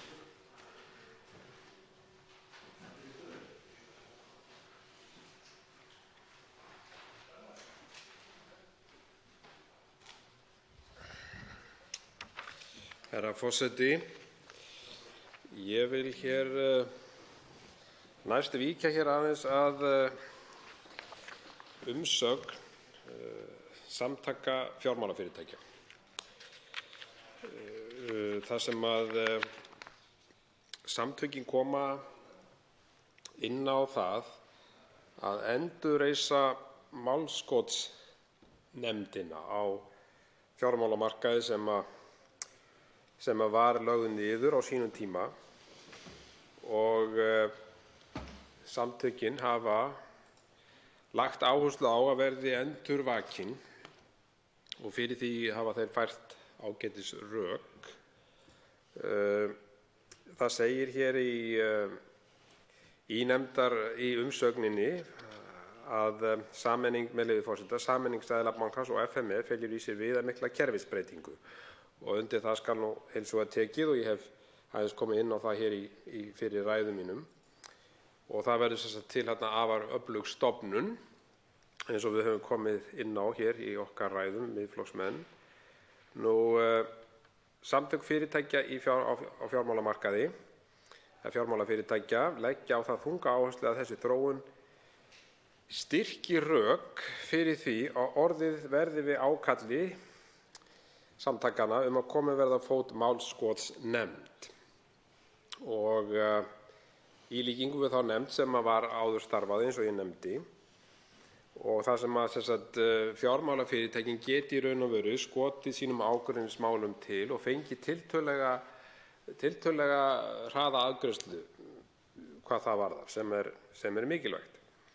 Og þar færa þeir rökin fyrir því að þróunin á regluverkinu á fjármálamarkaði hefur verið með þeim hætti að þessir eftirlitsaðilar hafa fengið í auknum mæli afar víðtækar og jafnvel matskenndar eftirlitsheimildir og eftirlitsúrræði sem ekki byggja í öllum tilfellum á skýrri lagastoð.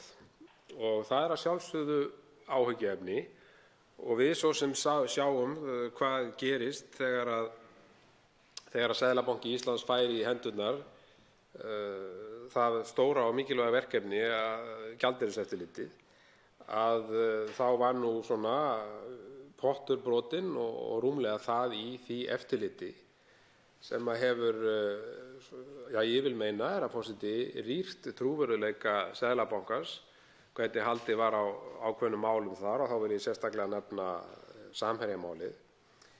Og af þessu sökum og þar að segja vegna þessa aukna eftirlits þá segja samtökin að sé mikilvægt að þessir eftirlitsaðilar búi við virkt aðhald og það tek ég heils hugar undir hér, herra forseti, að það er mikilvægt að eftirlitsaðilar sem þessir búi við virkt aðhald æðra stjórnvalds til þess að tryggja að við beitingu þessara eftirlitsheimilda séu óskráðar meginreglur stjórnsýsluréttarins hafðar í heiðri þannig að við ákvörðun sé gætt meðalhófs og jafnræðis auk þess sem beitt verði málefnalegum sjónarmiðum við ákvörðunartöku. Og samtökin telja að sá vettvangur sem henti best hvað þetta varðar sé einmitt þessi málskotsnefnd. Hún sé best til fallin að veita slíkt aðhald og að málskotsnefndin myndi styrkja starfsemi þess hluta hinnar nýju stofnunar sem fer með fjármálaeftirlit. Við erum sem sagt komin þarna með, verði þetta frumvarp að lögum, að þá erum við komin þarna með afar öfluga eftirlitsstofnun og það er alveg góð og gild rök fyrir því að þá sé hægt að áfrýja málefnum og ágreiningi til æðra stjórnvalds. Það er fullkomlega eðlilegt í þessari aðstöðu og í réttarríki að svo sé hægt. Þannig að þessi nefnd var felld á brott á sínum tíma árið 2006 og þá voru rökin meðal annars þau að það væri svo mikill aflsmunur milli bankakerfisins og eftirlitsaðila vegna stærðar bankakerfisins að mikilvægt væri fyrir FME að klippa á þessa málskotsleið. Þannig að ég árétta þetta hér vegna þess að mér finnst þetta mjög mikilvægt atriði hér í þessari umsögn Samtaka fjármálafyrirtækja og rétt að koma því betur hér á framfæri. Nú, herra forseti, ég sé það að tímanum er lokið. Legg svo áherslu á það að lokum að við förum vandlega yfir þetta mál og frestum því. Ég held að það sé mjög skynsamlegt og hér hafa margir fært góð rök fyrir því. Þá tekur til máls hv. 10. þingmaður Reykjavíkurkjördæmis norður, Ólafur Ísleifsson.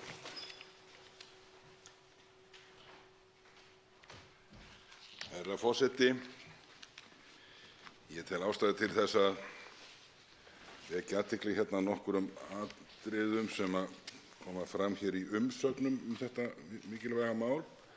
Ég vil í upphafi máls míns ítreka þá afstöðu sem ég lýsti hér í minni fyrri ræðu það að þetta stóra mál hefði gott af því að fá nánari skoðun og það er ekkert sem kallar á það að þetta sé afgreitt í skyndingu og nú þegar farið að gæta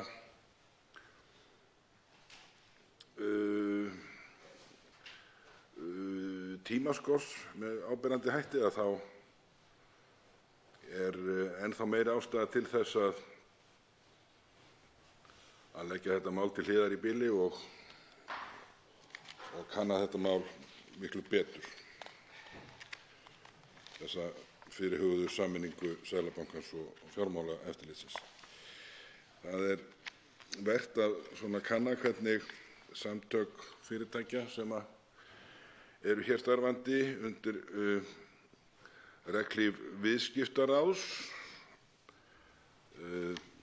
Þar umsögn þar sem kemur fram að Viðskiptaráð fylgjandi sameiningu Seðlabankans og Fjármálaeftirlitsins, að minnsta kosti hvað varðar þætti sem snúa að fjármálastöðugleika. Þannig að þetta er býsna skilyrtur stuðningur við þessa sameiningu.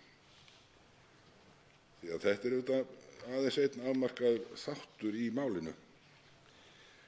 En það kemur hérna fram í umsögninni að enda þótt að sameining sé að mörgu leyti skynsamleg, sagt að hún sé ekki gallalaus, og með leyfi forseta ætla ég að vísa beint í þessa umsögn þar sem segir: í fyrri umsögn benti Viðskiptaráð á að eftirlit með fjármálamörkuðum sé ólíkt þeim hlutverkum sem stuðla að verð- og fjármálastöðugleika og snýr fyrst og fremst að því að farið sé eftir lögum og reglum.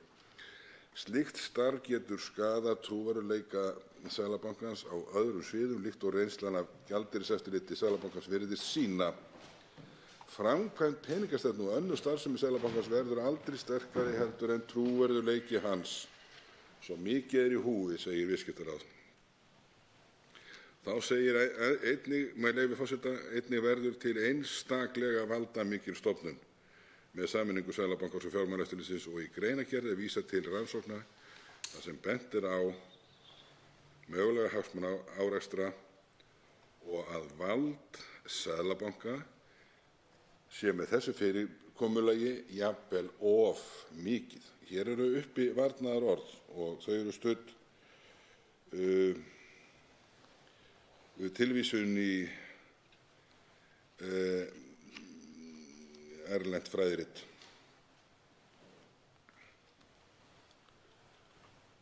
Það segir þarna áfram fleiri, og með leyfi forseta, til dæmis Samtök atvinnulífsins, Samtök fjármálafyrirtækja og Kauphöll Íslands hafa viðrað sams konar áhyggjur, sem að nokkru leyti svarað í greinargerð frumvarpsins. Í ljósi slíkra athugasemda þarf að grandskoða hvernig hæfileg valddreifing innan Seðlabankans tryggð og að honum sé veitt gott aðhald. Það má gera með ýmsum hætti. Ein leiðin væri að gera skýr skil milli fjármálaeftirlits eða viðskiptaháttaeftirlits og fjármálastöðugleika í stjórnskipan bankans, til dæmis með því að varaseðlabankastjóri fjármálaeftirlits sitji ekki í fjármálastöðugleikanefnd. Hvort sem slík leið eða önnur skynsamlega ekki ljóst að tryggja þarf að aðhald að bankana verði nægilegt, þar sem Seðlabankinn verður gríðarlega valdamikil stofnun. Og mér þykja þetta gagnlegar ábendingar og athugasemdir, herra forseti, því þarna segir áfram þetta nauðsynlega aðhald. Þar gegnir bankaráð lykilhlutverki og tryggja þarf að ráðið geti sinnt hlutverki sínu með fullnægjandi hætti, þar sem það verður enn mikilvægara en áður ef af sameiningu verður. Í því felst meðal annars að hlutverk innri endurskoðanda verður mikilvægara en áður en jafnframt ætti að kanna möguleika á að bankaráðið geti notið faglegs stuðnings utan Seðlabankann. Það ábending þarna sem mér þykir áhugaverð, herra forseti, þar sem segir, og með leyfi forseta aftur: það vekur nokkra athygli að heimild Seðlabankans til að lýsa yfir markmiði gengi íslensku krónunnar gagnvart öðrum gjaldmiðlum sé nú höfð í 2. grein markmið og verkefni Seðlabanka Íslands en ekki í 8. kafla gengismál, gjaldeyrismarkað og erlend samskipti sem væri sambærilegt við núgildandi lög. Ekkert hefur komið fram, segir í áliti Viðskiptaráðs, að til standi að koma á sérstöku gengismarkmiði hér á landi og því kemur þessi tilfærsla á heimild Seðlabankans nokkuð á óvart. Rétt væri að þessi tilfærsla væri í það minnsta rökstudd því ekki er að sjá, segir í áliti Viðskiptaráðs, að neitt sérstakt kalli á að fella heimild gengismarkmið, til dæmis fastgengi, undir sama hatt og önnur meginmarkmið bankans eins og verðbólgumarkmið. Og þetta eru ábendingar frá Viðskiptaráði. En það kemur þarna fram þegar farið yfir umsögn Samtaka fjármálafyrirtækja, að þar segir með leyfi forseta að Samtök fjármálafyrirtækja vilji benda á nauðsyn þess að sameinuð hugi vandlega að forgangsröðun verkefna við framkvæmd eftirlits með fjármálafyrirtækjum. Að mati samtakanna væri óheppilegt ef einstakar einingar innan sameinaðrar stofnunar tækju sjálfstæðar ákvarðanir forgangsröðun verkefna hver á sínu sviði. Slíkt fyrirkomulag myndi leiða til óskýrleika í forgangsröðun og draga úr skilvirkni í eftirlitsframkvæmd. Mikilvægt er að sameinuð stofnun taki heildstæða og samhæfða ákvörðun megináherslur og forgangsröðun eftirlitsverkefna fyrir alla stofnunina. Þá er mikilvægt að stofnunin upplýsi fjármálafyrirtæki þá ákvörðun og gefi þeim kost á að koma sjónarmiðum þar að lútandi á framfæri. Ég vek athygli sömuleiðis á því sem segir þarna í þessari umsögn Samtaka fjármálafyrirtækja að samráðsnefnd eftirlitsskyldra aðila sem SFF, eins og þau eru yfirleitt kölluð, hefur nú þegar farið yfir rekstraráætlun fjármálaeftirlitsins fyrir árið 2020. Margt er óljóst reksturinn árið 2020 vegna áforma að sameina fjármálaeftirlitið og Seðlabankann. Þessu fylgja margir óvissuþættir en rekstraráætlunin var sett fram miðað við óbreytta skipan. Og þarna er fjallað eftirlitsgjald sem er auðvitað mikið áhugamál Samtaka fjármálafyrirtækja, en það sem ég vildi vekja athygli á þarna er að miðað við þær upplýsingar, segir þarna með leyfi forseta, sem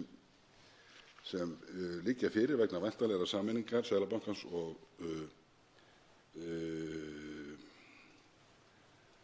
fjármálaeftirlitsins, telja SFF að enn eigi við að fara fram á slíka úttekt, það er að segja óháð rekstrarúttekt sem þarna er til umræðu, þótt ljóst sé að úttektin muni ekki nást fyrir sameininguna. Þarna er mikilvæg ábending að það er verið að fjalla þarna að það fari fram óháð rekstrarúttekt, en það kemur fram í þessari umsögn að ljóst sé að slík úttekt muni ekki nást fyrir sameiningu miðað við þá tímasetningu sem ekki er uppi, og þetta er enn ein röksemd fyrir því að fresta þessu máli. Verður, segir í umsögninni, úttektin því ekki til staðar sem veganesti við sameiningar vinnunnar, og þetta er út af fyrir sig mjög gagnleg ábending, herra forseti, og það er auðvitað að svo mörgu að hyggja í þessu, en ég ítreka það að þetta mál er svo stórt og svo valdamikil stofnun sem að hér er ráðgerð að það má ekki ákveða slíkt í neinum flýti og eðlilegt að þessu máli verði þess vegna seinkað, herra forseti. Útbýttar á fundinum á þingskjali 1661, virkjanir með uppsett afl allt að 10 megavöttum, skriflegt svar ferðamála-, iðnaðar- og nýsköpunarráðherra. Á þingskjali 1664, skrifstofur og skrifstofustjórar í ráðuneytinu, skriflegt svar forsætisráðherra. Á þingskjali 1808, kynrænt sjálfræði, nefndarálit meirihluta allsherjar- og menntamálanefndar.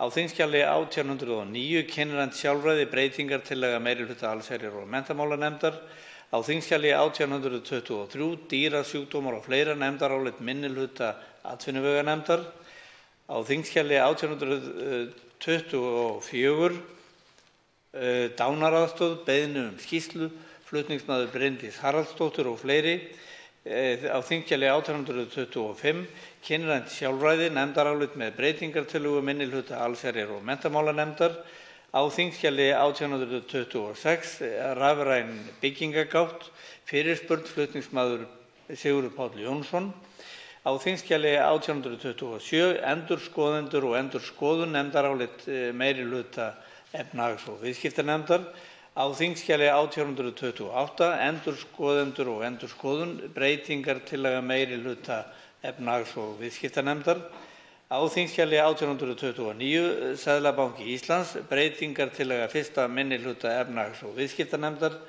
á þingskjali 1830, staða verkefna áfangastaðaáætlana landshlutanna, það er fyrirspurn, flutningsmaður Albertína Friðbjörg Elíasdóttir; og á þingskjali 1831, lífeyristaka og fráfall sjóðfélaga, fyrirspurn, flutningsmaður Inga Sæland; á þingskjali 1832, opinber fjármál, frumvarp, flutningsmaður Smári McCarthy og fleiri; og á þingskjali 1835, áhrif ráðstöfunar 1,125% af vergri landsframleiðslu til aðgerða til að stemma stigu við hamfarahlýnun, beiðni skýrslu, flutningsmaður Smári McCarthy og fleiri; á þingskjali 1836, samningar Sjúkratrygginga Íslands þjónustukaup, fyrirspurn, flutningsmaður Inga Sæland.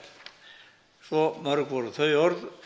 Næstur tekur til máls hv. 6. þingmaður Suðvesturkjördæmis, Gunnar Bragi Sveinsson.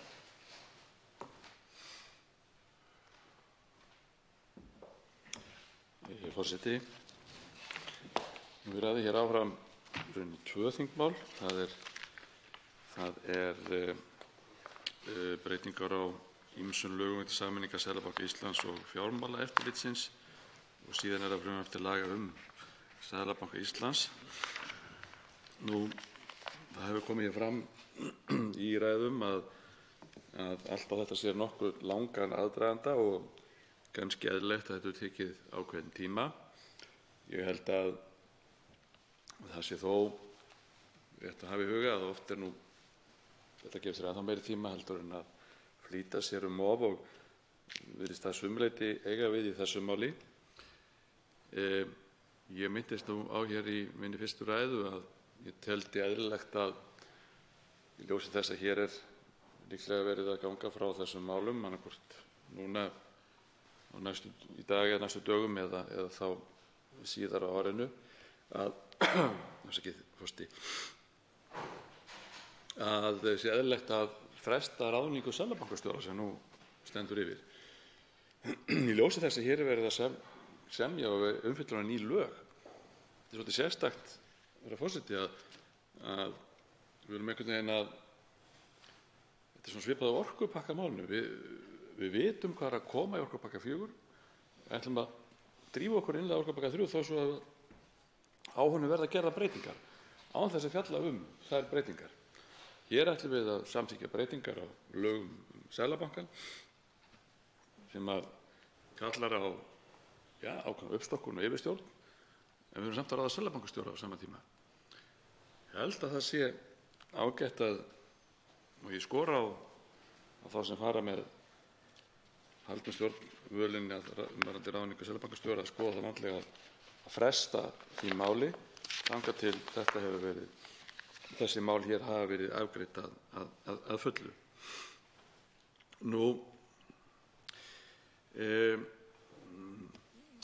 Ég velti fyrir mér, herra forseti, þegar við ræðum fjármálakerfið, ræðum Seðlabankann, maður verður hugsað til þess þegar við vorum hér að innleiða Evrópureglur fjármálakerfið, breytingar og fjármálaeftirlit í kjölfar hrunsins. Bæta kerfið, mjög gott, sjálfsögðu. Þá undirgengumst við ákveðna lausn varðar áleitamál við samþykktum ákveðna lausn hjá Eftirlitsstofnun Evrópusambandsins varðandi fjármálakerfið. Ég hef velt því mikið fyrir mér, sérstaklega undanfarna vikur og mánuði, hvort að þar höfum við gert mögulega mistök í þeirri aðferðafræði. Það fær mig ennþá meira til þess að staldra við þegar kemur að þessum orkumálum að skoða þau vandlega til endurtöku og ekki mistökin.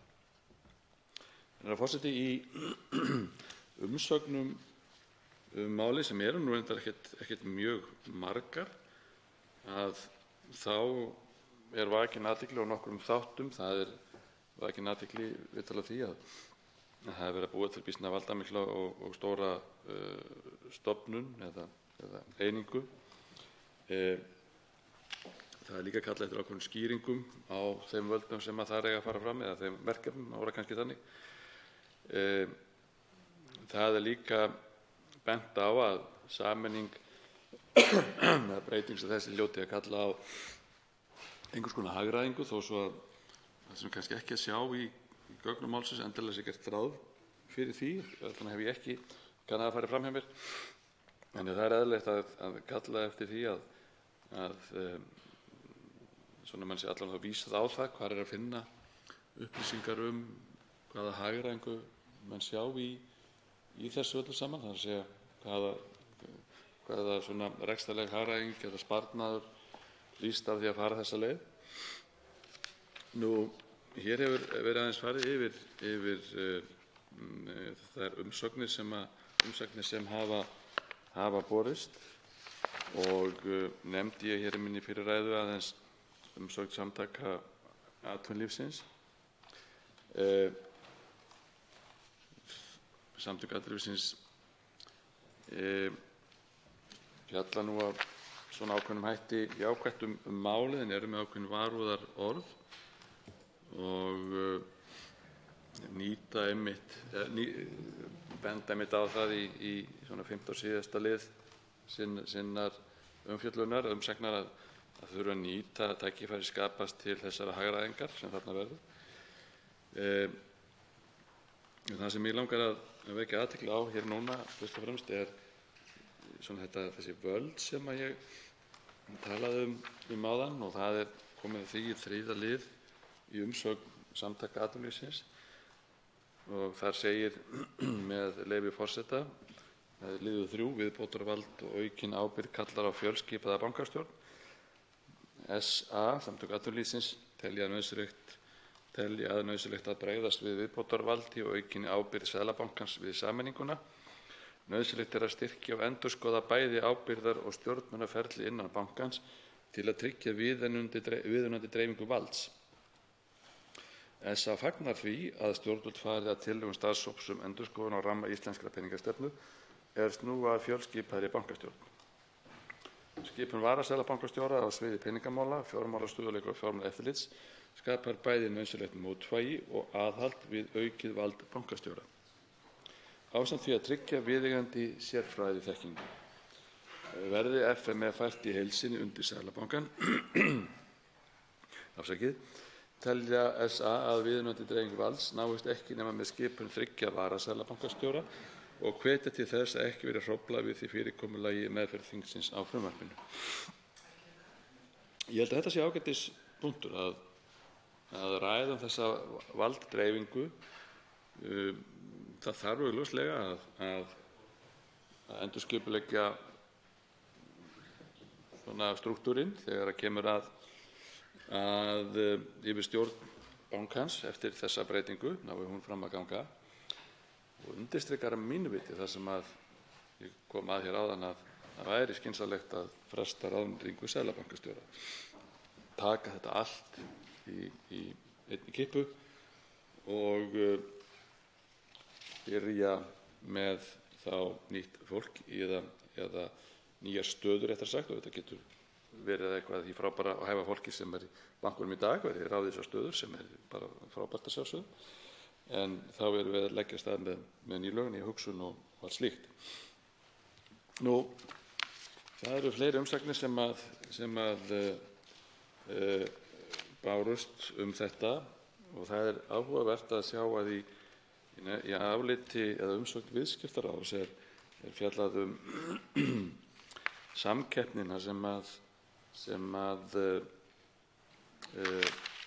getur orðið til og er varað við því að Seðlabankinn fari í samkeppni við einkaaðila nema brýna nauðsyn sé til og undir það er óhætt að taka. Það er ekki gott ef slíkt yrði ekki nýtt eða nota með réttum hætti. Það væri eitthvað sem væri svona inngrip eða inngrip sem væru ekki góð held ég fyrir þennan markað sem byggir meira og minna þetta starf sem byggir á einkaframtakinu sjálfu sér. Viðskiptaráð bendir einnig á að sameining sé að sumu leyti skynsamleg en þó ekki gallalaus. Þeir benda hér á ákveðna galla sem af þessu hljótast, geta hlotist réttara sagt. Stofnunin verður vissulega mjög valdamikil og það má, það er svona allt í lagi að huga að þeim varúðarorðum að hlutverki geti verið orðið svolítið flókið varðandi eftirlit með eftirlitinu og slíkt, hvernig það á að fara fram þegar þetta er allt komið á sama stað. Og kann að vera að það sé kostur að skýra það með einhverjum hætti. Þeir tala líka hér eða í áliti Viðskiptaráðs valddreifingu innan bankans, að hún þurfi að vera tryggð. Benda meðal annars á eina leið að gera skýr skil á milli fjármálaeftirlits eða viðskiptaháttaeftirlits og fjármálastöðugleika í stjórnskipun bankans, til dæmis með því að varaseðlabankastjóri fjármálaeftirlits leyfi forseta sitji ekki í fjármálastöðugleikanefnd. Allt er þetta atriði sem eru góðra gjalda verð og væri áhugavert að sjá hvort að við þeim hefði verið brugðist með einhverjum hætti. Ég hef ekki náð að fara alveg í gegnum þetta með þeim hætti átta með því, en ég geri ráð fyrir því, enda eru held ég allir sammála það að vinnan í nefndinni hafi verið góð, opin og heiðarleg og allir lagt sitt að mörkum. Næstur er á mælendaskrá hv. 10. þingmaður Reykjavíkurkjördæmis suður, Þorsteinn Sæmundsson. Herra forseti. Mig langar í þessari ræðu að drepa á nokkur atriði sem mér tókst ekki tímans vegna að fara yfir í fyrri ræðu minni í þessu máli. Og ég orðaði það reyndar þannig þá að það hefðu verið mjög vonbrigði að menn skyldi ekki vera djarfari í hugsun heldur en það að vilja halda hér áfram. Það kemur nú reyndar fram hér bara í greinargerðinni á blaðsíðu 17. Með leyfi forseta, að markmið með vinnu ráðherranefndarinnar voru, númer 1, með leyfi forseta, að viðhalda verðbólgumarkmiði sem meginmarkmiði peningastefnunnar og sjálfstæðis Seðlabankans og peningastefnunefndar hans til að beita stjórntækjum til að ná því en gera jafnframt viðeigandi breytingar sem efla traust og auka gegnsæi. Bara þetta að viðhalda verðbólgumarkmiðinu áfram sem nánast eina stjórntæki bankans, það er að mínum mati ekki það sem það þurfti að gera akkúrat á þessum tíma. Það hefði miklu frekar átt að leggja megináherslu á önnur atriði sem hefðu geta orðið til þess að gera Seðlabankanum kleift að ná markmiðum sínum, að ríghalda ekki bara í þessi verðbólgumarkmið, heldur að horfa til annarra þátta líka.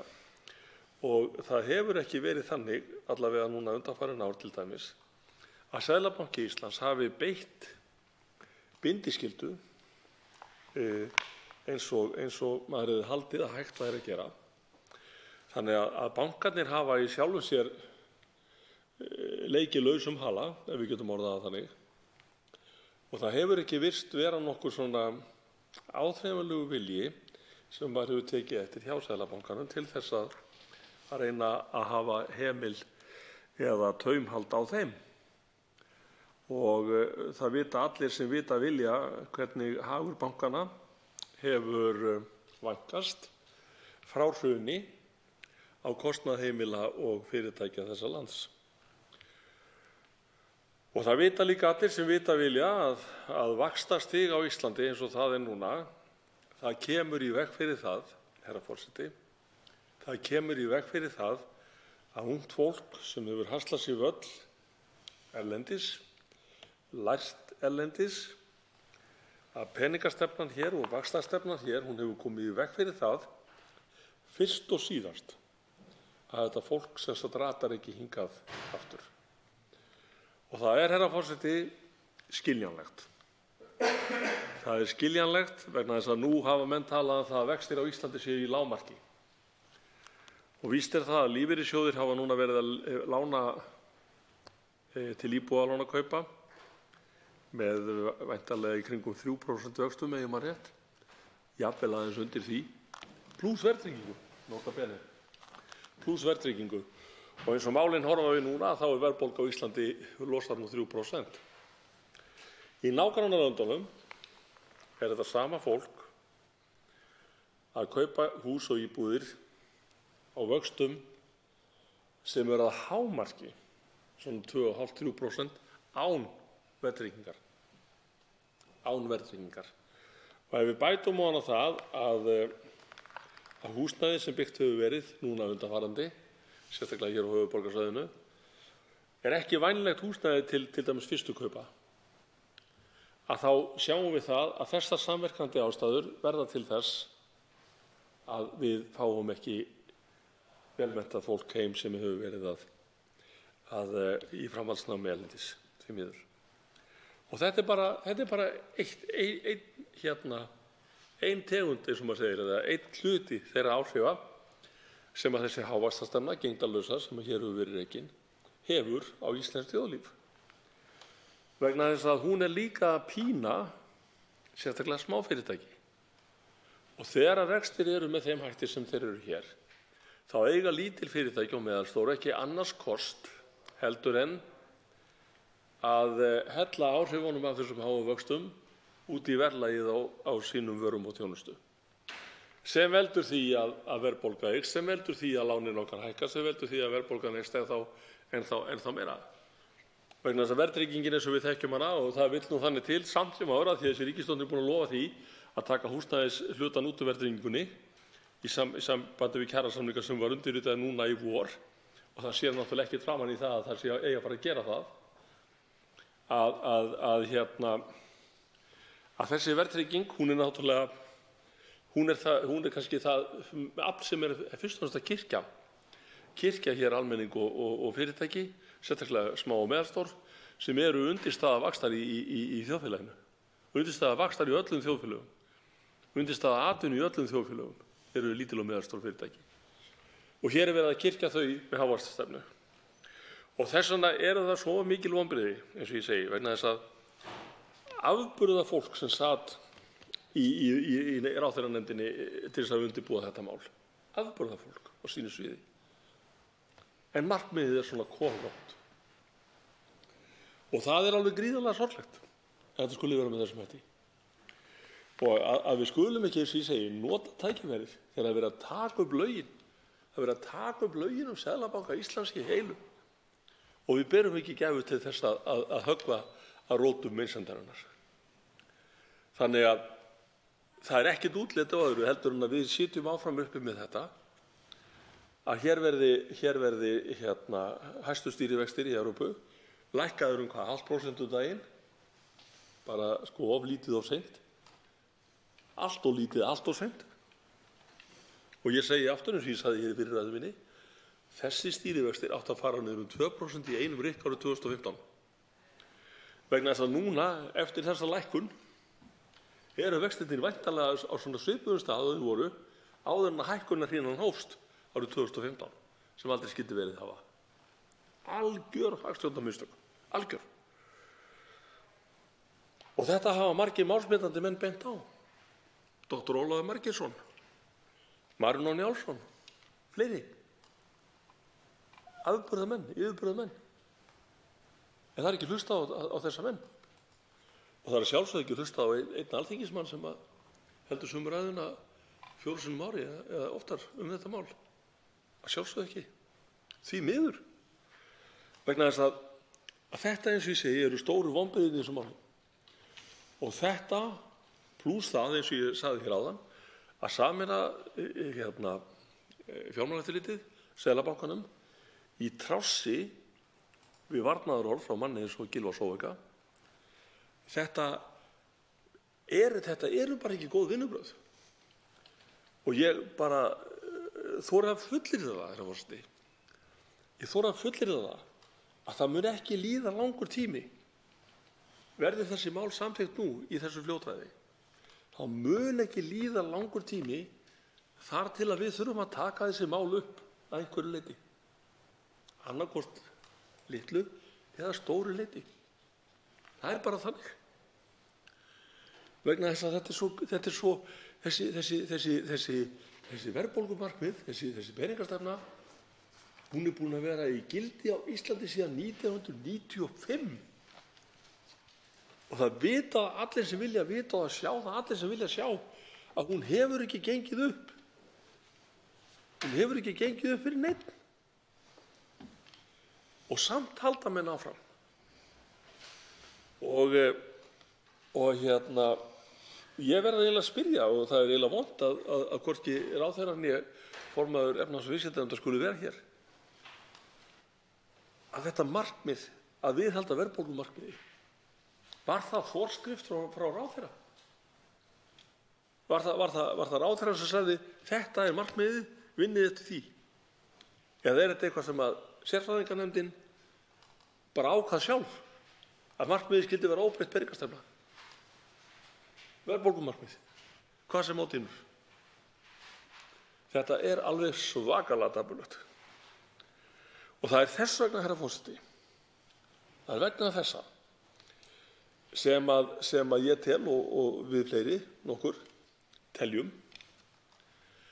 að það beri að fresta ákvörðun þessi mál, að fresta atkvæðagreiðslu. Það beri að taka þessi mál til skoðunar aftur, til þess að sjá hvort ekki sé hægt að nýta tímann til þess að fá hér fram hagfelldari og djarfari niðurstöðu sem gæti orðið til þess að leysa hér þau vandamál sem að núverandi peningastefna, hávaxtastefnan, hefur haft í för með sér fyrir fólk og fyrirtæki.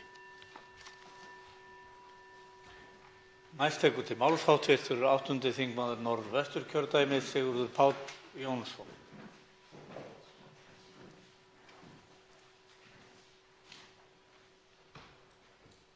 Hæstv. forseti. Við höldum áfram að ræða hér þessi frumvarp sameiningu Seðlabankans og Fjármálaeftirlitsins og ég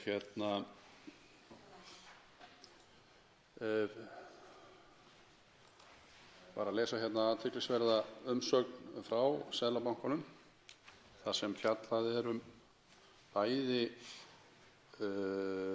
frumvörpin í sömu umsögninni og langar mig með leyfi forseta að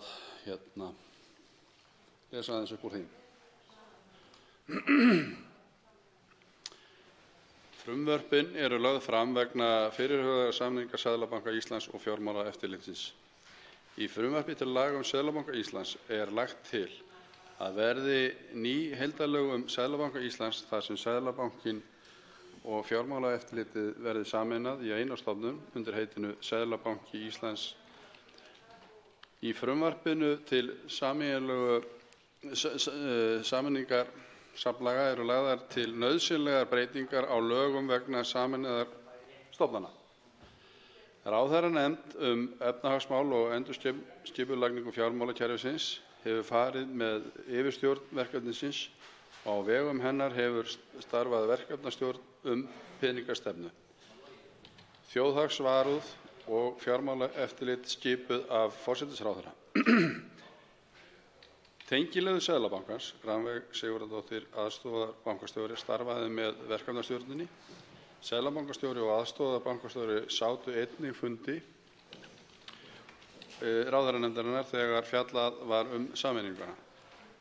Frá því að undirbúningur hófst að gerð frumvarpanna hefur Seðlabankinn komið á framfæri ýmsum athugasemdum og ábendingum.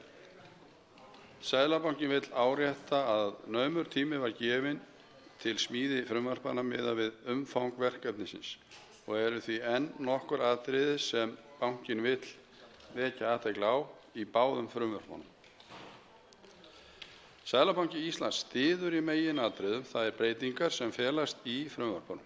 Breytingarnar sem lagðar eru til munu draga úr þeim göllum sem hafa fylgt því að yfirsýn og ábyrgð varðandi fjármálastöðugleika hefur verið á hendi tveggja stofnana. Þá munu þessar breytingar leysa það vandamál sem var þjóðinni til tjóns í fjármálakreppunni að Seðlabankinn, lánveitandinn til þrautavara, hafði ekki nægilega góða innsýn inn í stöðu einstakra kerfislega mikilvægra banka. Og áfram með leyfi forseta segir: Þrátt fyrir þetta telur Seðlabankinn að það geti verið ástæða til þess að skoða lagfæringar á ýmsum atriðum í frumvörpunum. Fyrir því eru aðallega tvær ástæður. Í fyrsta lagi sú leið að sameiningu sem hér lögð til ekki sú sama og mest hefur verið í umræðunni á undanförnum árum. Það er að segja að sameina þjóðhagsvarúð og eymdarvarúð í Seðlabankanum og að Fjármálaeftirlitið sinni áfram viðskiptaeftirliti og neytendavernd. Þess í stað að ræða allsherjarsameiningu. Seðlabankinn fellst á það fyrirkomulag á fyrri stigum málsins sem ákveðna á málamiðlun sem var talin líkleg til að skapa meiri sátt sameininguna. Auk þess eru viss rök fyrir þessari leið í mjög litlu landi. Það breytir því ekki að því fylgir ýmis vandamál eins og nánar hefur verið fjallað síðar og verður fjallað síðar í umsögninni. Ekki víst að nægjanlegur tími hafi gefist við samningu frumvarpanna til að finna bestu leiðina til að draga úr þeim. Í öðru lagi hætt við að líkur á ágöllum séu meiri við það að vinna frumvörpin á svo stuttum tíma og því mikilvægt að nýta þinglega meðferð til að draga úr þeim sem kostur er. Og þetta eins og ég gat í ræðu minni fyrr í kvöld var áréttað í nefndaráliti annars minnihluta að þingið þyrfti að gefa sér meiri tíma og þeir sem að málinu koma til að vinna betur á málinu. En með leyfi forseta langar mig að halda aðeins áfram hérna. Stefnt að því að frumvörpin verði að lögum á yfirstandandi þingi og styður Seðlabankinn það markmið, en hvernig tekst til sameininguna mun þó ráðast af framkvæmdum hjá hinni sameiginlegu stofnun. Þá kann koma í ljós að æskilegt verði að gera einhverjar frekari breytingar á lögum til að stuðla að því að stofnunin geti sem best unnið að þeim mikilvægu markmiðum sem henni eru sett. Þess vegna má segja að í framhaldi af þessu að það mætti gefa sér betri tíma. Markmið sameiningar og verkefni stefnunefnda eru þau að stjórnskipulag Seðlabankans eftir sameiningu bankans og Fjármálaeftirlitsins þarf að fela í sér ásættanlega málamiðlun á milli sjónarmiða sem kunna að rekast á. Númer 1. Að sameining leiði til aukinnar skilvirkni á eftirliti með fjármálakerfinu, bæti stefnumótun á sviði fjármálastöðugleika og skili samlegð til lengri tíma. Og í öðru lagi að sameiningin leiði ekki til árekstra á milli ólíkra stefnumiða og aukinnar orðsporsáhættu fyrir Seðlabankann þannig að einn hluti starfseminnar hafi truflandi áhrif á hinn. Seðlabankinn telur að fyrirliggjandi frumvörp til laga feli í sér ásættanlega málamiðlun á milli ofangreindra sjónarmiða, þótt aðrar leiðir séu einnig færar. Seðlabankinn leggur ekki til grundvallarbreytingu á þeirri málamiðlun sem felst í frumvarpinu varðandi stjórnskipun Seðlabankans og nefnda sem starfa á hans vegum, en vill vekja athygli á mögulegum tilfærslum á ákvörðunum tveggja nefnda bankans sem gætu styrkt stjórnskipulag hinnar sameinuðu stofnunar, leitt til aukinnar skilvirkni og dregið úr orðsporsáhættu. Í frumvörpunum lagt til að fjármálaeftirlit í heild sinni verði sameinað Seðlabanka Íslands, hvort heldur að ræða varúðareftirlit með bönkum, eftirlit með öðrum aðilum á fjármálamarkaði eða viðskiptaháttaeftirlit. Í því felst að öll viðfangsefni á sviði þjóðhagsvarúðar sameinast í Seðlabankanum. Nokkur samlegð ætti að felast í sameiningu mismunandi þátta eftirlitsins og þjóðhagsvarúðar í einni stofnun, en slíkri heildarlausn fylgja óhjákvæmilega einnig vandamál sem mikilvægt að milda eins og kostur er. Seðlabankinn lítur svo á að yfirstjórn hinnar sameinuðu stofnunar sé falið fullt svigrúm til að haga skipulagi hennar með þeim hætti að það stuðli að aukinni skilvirkni og samlegð. Lögin munu hins vegar afmarka vald og ábyrgðarsvið peningastefnunefndar, fjármálastöðugleikanefndar og fjármálaeftirlitsnefndar, auk seðlabankastjóra og 3 varaseðlabankastjóra. Nefndirnar 3 ættu að tryggja æskilega valddreifingu og stuðla að gagnsæi.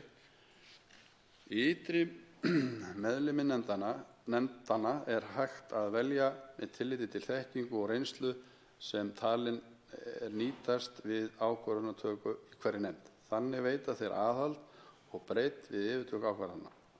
Góð reynsla af starfi peningastefnunefndar mun starfa í nánast óbreyttri mynd. Fjármálaeftirlitsnefnd að mestu falið það hlutverk sem stjórn fjármálaeftirlitsins hafði áður. Fjármálastöðugleikanefnd kemur í stað kerfisáhættunefndar og að taka á nokkru leyti fjármálastöðugleikaráðs í núverandi skipulagi, en nefndin mun taka endanlegar ákvarðanir tiltekin varúðartæki sem áður voru í hendi ýmist Seðlabankans eða fjármálaeftirlitsins. Nefndirnar hafa sjálfstæði til að taka ákvörðun og búa yfir nauðsynlegum tækjum til að ná markmiðum sínum á ábyrgðarsviði þeirra og eru þau skýr. Hæstv. Forseti, þar sem ég hef ekki náð að klára mál mitt, þá óska ég eftir yfir setti aftur á mælendaskrá. Til máls tekur hv. 8. þingmaður Suðurkjördæmis, Karl Gauti Hjaltár. Herra forseti, ég ætla að hefja mál mitt þar sem frá var horfið. Ég var að reyna að greina örlítið nokkrar umsagnir sem bárust í þessu máli varðandi frumvarp til laga Seðlabanka Íslands, svona eftir að hann yrði þá ný stofnun með sameiningu bankans, núverandi og fjármálaeftirlitsins. Það bárust fjölmargar umsagnir og ég var örlítið búinn að lesa upp úr 2 eða 3 af þeim og hérna með fleiri. Ég vil ítreka skoðun mína að ég telja að það eigi að fresta samþykkt þessa frumvarps sinn, svo að ráðrúm gefist til að huga nánar að ýmsum álitamálum sem enn ósvarað, ekki síst vegna ábendinga úr mörgum áttum. Það sem varaði við því að viðskiptaháttaeftirlit verði á hendi hinnar sameinuðu stofnunar, Seðlabankans og fjármálaeftirlitsins.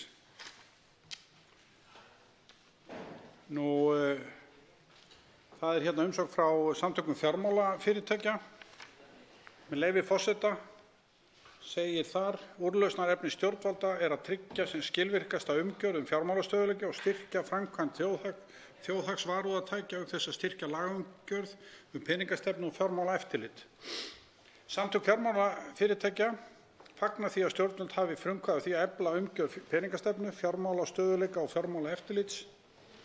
Vegna smæðar landsins er mikilvægt að tryggja styrka innviði vegna fjármálastöðugleika og fjármálaeftirlits en leið að leita leiða til hagræðingar sem lækka geta kostnað við rekstur innviða í fjármálakerfinu. Ég vil taka undir þessi síðustu orð í umsögn Samtaka fjármálafyrirtækja þar sem rætt um hagræðingu.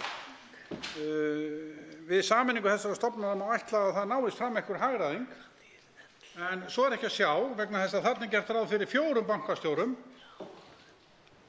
4 bankastjórum, herra forseti. Það er ekki verið að hagræða með því móti. Og ég held áfram. Í frumvörpunum, með leyfi forseta, eru lagðar til þó nokkrar breytingar sem samtökin vilja vekja athygli þingsins á og óska eftir að efnahags- og viðskiptanefnd fari vel yfir meðferð málsins. Þá vilja samtökin einnig vekja athygli á nokkrum atriðum sem eru óbreytt frá gildandi lögum og færa mætti til betri vegar, svo sem skorti á málskotsleiðum eftirlitsskyldra aðila og ákvarðanir um bindiskyldu. Er farið yfir þessi atriði hér í þessari umsögn og ætla ég nú ekki að lesa hana alla, herra forseti, heldur koma hér aftarlega í umsögnina þar sem segir: sameining Seðlabankans og fjármálaeftirlitsins felur í sér viðamikla kerfisbreytingu og við hana verður til afar öflug eftirlitsstofnun. Samtök fjármálafyrirtækja leggja á það þunga áherslu að þessi þróun styrki rök fyrir því að orðið verði við ákalli samtakanna að komið verði á fót málskotsnefnd í líkingu við þá nefnd sem áður starfaði sem fjármálafyrirtæki geti skotið ágreiningsmálum til. Þróun regluverks á fjármálamarkaði á síðustu árum hefur verið með þeim hætti að eftirlitsaðilar hafa fengið í síauknum mæli afar víðtækar og jafnvel matskenndar eftirlitsheimildir og eftirlitsúrræði sem ekki byggja í öllum tilvikum á skýrri lagastoð. Og vil ég taka undir þessi orð samtakanna. Þeir halda áfram með leyfi forseta: því er mikilvægt að eftirlitsaðilar búi við virkt aðhald æðra stjórnvalds til þess að tryggja að við beitingu eftirlitsheimilda sé óskráðar meginreglur stjórnsýsluréttarins hafðar að leiðarljósi.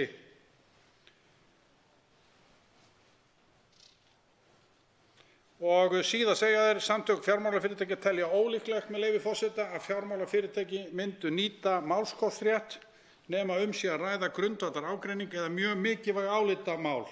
Málskotsnefnd hefur þann kost að í hana eiga veljast aðilar með sérfræðiþekkingu á fjármálamarkaði. Hún er ekki umsetin miklu málafjölda og á því að geta unnið hratt og trúnaður gagnvart málsaðilum á að vera tryggður. Dómstóll býr hvorki yfir sömu sérþekkingu né hefur tök á að vinna jafn hratt. Ákvarðanir eftirlitsaðila geta verið mjög íþyngjandi og byggja stundum á huglægu mati. Ljóst er að hægt er að áfrýja úrskurðum Samkeppnisstofnunar og Samkeppnisráðs til sérstakrar áfrýjunarnefndar. Eins og fyrr greinir málsmeðferð slíkra áfrýjunarnefnda almennt hraðari en vænta má af dómstólum. Ég vil nýta tækifærið og taka undir þessi orð. Ég tel mikilvægt að málskotsaðili sé skipaður bestu sérfræðingum á þessu sviði. En ég gat ekki klárað mál mitt, herra forseti, og vil endilega fá að setja hana aftur á mælendaskrá.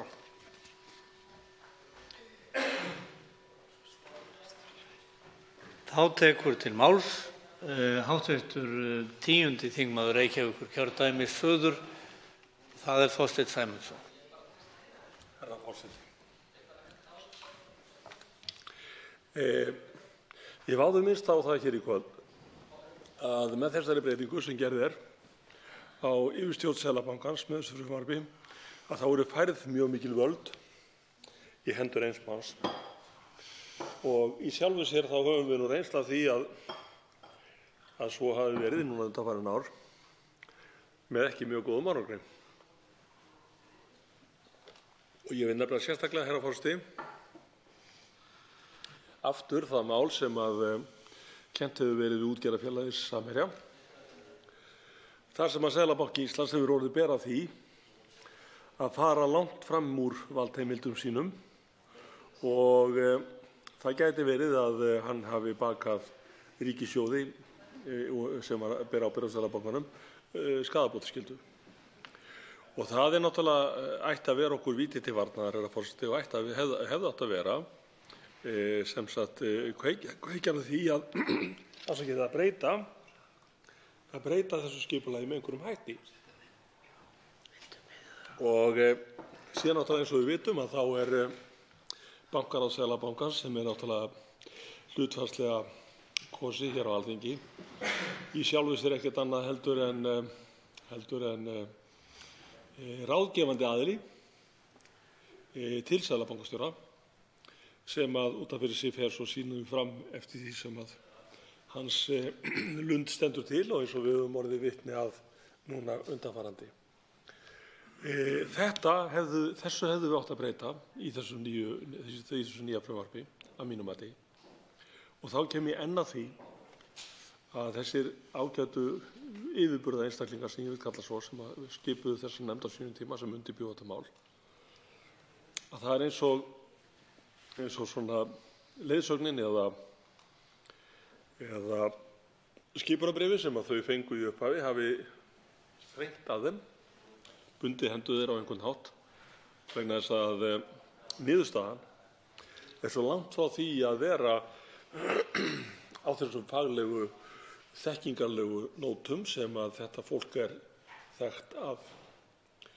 Og það náttúrulega eru mikil vonbrigði og þess vegna, herra forseti, eigum við að taka þetta mál til hliðar. Þess vegna eigum við að fara aftur yfir það, bæði málin, við eigum að fara yfir þau og við eigum að taka mark á þeim góðu ráðleggingum sem við höfum fengið til þess að reyna að gera málin betur úr garði heldur en þau eru í dag. Og það ekkert gaman mál þegar að mál koma upp eins og þetta mál sem að tengist Samherja. Það ekkert gaman mál að það skuli vera mættur her fjölmiðlamanna í húsleit hjá fyrirtæki í alþjóðaviðskiptum. Þetta stór mál. Þetta getur skaðað og hefur skaðað örugglega ímynd fyrirtækisins út á við, jafnvel ímynd Íslands og það þarf náttúrulega, herra forseti, með einhverjum hætti, þá þarf að leiðrétta það sem þarna var gert. Það verða einhverjir að axla ábyrgð út af því og eins og ég segi aftur, við eigum að láta þetta vera okkur nýtandi varnaður það að fela ekki svo mikið vald í hendur eins manns eins og gert ráð fyrir í þessum nýju lögum Seðlabanka Íslands. Stofnun sem telur 300 manns, ein stærsta stofnun, flesta stofnun á Íslandi, sjálfstæð undir stjórn eins manns sem þarf varla að svara fyrir sín störf á nokkurn einasta hátt. Nema það að starfið hans auglýst eða hennar á 5 ára fresti tvisvar. Þá starfstíma viðkomandi lokið. En á þessum tíma, 25 árum, hægt að stíga skref sem ekki mjög gott að leiðrétta með einhverjum hætti, auðveldum hætti. Þannig að ég segi aftur, við þurfum að flýta okkur hægt í þessu máli, herra forseti. Við þurfum að fresta þessum málum. Við þurfum að hlusta á ráðgjöf bestu manna sem hafa þegar stigið fram og gefið góð ráð og veitt okkur varnaðarorð. Þurfum að hlusta á þetta, herra forseti. Þurfum að geyma þessi mál fram á haustið. Við þurfum að vinna þau betur og gera þau betur úr garði.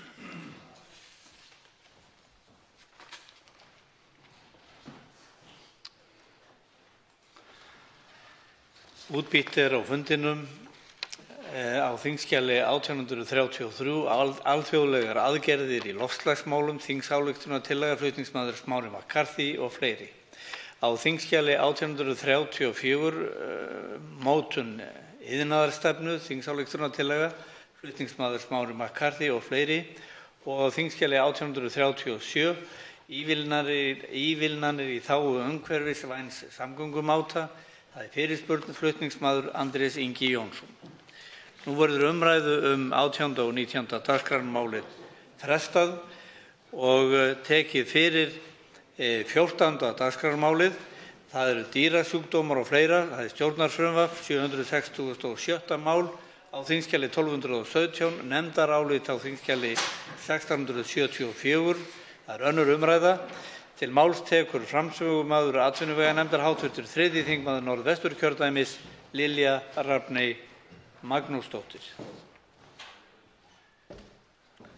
Já, herra forseti.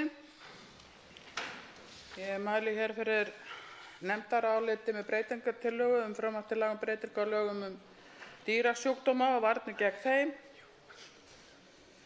Og ég mun stikla hér á stóru úr nefndarálitinu sem nokkuð langt og ítarlegt. Mun aðeins fara yfir nokkuð lykilatriði. En með frumvarpinu lagt til að núverandi leyfisveitingakerfi við innflutningi á tilteknum landbúnaðarafurðum frá löndum innan Evrópska efnahagssvæðisins verði lagt af. Felur það í sér breytingar á lögum dýrasjúkdóma og varnir gegn þeim og lögum matvæli og lögum eftirlit með fóðri og áburð og sáðvöru. Samkvæmt núverandi leyfisveitingakerfi þarf sérstakt leyfi Matvælastofnunar til að flytja inn kjöt, egg og gerilsneyddar mjólkurvörur til landsins. En eftir breytingarnar þarf eftir sem áður að leyfi Matvælastofnunar til að flytja slíkar vörur inn frá löndum utan Evrópska efnahagssvæðisins. En líkt og ég kom inn á í fyrstu umræðu kom ekki annað til greina en að takast á við þá stöðu sem komin var upp. Dómar voru fallnir á ríkið í Hæstarétti og EFTA-dómstólnum vegna svokallaðra frystiskyldu. Við þessari stöðu verið að bregðast með frumvarpinu. Leyfisveitingakerfið og frystiskyldan verður afnumin og því verður matvælalöggjöfin nú komin í takt við það sem íslensk stjórnvöld skuldbundu sig til að gera fyrir hartnær 12 árum síðan, en þó með því fororði að þau matvæli sem flutt eru til landsins skulu fara eftir þeim kröfum sem við setjum á innlend matvæli með tilliti til matvælaöryggis. Nefndin hefur fjallað ítarlega málið og fengið fjöldan allan af gestum. Í umfjöllun nefndarinnar var bent á að meðal annars af Matvælastofnun að óvíst væri hvort tækist að ljúka tilteknum aðgerðum áður en frystiskyldan yrði afnumin. En í frumvarpinu var gert ráð fyrir 1. september næstkomandi. Sérstaklega var þar vísað til viðbótartrygginga vegna svína- og nautakjöts. Í ljósi þess að það stendur ekki til að taka neina áhættu matvælaöryggi telur meirihluti nefndarinnar rétt að fresta gildistöku 2 mánuði. Meirihluti nefndarinnar telur að sú frestun muni ekki hafa teljandi áhrif á þá hagsmuni sem fjallað hefur verið Fram komu sjónarmið það í umfjöllun nefndarinnar að samþykkt frumvarpsins muni hafa áhrif á tekjur innlendra framleiðenda. Þannig þurfi að bæta samkeppnisstöðu íslensks landbúnaðar til að vinna á móti tekjusamdrættinum. Ágreiningur þó milli umsagnaraðila umfang þessarar tekjusamdráttar. Samhliða þessu frumvarpi kynnti sjávarútvegs- og landbúnaðarráðherra aðgerðaáætlun í 15 liðum til að efla matvælaöryggi, tryggja vernd búfjárstofna og bæta samkeppnisstöðu innlendrar matvælaframleiðslu. Nefndin ákvað eftir umfjöllun að skjóta enn styrkari stoðum undir þá aðgerðaáætlun hæstvirts ráðherra og flytur nefndin því þingsályktunartillögu að ríkisstjórninni verði falið að hrinda aðgerðaáætluninni í framkvæmd. Með þingsályktunartillögunni felur Alþingi ríkisstjórninni að hrinda í framkvæmd aðgerðaáætlun til þess að efla matvælaöryggi, tryggja vernd búfjárstofna og bæta samkeppnisstöðu innlendrar matvælaframleiðslu.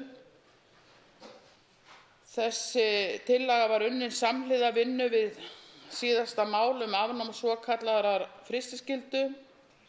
Hún því lögð fram af allri atvinnuveganefnd og mun sú sem hér stendur mæla fyrir þeirri þingsályktunartillögu hér í framhaldinu.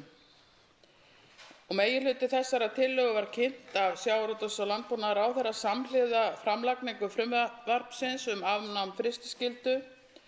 Eftir umfjöllun nefndarinnar var ákveðið að flytja þessa þingsályktunartillögu til að gefa aðgerðaáætlun ráðherra meira vægi og renna traustari stoðum undir hana. Atvinnuveganefnd bætir við tveimur aðgerðum sem ég mun fjalla hér á eftir, þar sem ákveðnar breytingar eru gerðar á nokkrum aðgerðum. Og þar sem ég tel að það skipti máli í öllu þessu samhengi, þá mun ég að fara aðeins yfir það hér og nú líka. Aðgerðaáætlunin er því í 17 liðum og því bendi ég þeim sem hafa áhuga á þessu máli að kynna sér greinargerðina vel og ítarlega yfir allar þessar aðgerðir hvað í þeim felst, og ætla hér að fjalla þau atriði sem tel vera mikilvægust og þau atriði sem nefndin bætti við aðgerðaáætlun ráðherra. En í 5. lið aðgerðaáætlunarinnar er fjallað að ráðist verði átak til þess að draga úr útbreiðslu sýklalyfja ónæmra baktería á Íslandi. Á síðari árum hefur ónæmi gegn sýklalyfjum farið vaxandi í heiminum. Slíkt gerir meðferð ýmissa hættulegra sýkinga erfiða og kostnaðarsama og í sumum tilvikum ómögulega.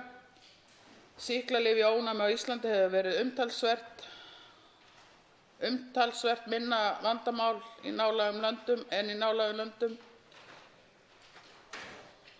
Ísland ætlar að vera í fararbroddi í aðgerðum til að draga úr útbreiðslu sýklalyfjaónæmis innan ramma alþjóðlegra skuldbindinga og grundvelli lýðheilsusjónarmiða munu íslensk stjórnvöld stefna að því að koma í veg fyrir dreifingu matvæla sem ígreinast sýklalyfjaónæmar bakteríur. Og þessu skal náð meðal annars með banni við dreifingu tiltekinna sýklalyfjaónæmra bakteríu í matvælum að undangenginni greiningu á stöðunni, uppsetningu eftirlits og í samræmi við opinbera stefnu í aðgerðum vegna útbreiðslu sýklalyfjaónæmra baktería. Mikilvægt er að kallaðir séu til færustu sérfræðingar og í því skyni að móta aðgerðir sem miði að því að lágmarka áhættu sem felst í sýklalyfjaónæmum bakteríum í matvælum. Einnig er fjallað mikilvægi þess að efla nýsköpun í innlendri matvælaframleiðslu í lið 10. En lagt er til að setja á fót sjóð með sameiningu Framleiðnisjóðs landbúnaðarins og AFS, Rannsóknarsjóðs í sjávarútvegi. Með því að sameina þessa sjóði megi efla nýsköpunarumhverfi atvinnugreinanna. Til þess að ná því markmiði verður að setja aukið fjármagn í slíkan sjóð. En jafnframt þarf að tryggja að hlutfallsleg skipting fjármagns til atvinnugreinanna verði með sambærilegum hætti og nú er. Þá leggur nefndin til að bæta við tveimur aðgerðum til viðbótar við hina 15 sem fyrir voru. Þær snúa annars vegar að því að endurskoða tollaskrá fyrir landbúnaðarvörur með því markmiði að inn- og útflutningur verði flokkaður betur og nákvæmar en nú er. Þeirri vinnu skal ljúka haustið 2019. Það er mjög mikilvægt að fá betri söfnun hagtalna til þess að fá yfirsýn yfir þær vörur sem fluttar eru til landsins. Hins vegar verður ráðist í sérstakt átak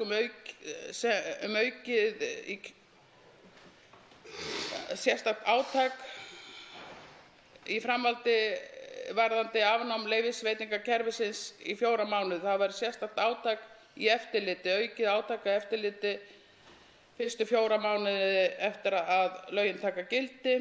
Að þeim tíma liðnum verði tekin afstaða til þess hvernig framgangur þessa eftirlits verður. Komi í ljós miklar brotalamir á eftirliti er mikilvægt að fyrirkomulag þess verði endurskoðað frá grunni. Í átakinu verði lögð sérstök áhersla á sýnatökur og skoðun á vottorðum vegna salmonellu og kampýlóbakter. Þá verði tíðni skyndiskoðana aukin á þeim tíma.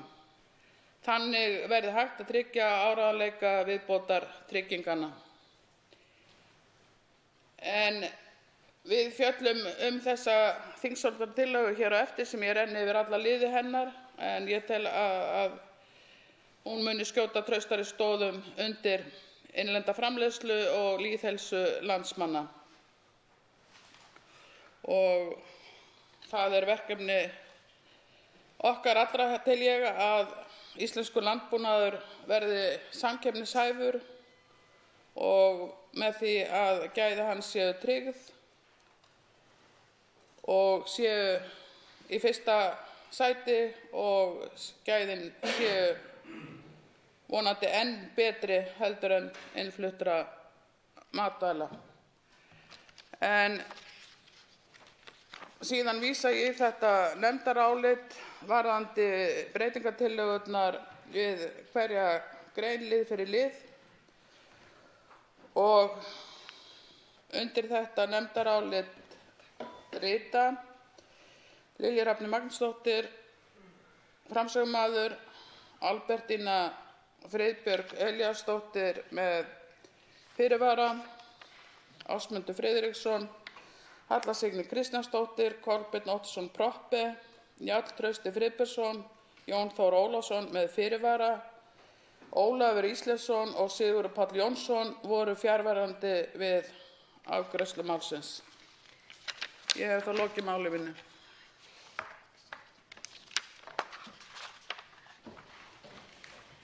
Til máls tekur hv. 10. þingmaður Reykjavíkurkjördæmis norður, Ólafur Ísleifsson. Forseti biðst afsökunar. Það eru 2 hv. þingmenn sem hafa óskað eftir því að veita andsvar. Fyrstur til að veita andsvar er hv. 7. þingmaður Suðvesturkjördæmis, Gunnar Bragi Sveinsson.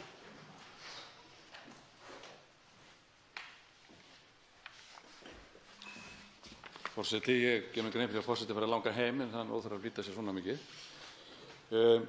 Mig langar að þakka nefndinni fyrir þessa vinnu. Ég held að það sem framkom í ræðu hv. þingmanns og formanns nefndarinnar að sú þingsályktunartillaga sem við ræðum hér síðar, hún er vissulega til bóta.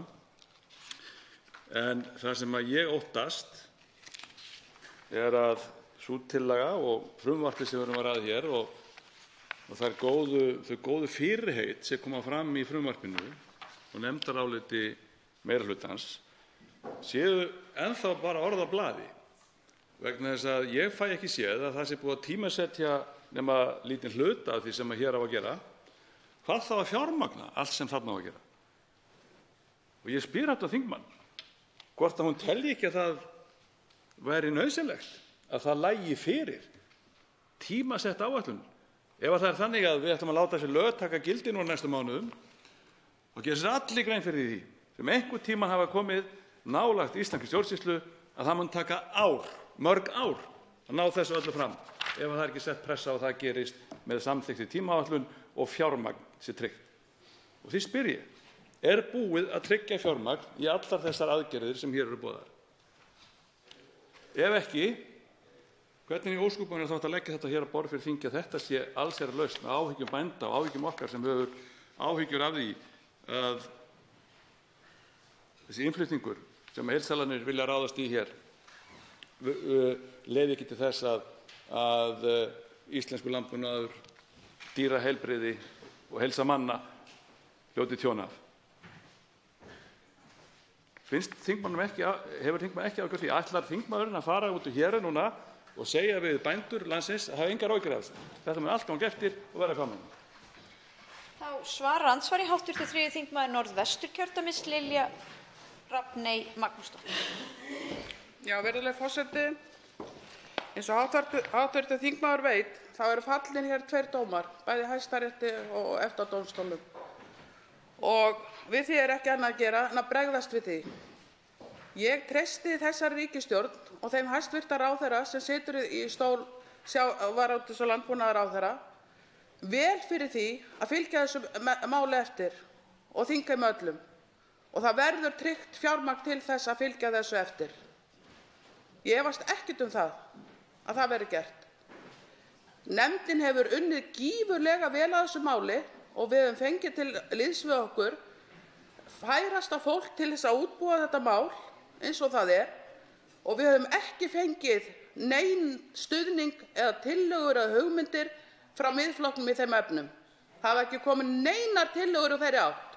Svo mér finnst heyrast ansi holur hljómur í því að vera að gagnrýna það og treysta ekki stjórnvöldum til þess að fylgja þessu máli eftir. Margur heldur mig sig í þeim efnum.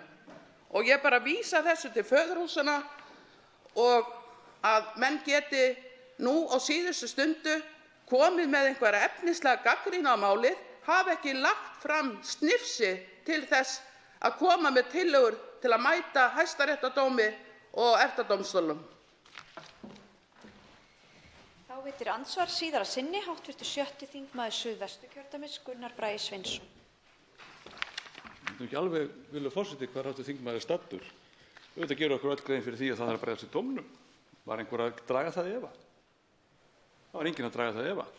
En ég vil gjarnan nota tækifærið fyrst hv. þingmaður greinilega kannast ekki við það eða vill ekki kannast við það. Að Miðflokkurinn hefur flutt 2 þingmál hér á þessu þingi er varða einmitt hag neytenda þegar kemur að landbúnaðinum.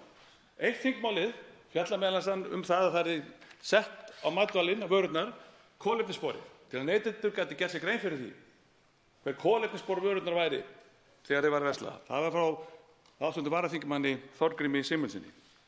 Síðan fluttum við annað þingmál sem er líklega fast í nefnd hv. þingmanns sem hefur verið nær að afgreiða það mál sem snýr að því að verslunum séu neytendur upplýstir það hvaða lyfja innihaldur mögulega í þeirra vörur sem alltaf kaupa. Að neytendur geti valið í versluninni vörur sem er alin upp og framleidd á stað þar sem nota lítið af lyfjum í stað þess að nota mikið af lyfjum. Af hverju afgreiddi hæstv. Formaður nefndarinnar það ekki út úr nefndinni? Var það fullt fjármagn? Af hverju var það ekki afgreitt? Þetta er nefnilega vandi, virðulegur forseti, sem stendur fram fyrir hér. Það hafa komið fram góð mál snerta þetta, góð mál til þess að upplýsa neytendur hvað hætta getur verið á ferðinni. En þau ekki fengist afgreitt úr nefndinni hjá hv. formanni þessar atvinnuveganefndar. En ég ítreka sem ég sagði, ég fagna þessu máli og ég fagna breytingunum hjá nefndinni. Það eru til bóta, það er engin spurning. Það eru til bóta. En við verðum að tryggja að þetta gangi eftir. Og það er það sem ég efast og sem ég sakna í afgreiðslunni frá nefndinni, að þessar góðu hugmyndir sé ekki allar settar í tímasetta röð og það sé tryggt að fjármagni fáist. Ég treysti alveg hv. þingmanni til þess að berjast fyrir fjármagni, en ég veit ekki hvernig afgreiðslan á því verður hins vegar hjá ríkisstjórn. Þá svarar andsvari síðara sinni hv. 3. þingmaður Norðvesturkjördæmis Lilja Rafney Magnúsdóttir. Já, virðulegur forseti. Það er ágætt að heyra að hv. þingmaður treystir þeim þingmanni sem hér stendur. Það er gott að heyra og þá treysti ég því að hann þá líka leggi sig fram við það að vera þakklátur þeirri vinnu sem er búið að leggja í þetta mál. Hún er ekki hrist fram úr erminni. Og hv. þingmaður sem hefur gegnt starfi sjávarútvegs- og landbúnaðarráðherra þekkir nú ýmislegt sem kemur að þessum málum og ég veit ekki betur en það hafi verið kallað eftir því í tíð hæstvirts ráðherra að það yrði fylgt eftir að fá upprunamerkingar á innfluttar landbúnaðarvörur. Það var kallað eftir því og það tók ansi langan tíma að fá einhver viðbrögð við því. Og það starfshópur skipaður, já, að það tók ansi langan tíma og ég veit að það var kallað eftir því sérstaklega af hálfu atvinnuveganefndar á þeim tíma að ekkert væri að gerast í málinu. Og nú skulum bara allir líta í eigin barm í þessum efnum. Við í atvinnuveganefnd erum búin að vinna mikla vinnu með okkar færustu sérfræðingum til að búa málið í þennan búning og það hafa ekki komið neinar tillögur þetta, akkúrat þetta mál, hvernig á að bregðast við, þá eitthvað öðruvísi, þetta er viðbótar. Það hafa ekki komið neinar tillögur það inn í nefndinni frá fulltrúum Miðflokksins. Svo að við verðum bara að ræða málin á þeim grunni sem þau eru. Og ég hef ekki fundið annað en þeir fulltrúar Miðflokksins, hv. þingmenn, sómamenn, hafi verið mjög ánægðir með þá vinnu sem hefur verið unnið til að styrkja þetta mál gagnvart þeim breytingum sem verða þegar það eykst innflutningur matvæla til landsins og við séum að styrkja íslenskan landbúnað til að mæta þeim breytingum sem óhjákvæmilega verða til þess að við göngumst undir það matvælalöggjöf sem við innleiddum fyrir 12 árum. Þá veitir andsvar hv. 7. þingmaður Suðvesturkjördæmis Þorgerður Katrín Gunnarsdóttir.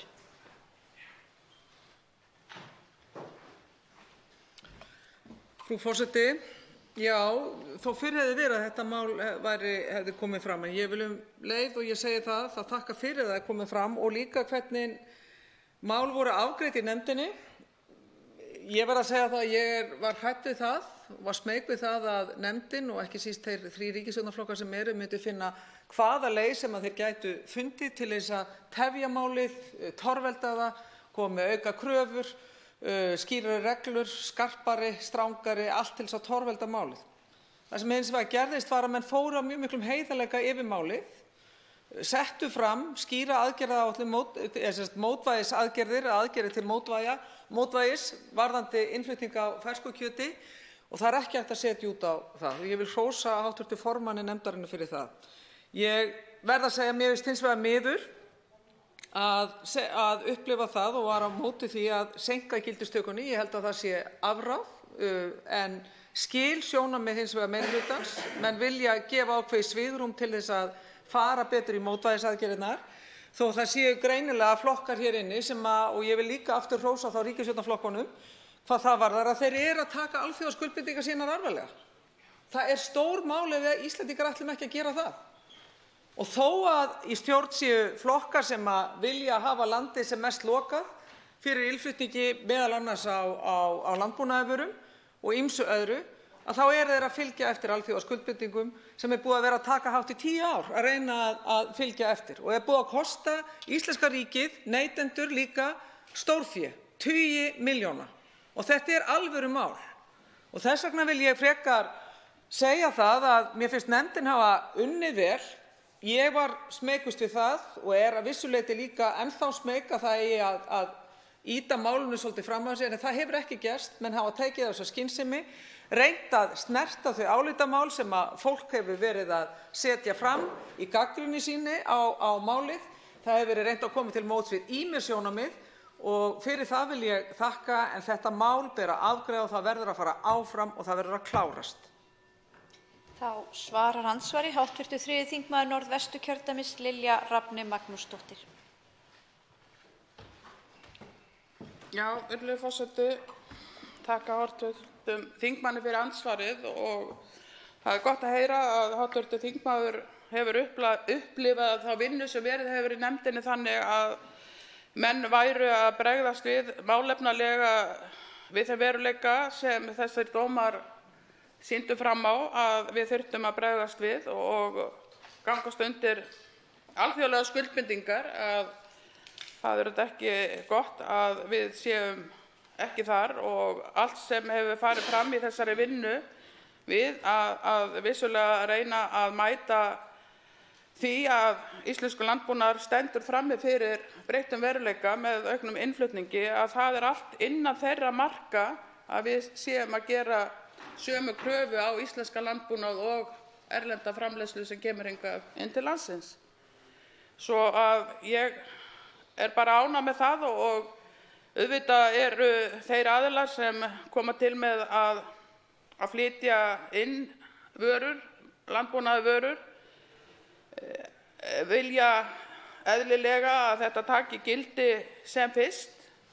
En ég hef samt á tilfinningu að þeir muni sýna því ákveðinn skilning að þetta mál er þannig vaxið að menn þurfa eitthvað aukið svigrúm líka til þess að vinna með þá þætti sem þarna eru undir varðandi viðbótartryggingar og annað sem við höfum heimild til að setja inn, svo að ég treysti því að sú samfélagslega ábyrgð sé ríkjandi hjá þessum aðilum, að þeir horfi ekki í það þó að það séu þarna seinkun 2 mánuði varðandi gildistöku. En ég er bara ánægð með að heyra að hv. þingmaður telur að við séum á réttri braut í þessu máli. Þá veitir andsvar síðar. Nei, hv. þingmaður hefur fallið frá andsvari síðar sinni. Þá tekur til máls. Það sem andsvörum er lokið. Þá tekur til máls hv. 10. þingmaður Reykjavíkurkjördæmis norður, Ólafur Ísleifsson.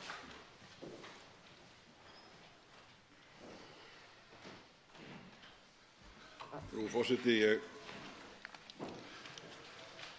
kem hér til að gera grein fyrir áliti minni hluta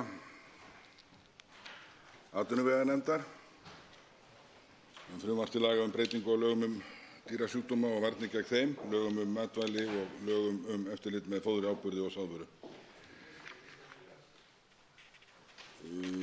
Tímans vegna mun ég bara stikla á stóru í þessu nefndaráliti en þar segir meðal annars með leyfi forseta: minnihlutinn bendir á að heilbrigði íslenskra búfjárstofna er mun betra en almennt er í Evrópu. Vegna einangrunar landsins er Ísland laust við fjölmarga dýrasjúkdóma sem hafa verið landlægir í Evrópu öldum saman. Af því leiðir að innlendir búfjárstofnar eru viðkvæmir fyrir smiti af slíkum pestum og fári, þar sem viðnám þeirra er lítið sem ekkert. Minnihlutinn bendir á að notkun sýklalyfja hérlendis er mun minni en annars staðar í Evrópu og er íslenskur landbúnaður að þessu leyti í öfundsverðri stöðu.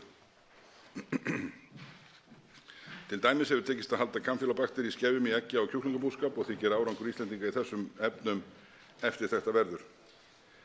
Minnihlutinn bendir á að mikilvægt er að viðhalda þessari einstöku stöðu sjúkdóma í íslenskum landbúnaði og viðhalda jafnframt hreinleika íslenskra landbúnaðarafurða. Í álitinu er vitnað í grein Sigurðar Sigurðarsonar dýralæknis á Keldum, sem birtist í Bændablaðinu 16. maí síðastliðinn, þar sem hann hvetur alþingismenn til að standa gegn frumvarpinu, meðal annars með vísan til framangreindra raka. Bendir Sigurður jafnframt á að áður óþekktir smitsjúkdómar hafi margoft borist til landsins með ógætilegum og óþörfum innflutningi og valdið stórfelldu tjóni og erfiðleikum þrátt fyrir viðnámsaðgerðir og varúðarráðstafanir. Telur hann það sama eiga við þær viðnámsaðgerðir sem boðaðar hafa verið. Barist hafi verið gegn afleiðingum slíkra ákvarðana stjórnvalda og þó að tekist hafi að útrýma mörgum innfluttum smitsjúkdómum hafi það verið með ærnum tilkostnaði og fórnum. Sigurður bendir á í sinni grein að frumvarpið hafi jafnframt í för með sér aukna hættu á innflutningi sýklastofna sem engin lyf vinna á og það sé hættulegt heilsu manna og dýra. Telur hann að verið sé að hrekjast undan þrýstingi hagsmunaafla innan lands og reglum erlendis frá. Ég ætla að grípa hérna niður þar sem er vitnað í umsögn félags eggjabænda, þar sem bent er á að hætta er á margvíslegum óafturkræfum afleiðingum fyrir íslenska eggjaframleiðslu og landbúnað í heild. Þar segir að heilnæmi íslenskra eggjaafurða sé eins og best er á kosið og notkun sýklalyfja nær óþekkt og áratugum skiptir. Innflutningur á erfðaefni sé háður mjög ströngum skilyrðum og því sé sjúkdómastaða með eindæmum góð. Bent var á að málið þyrfti meiri umfjöllun og lagt til að gildistöku yrði frestað enn frekar. Leggja þurfi línur um eftirlit og viðbótarvarnir og kröfur að framleiðsluaðferðir sé ekki lakari en hérlendis. Frú forseti, þá vil ég grípa hérna niður í þessu áliti minnihluta þar sem segir að, með leyfi forseta, í umsögnum sem eru margar ágætar og mjög vandaðar er ennfremur bent á að bæta þyrfti merkingar á innfluttu kjöti hvað varðar lyfjanotkun, framleiðslu eða upprunalandi og gera strangar kröfur lekaheldur umbúðir, meðferð vöru og flutningsleiðir. Vel skilgreind viðbragðsáætlun þurfa að vera fyrir hendi þegar nær alónæmar eða alónæmar bakteríur greinist ásamt heimild til að stöðva dreifingu. Bent var á að í lögum verði að kveða skýrt á ábyrgð framleiðenda og innflytjenda á að tryggja heilnæmi sem og viðurlög við brotum. Minnihlutinn tekur undir þessi sjónarmið sem hér hafa verið rakin og bendir á í þessu samhengi að þingmenn Miðflokksins hafa lagt fram frumvarp til laga um breytingu á lögum um matvæli á þingskjali 1189 þar sem lagt er til að upplýsingar um notkun sýklalyfja í matvælaframleiðslu verði neytendum aðgengilegri. Það er vissulega svo, frú forseti, að aðdragandi málsins er vel rakin í greinargerð með frumvarpinu, þar á meðal ferill málsins á vettvangi sameiginlegu EES-nefndarinnar og samningsbrotamál gagnvart dómstólnum og skaðabótamál fyrir innlendum dómstólum.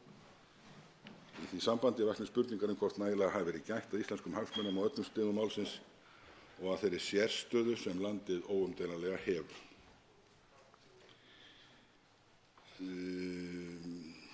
Eins og fram hefur komið, meðal annars í máli framsögumanns meirihluta, þá hefur meirihlutinn lagt fram þingsályktunartillögu aðgerðaáætlun matvælaöryggi og vernd búfjárstofna. Felur hún í sér mótvægisaðgerðir sem miða að því að vernda íslenskan landbúnað og búfé eftir að innflutningur landbúnaðarafurða verður heimill og hefur þeim aðgerðum fjölgað meðan málið hefur verið til þinglegrar meðferðar. Minnihlutinn bendir á í sínu áliti að í umsögn Bændasamtaka Íslands komi meðal annars fram að samtökin leggjast fyrst og fremst gegn því að frumvarpið verði samþykkt. Að öðrum kosti óskuðu samtökin þess að gildistöku laganna yrði frestað og gripið til aðgerða til að lágmarka það tjón sem orðið getur, annars vegar með því að tryggja fjármögnun og framkvæmd mótvægisaðgerða og hins vegar með því að fela þar til bærri stofnun að gera greiningamörk vegna sýklalyfjaónæmra baktería í matvælum og banna markaðssetningum á afurðum sem í ræktast sýklalyfjaónæmar bakteríur.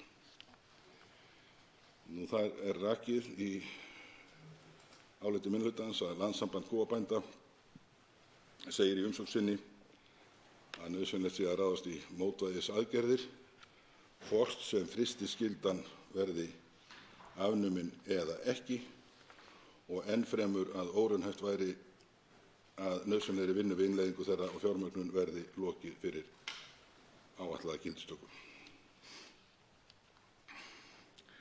Minnihlutinn telur mótvægisaðgerðirnar góðra gjalda verðar og styður þær að sjálfsögðu svo langt sem þær ná. Hins vegar tekur minnihlutinn undir framangreind sjónarmið og telur minnihlutinn sýnt að mótvægisaðgerðirnar verði hvorki komnar til framkvæmda né fjármagnaðar að fullu áður en gildistaka er áætluð, líkt og Bændasamtökin bentu á, og telur því þörf á lengri fresti í þessu máli en áformaður er. Minnihlutinn getur af þessum ástæðum ekki lagt til að málið sé samþykkt án þess að fyrir liggi tímasett áætlun mótvægisaðgerða og fjármögnun þeirra tryggð. Og undir álitið rita sá sem hér stendur Ólafur Ísleifsson og Sigurður Páll Jónsson. Frú forseti, það hefði verið ástæða til þess að vísa í mun fleiri umsagnir heldur en það er gert. Hér hefur verið leitast við að hafa knappa texta og stutta framsögu. Ég vil sérstaklega geta mjög mikilvægrar umsagnar Læknafélags Íslands og mætti nefna fleiri góðar og vandaðar umsagnir sem liggja fyrir í þessu máli og ber auðvitað að þakka fyrir þær. En frú forseti, ég hef lokið málinu. Þá veitir andsvar hv. 4. þingmaður Norðausturkjördæmis, Þórarinn Ingi Pétursson.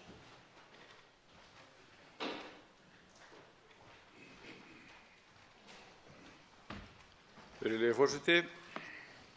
Þakka hv. þingmanni Ólafi Ísleifssyni fyrir sína ræðu. Ég velti því fyrir mér, hlusta á ræðu hv. þingmanns, að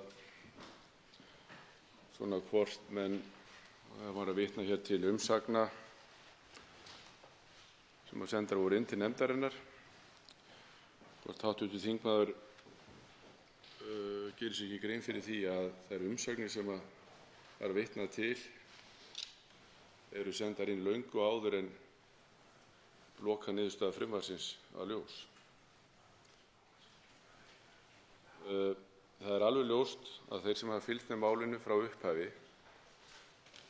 hljóta hafa tekið eftir því að það hefur tekið gríðarlegum breytingum í meðferð nefndarinnar. Og ég ætla að ræða hér þingsályktunartillöguna á eftir, en því langar mig að spyrja hv. þingmann að því hvort hann telji það að frystiskyldan sé öflugri vörn gegn þeirri vá sem hann boðaði hér í sinni ræðu eða sú aðgerðaáætlun sem liggur hér á borðinu. Það verður fróðlegt að fá svar við því. Einnig kom hann inn á og vitnaði í ágætan mann, Sigurð Sigurðarson,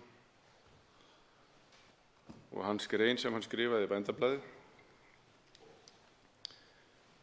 Ég held að því miður að þá hafi svipað verið komið fyrir þeim ágæta manni og þeim sem stóð hér á undan mér í ræðustól, menn hefðu ekki kynnt sér lokaniðurstöðuna sem í þessu plaggi. Þá svarar andsvari hv. 10. þingmaður Reykjavíkurkjördæmis norður, Ólafur Ísleifsson.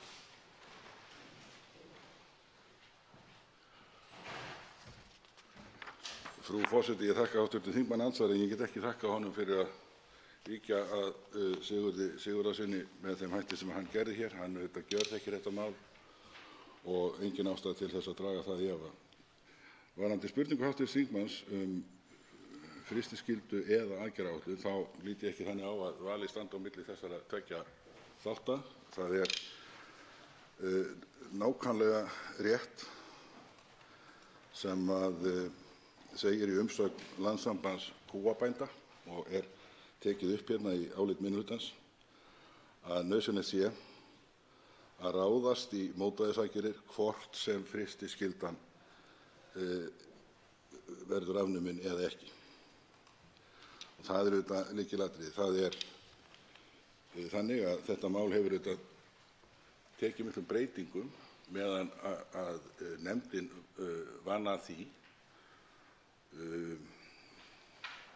Mótvægisaðgerðirnar í frumvarpinu, eins og það kom frá hæstv. ráðherra, voru líklega einar 12 og svo fjölgaði þeim í 15 og síðan í 17. Og þetta auðvitað allt saman til bóta og þetta stutt af okkar hálfu, alveg tvímælalaust. Spurningin í mínum huga mjög einföld. Hún þessi: óhætt að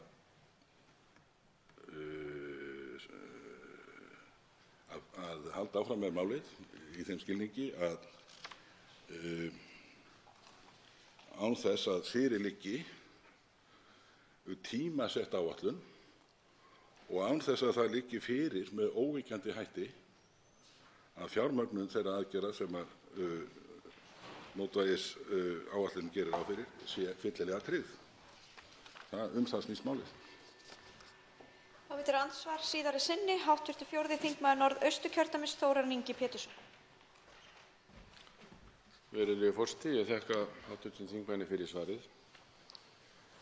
Ég velti því einnig fyrir mér í því samhengi að því að mér fannst nú ekki svarið vera með mikið kjöt á beinunum varðandi það sem ég spurði hv. þingmann að varðandi frystiskylduna, því að það hafa komið fram vísindamenn og talað það að frystiskyldan sjálfur sér bara töf og það bara ýmislegt sem fer þar í gegn. Nú boðað hér í þingsályktun sem við komum til með að ræða á eftir bann við dreifingu á vörum sem innihalda fjölónúma bakteríur.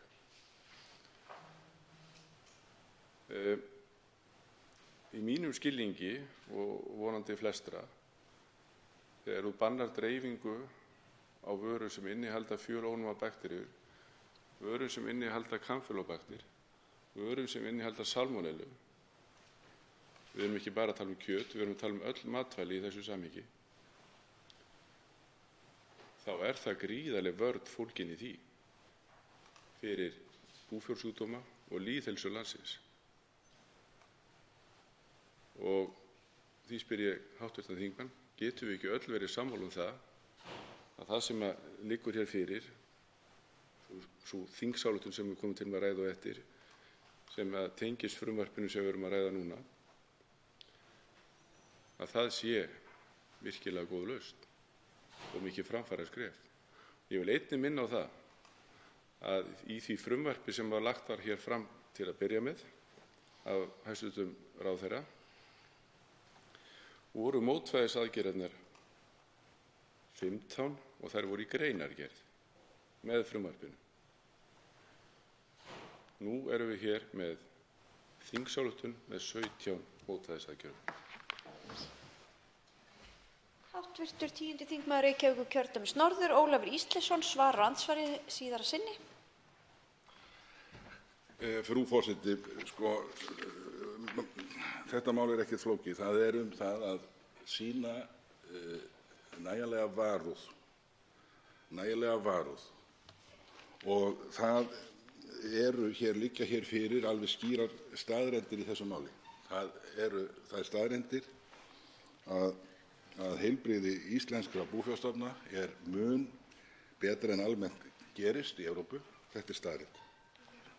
Það er staðreynd að Ísland hefur verið laust við fjölmarga dýrasjúkdóma sem hafa verið landlægir, hvers kyns pestir og fár, og það er staðreynd að íslenskir búfjárstofnar hafa lítið sem ekkert viðnám gagnvart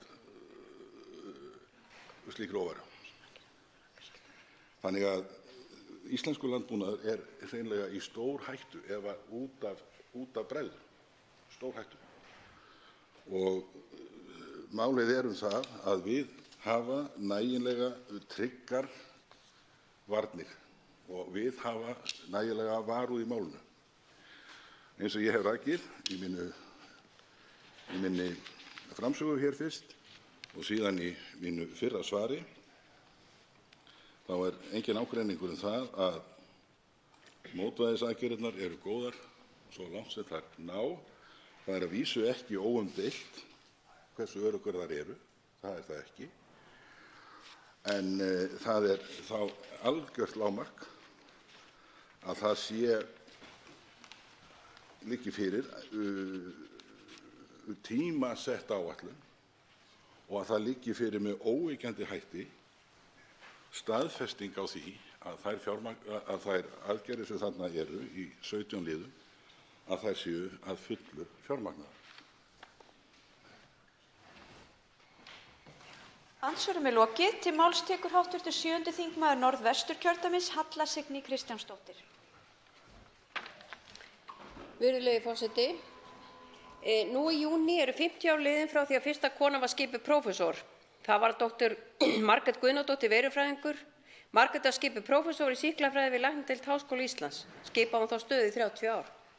Margrét er dugleg að benda okkur á þá sérstöðu sem Íslendingar byggju hér á landi vegna legu okkar. Sérstöðu sem við þyrftum að verja. Það var mikilvægt að við afsögulegum okkur ekki réttinum til að ráða sjálf sóttvarnarmálum okkar. Í lok álitsgerðar sem dr. Margrét gaf vegna innflutnings á kjöti fyrir 10 árum segir hún, með leyfi forseta: Að lokum vil ég minna á að það er staðreynd að margar kynslóðir af góðu fólki lögðu á sig ómælda vinnu til að koma íslensku heilbrigðisástandi og matvælaeftirliti þangað sem þar er núna. Það gerist ekkert á einum degi heldur með þrotlausri vinnu. Höldum henni áfram.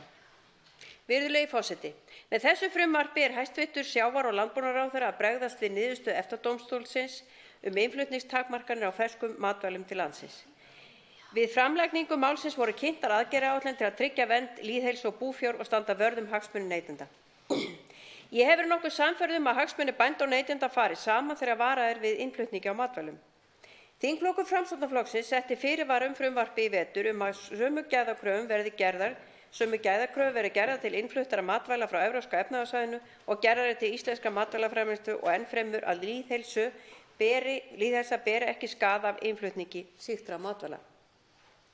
Því hefur verið lagt fram þingsályktunartillaga frá atvinnuveganefnd sem boðar aðgerðaáætlun í 17 liðum. Sú tillaga fylgir eftir áherslum Framsóknarflokksins í þeim málum.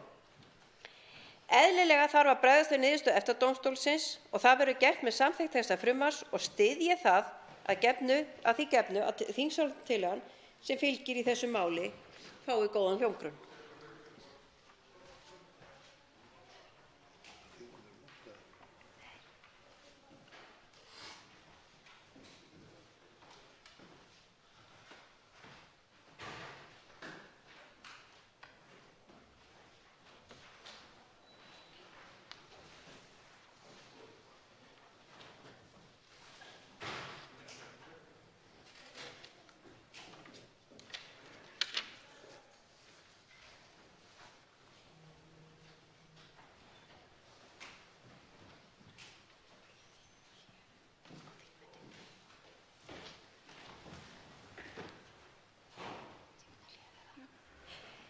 við frestum frekari umræðu um þetta mál og gerum örstutt fundarhlé, tökum fundarhlé í 10 mínútur eða til 20 mínútur yfir 11.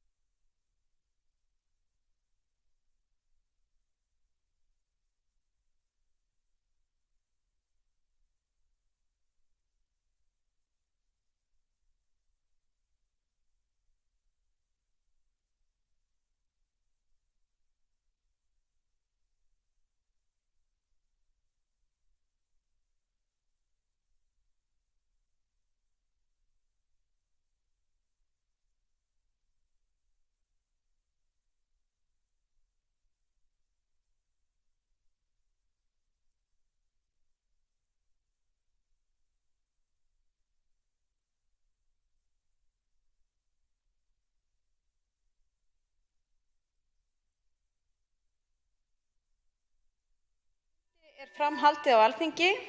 Fundi er frestað í 10 mínútur til 23:30. Fundi er frestað.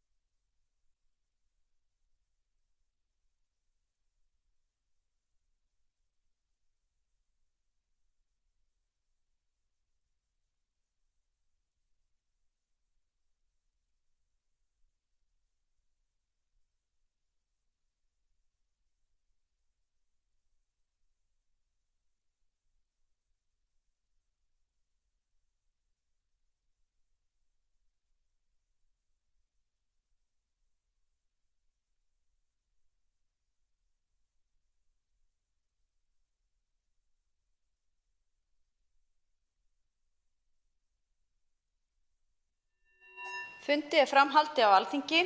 Fundi er frestað í 20 mínútur eða til 23:50. Fundi er frestað.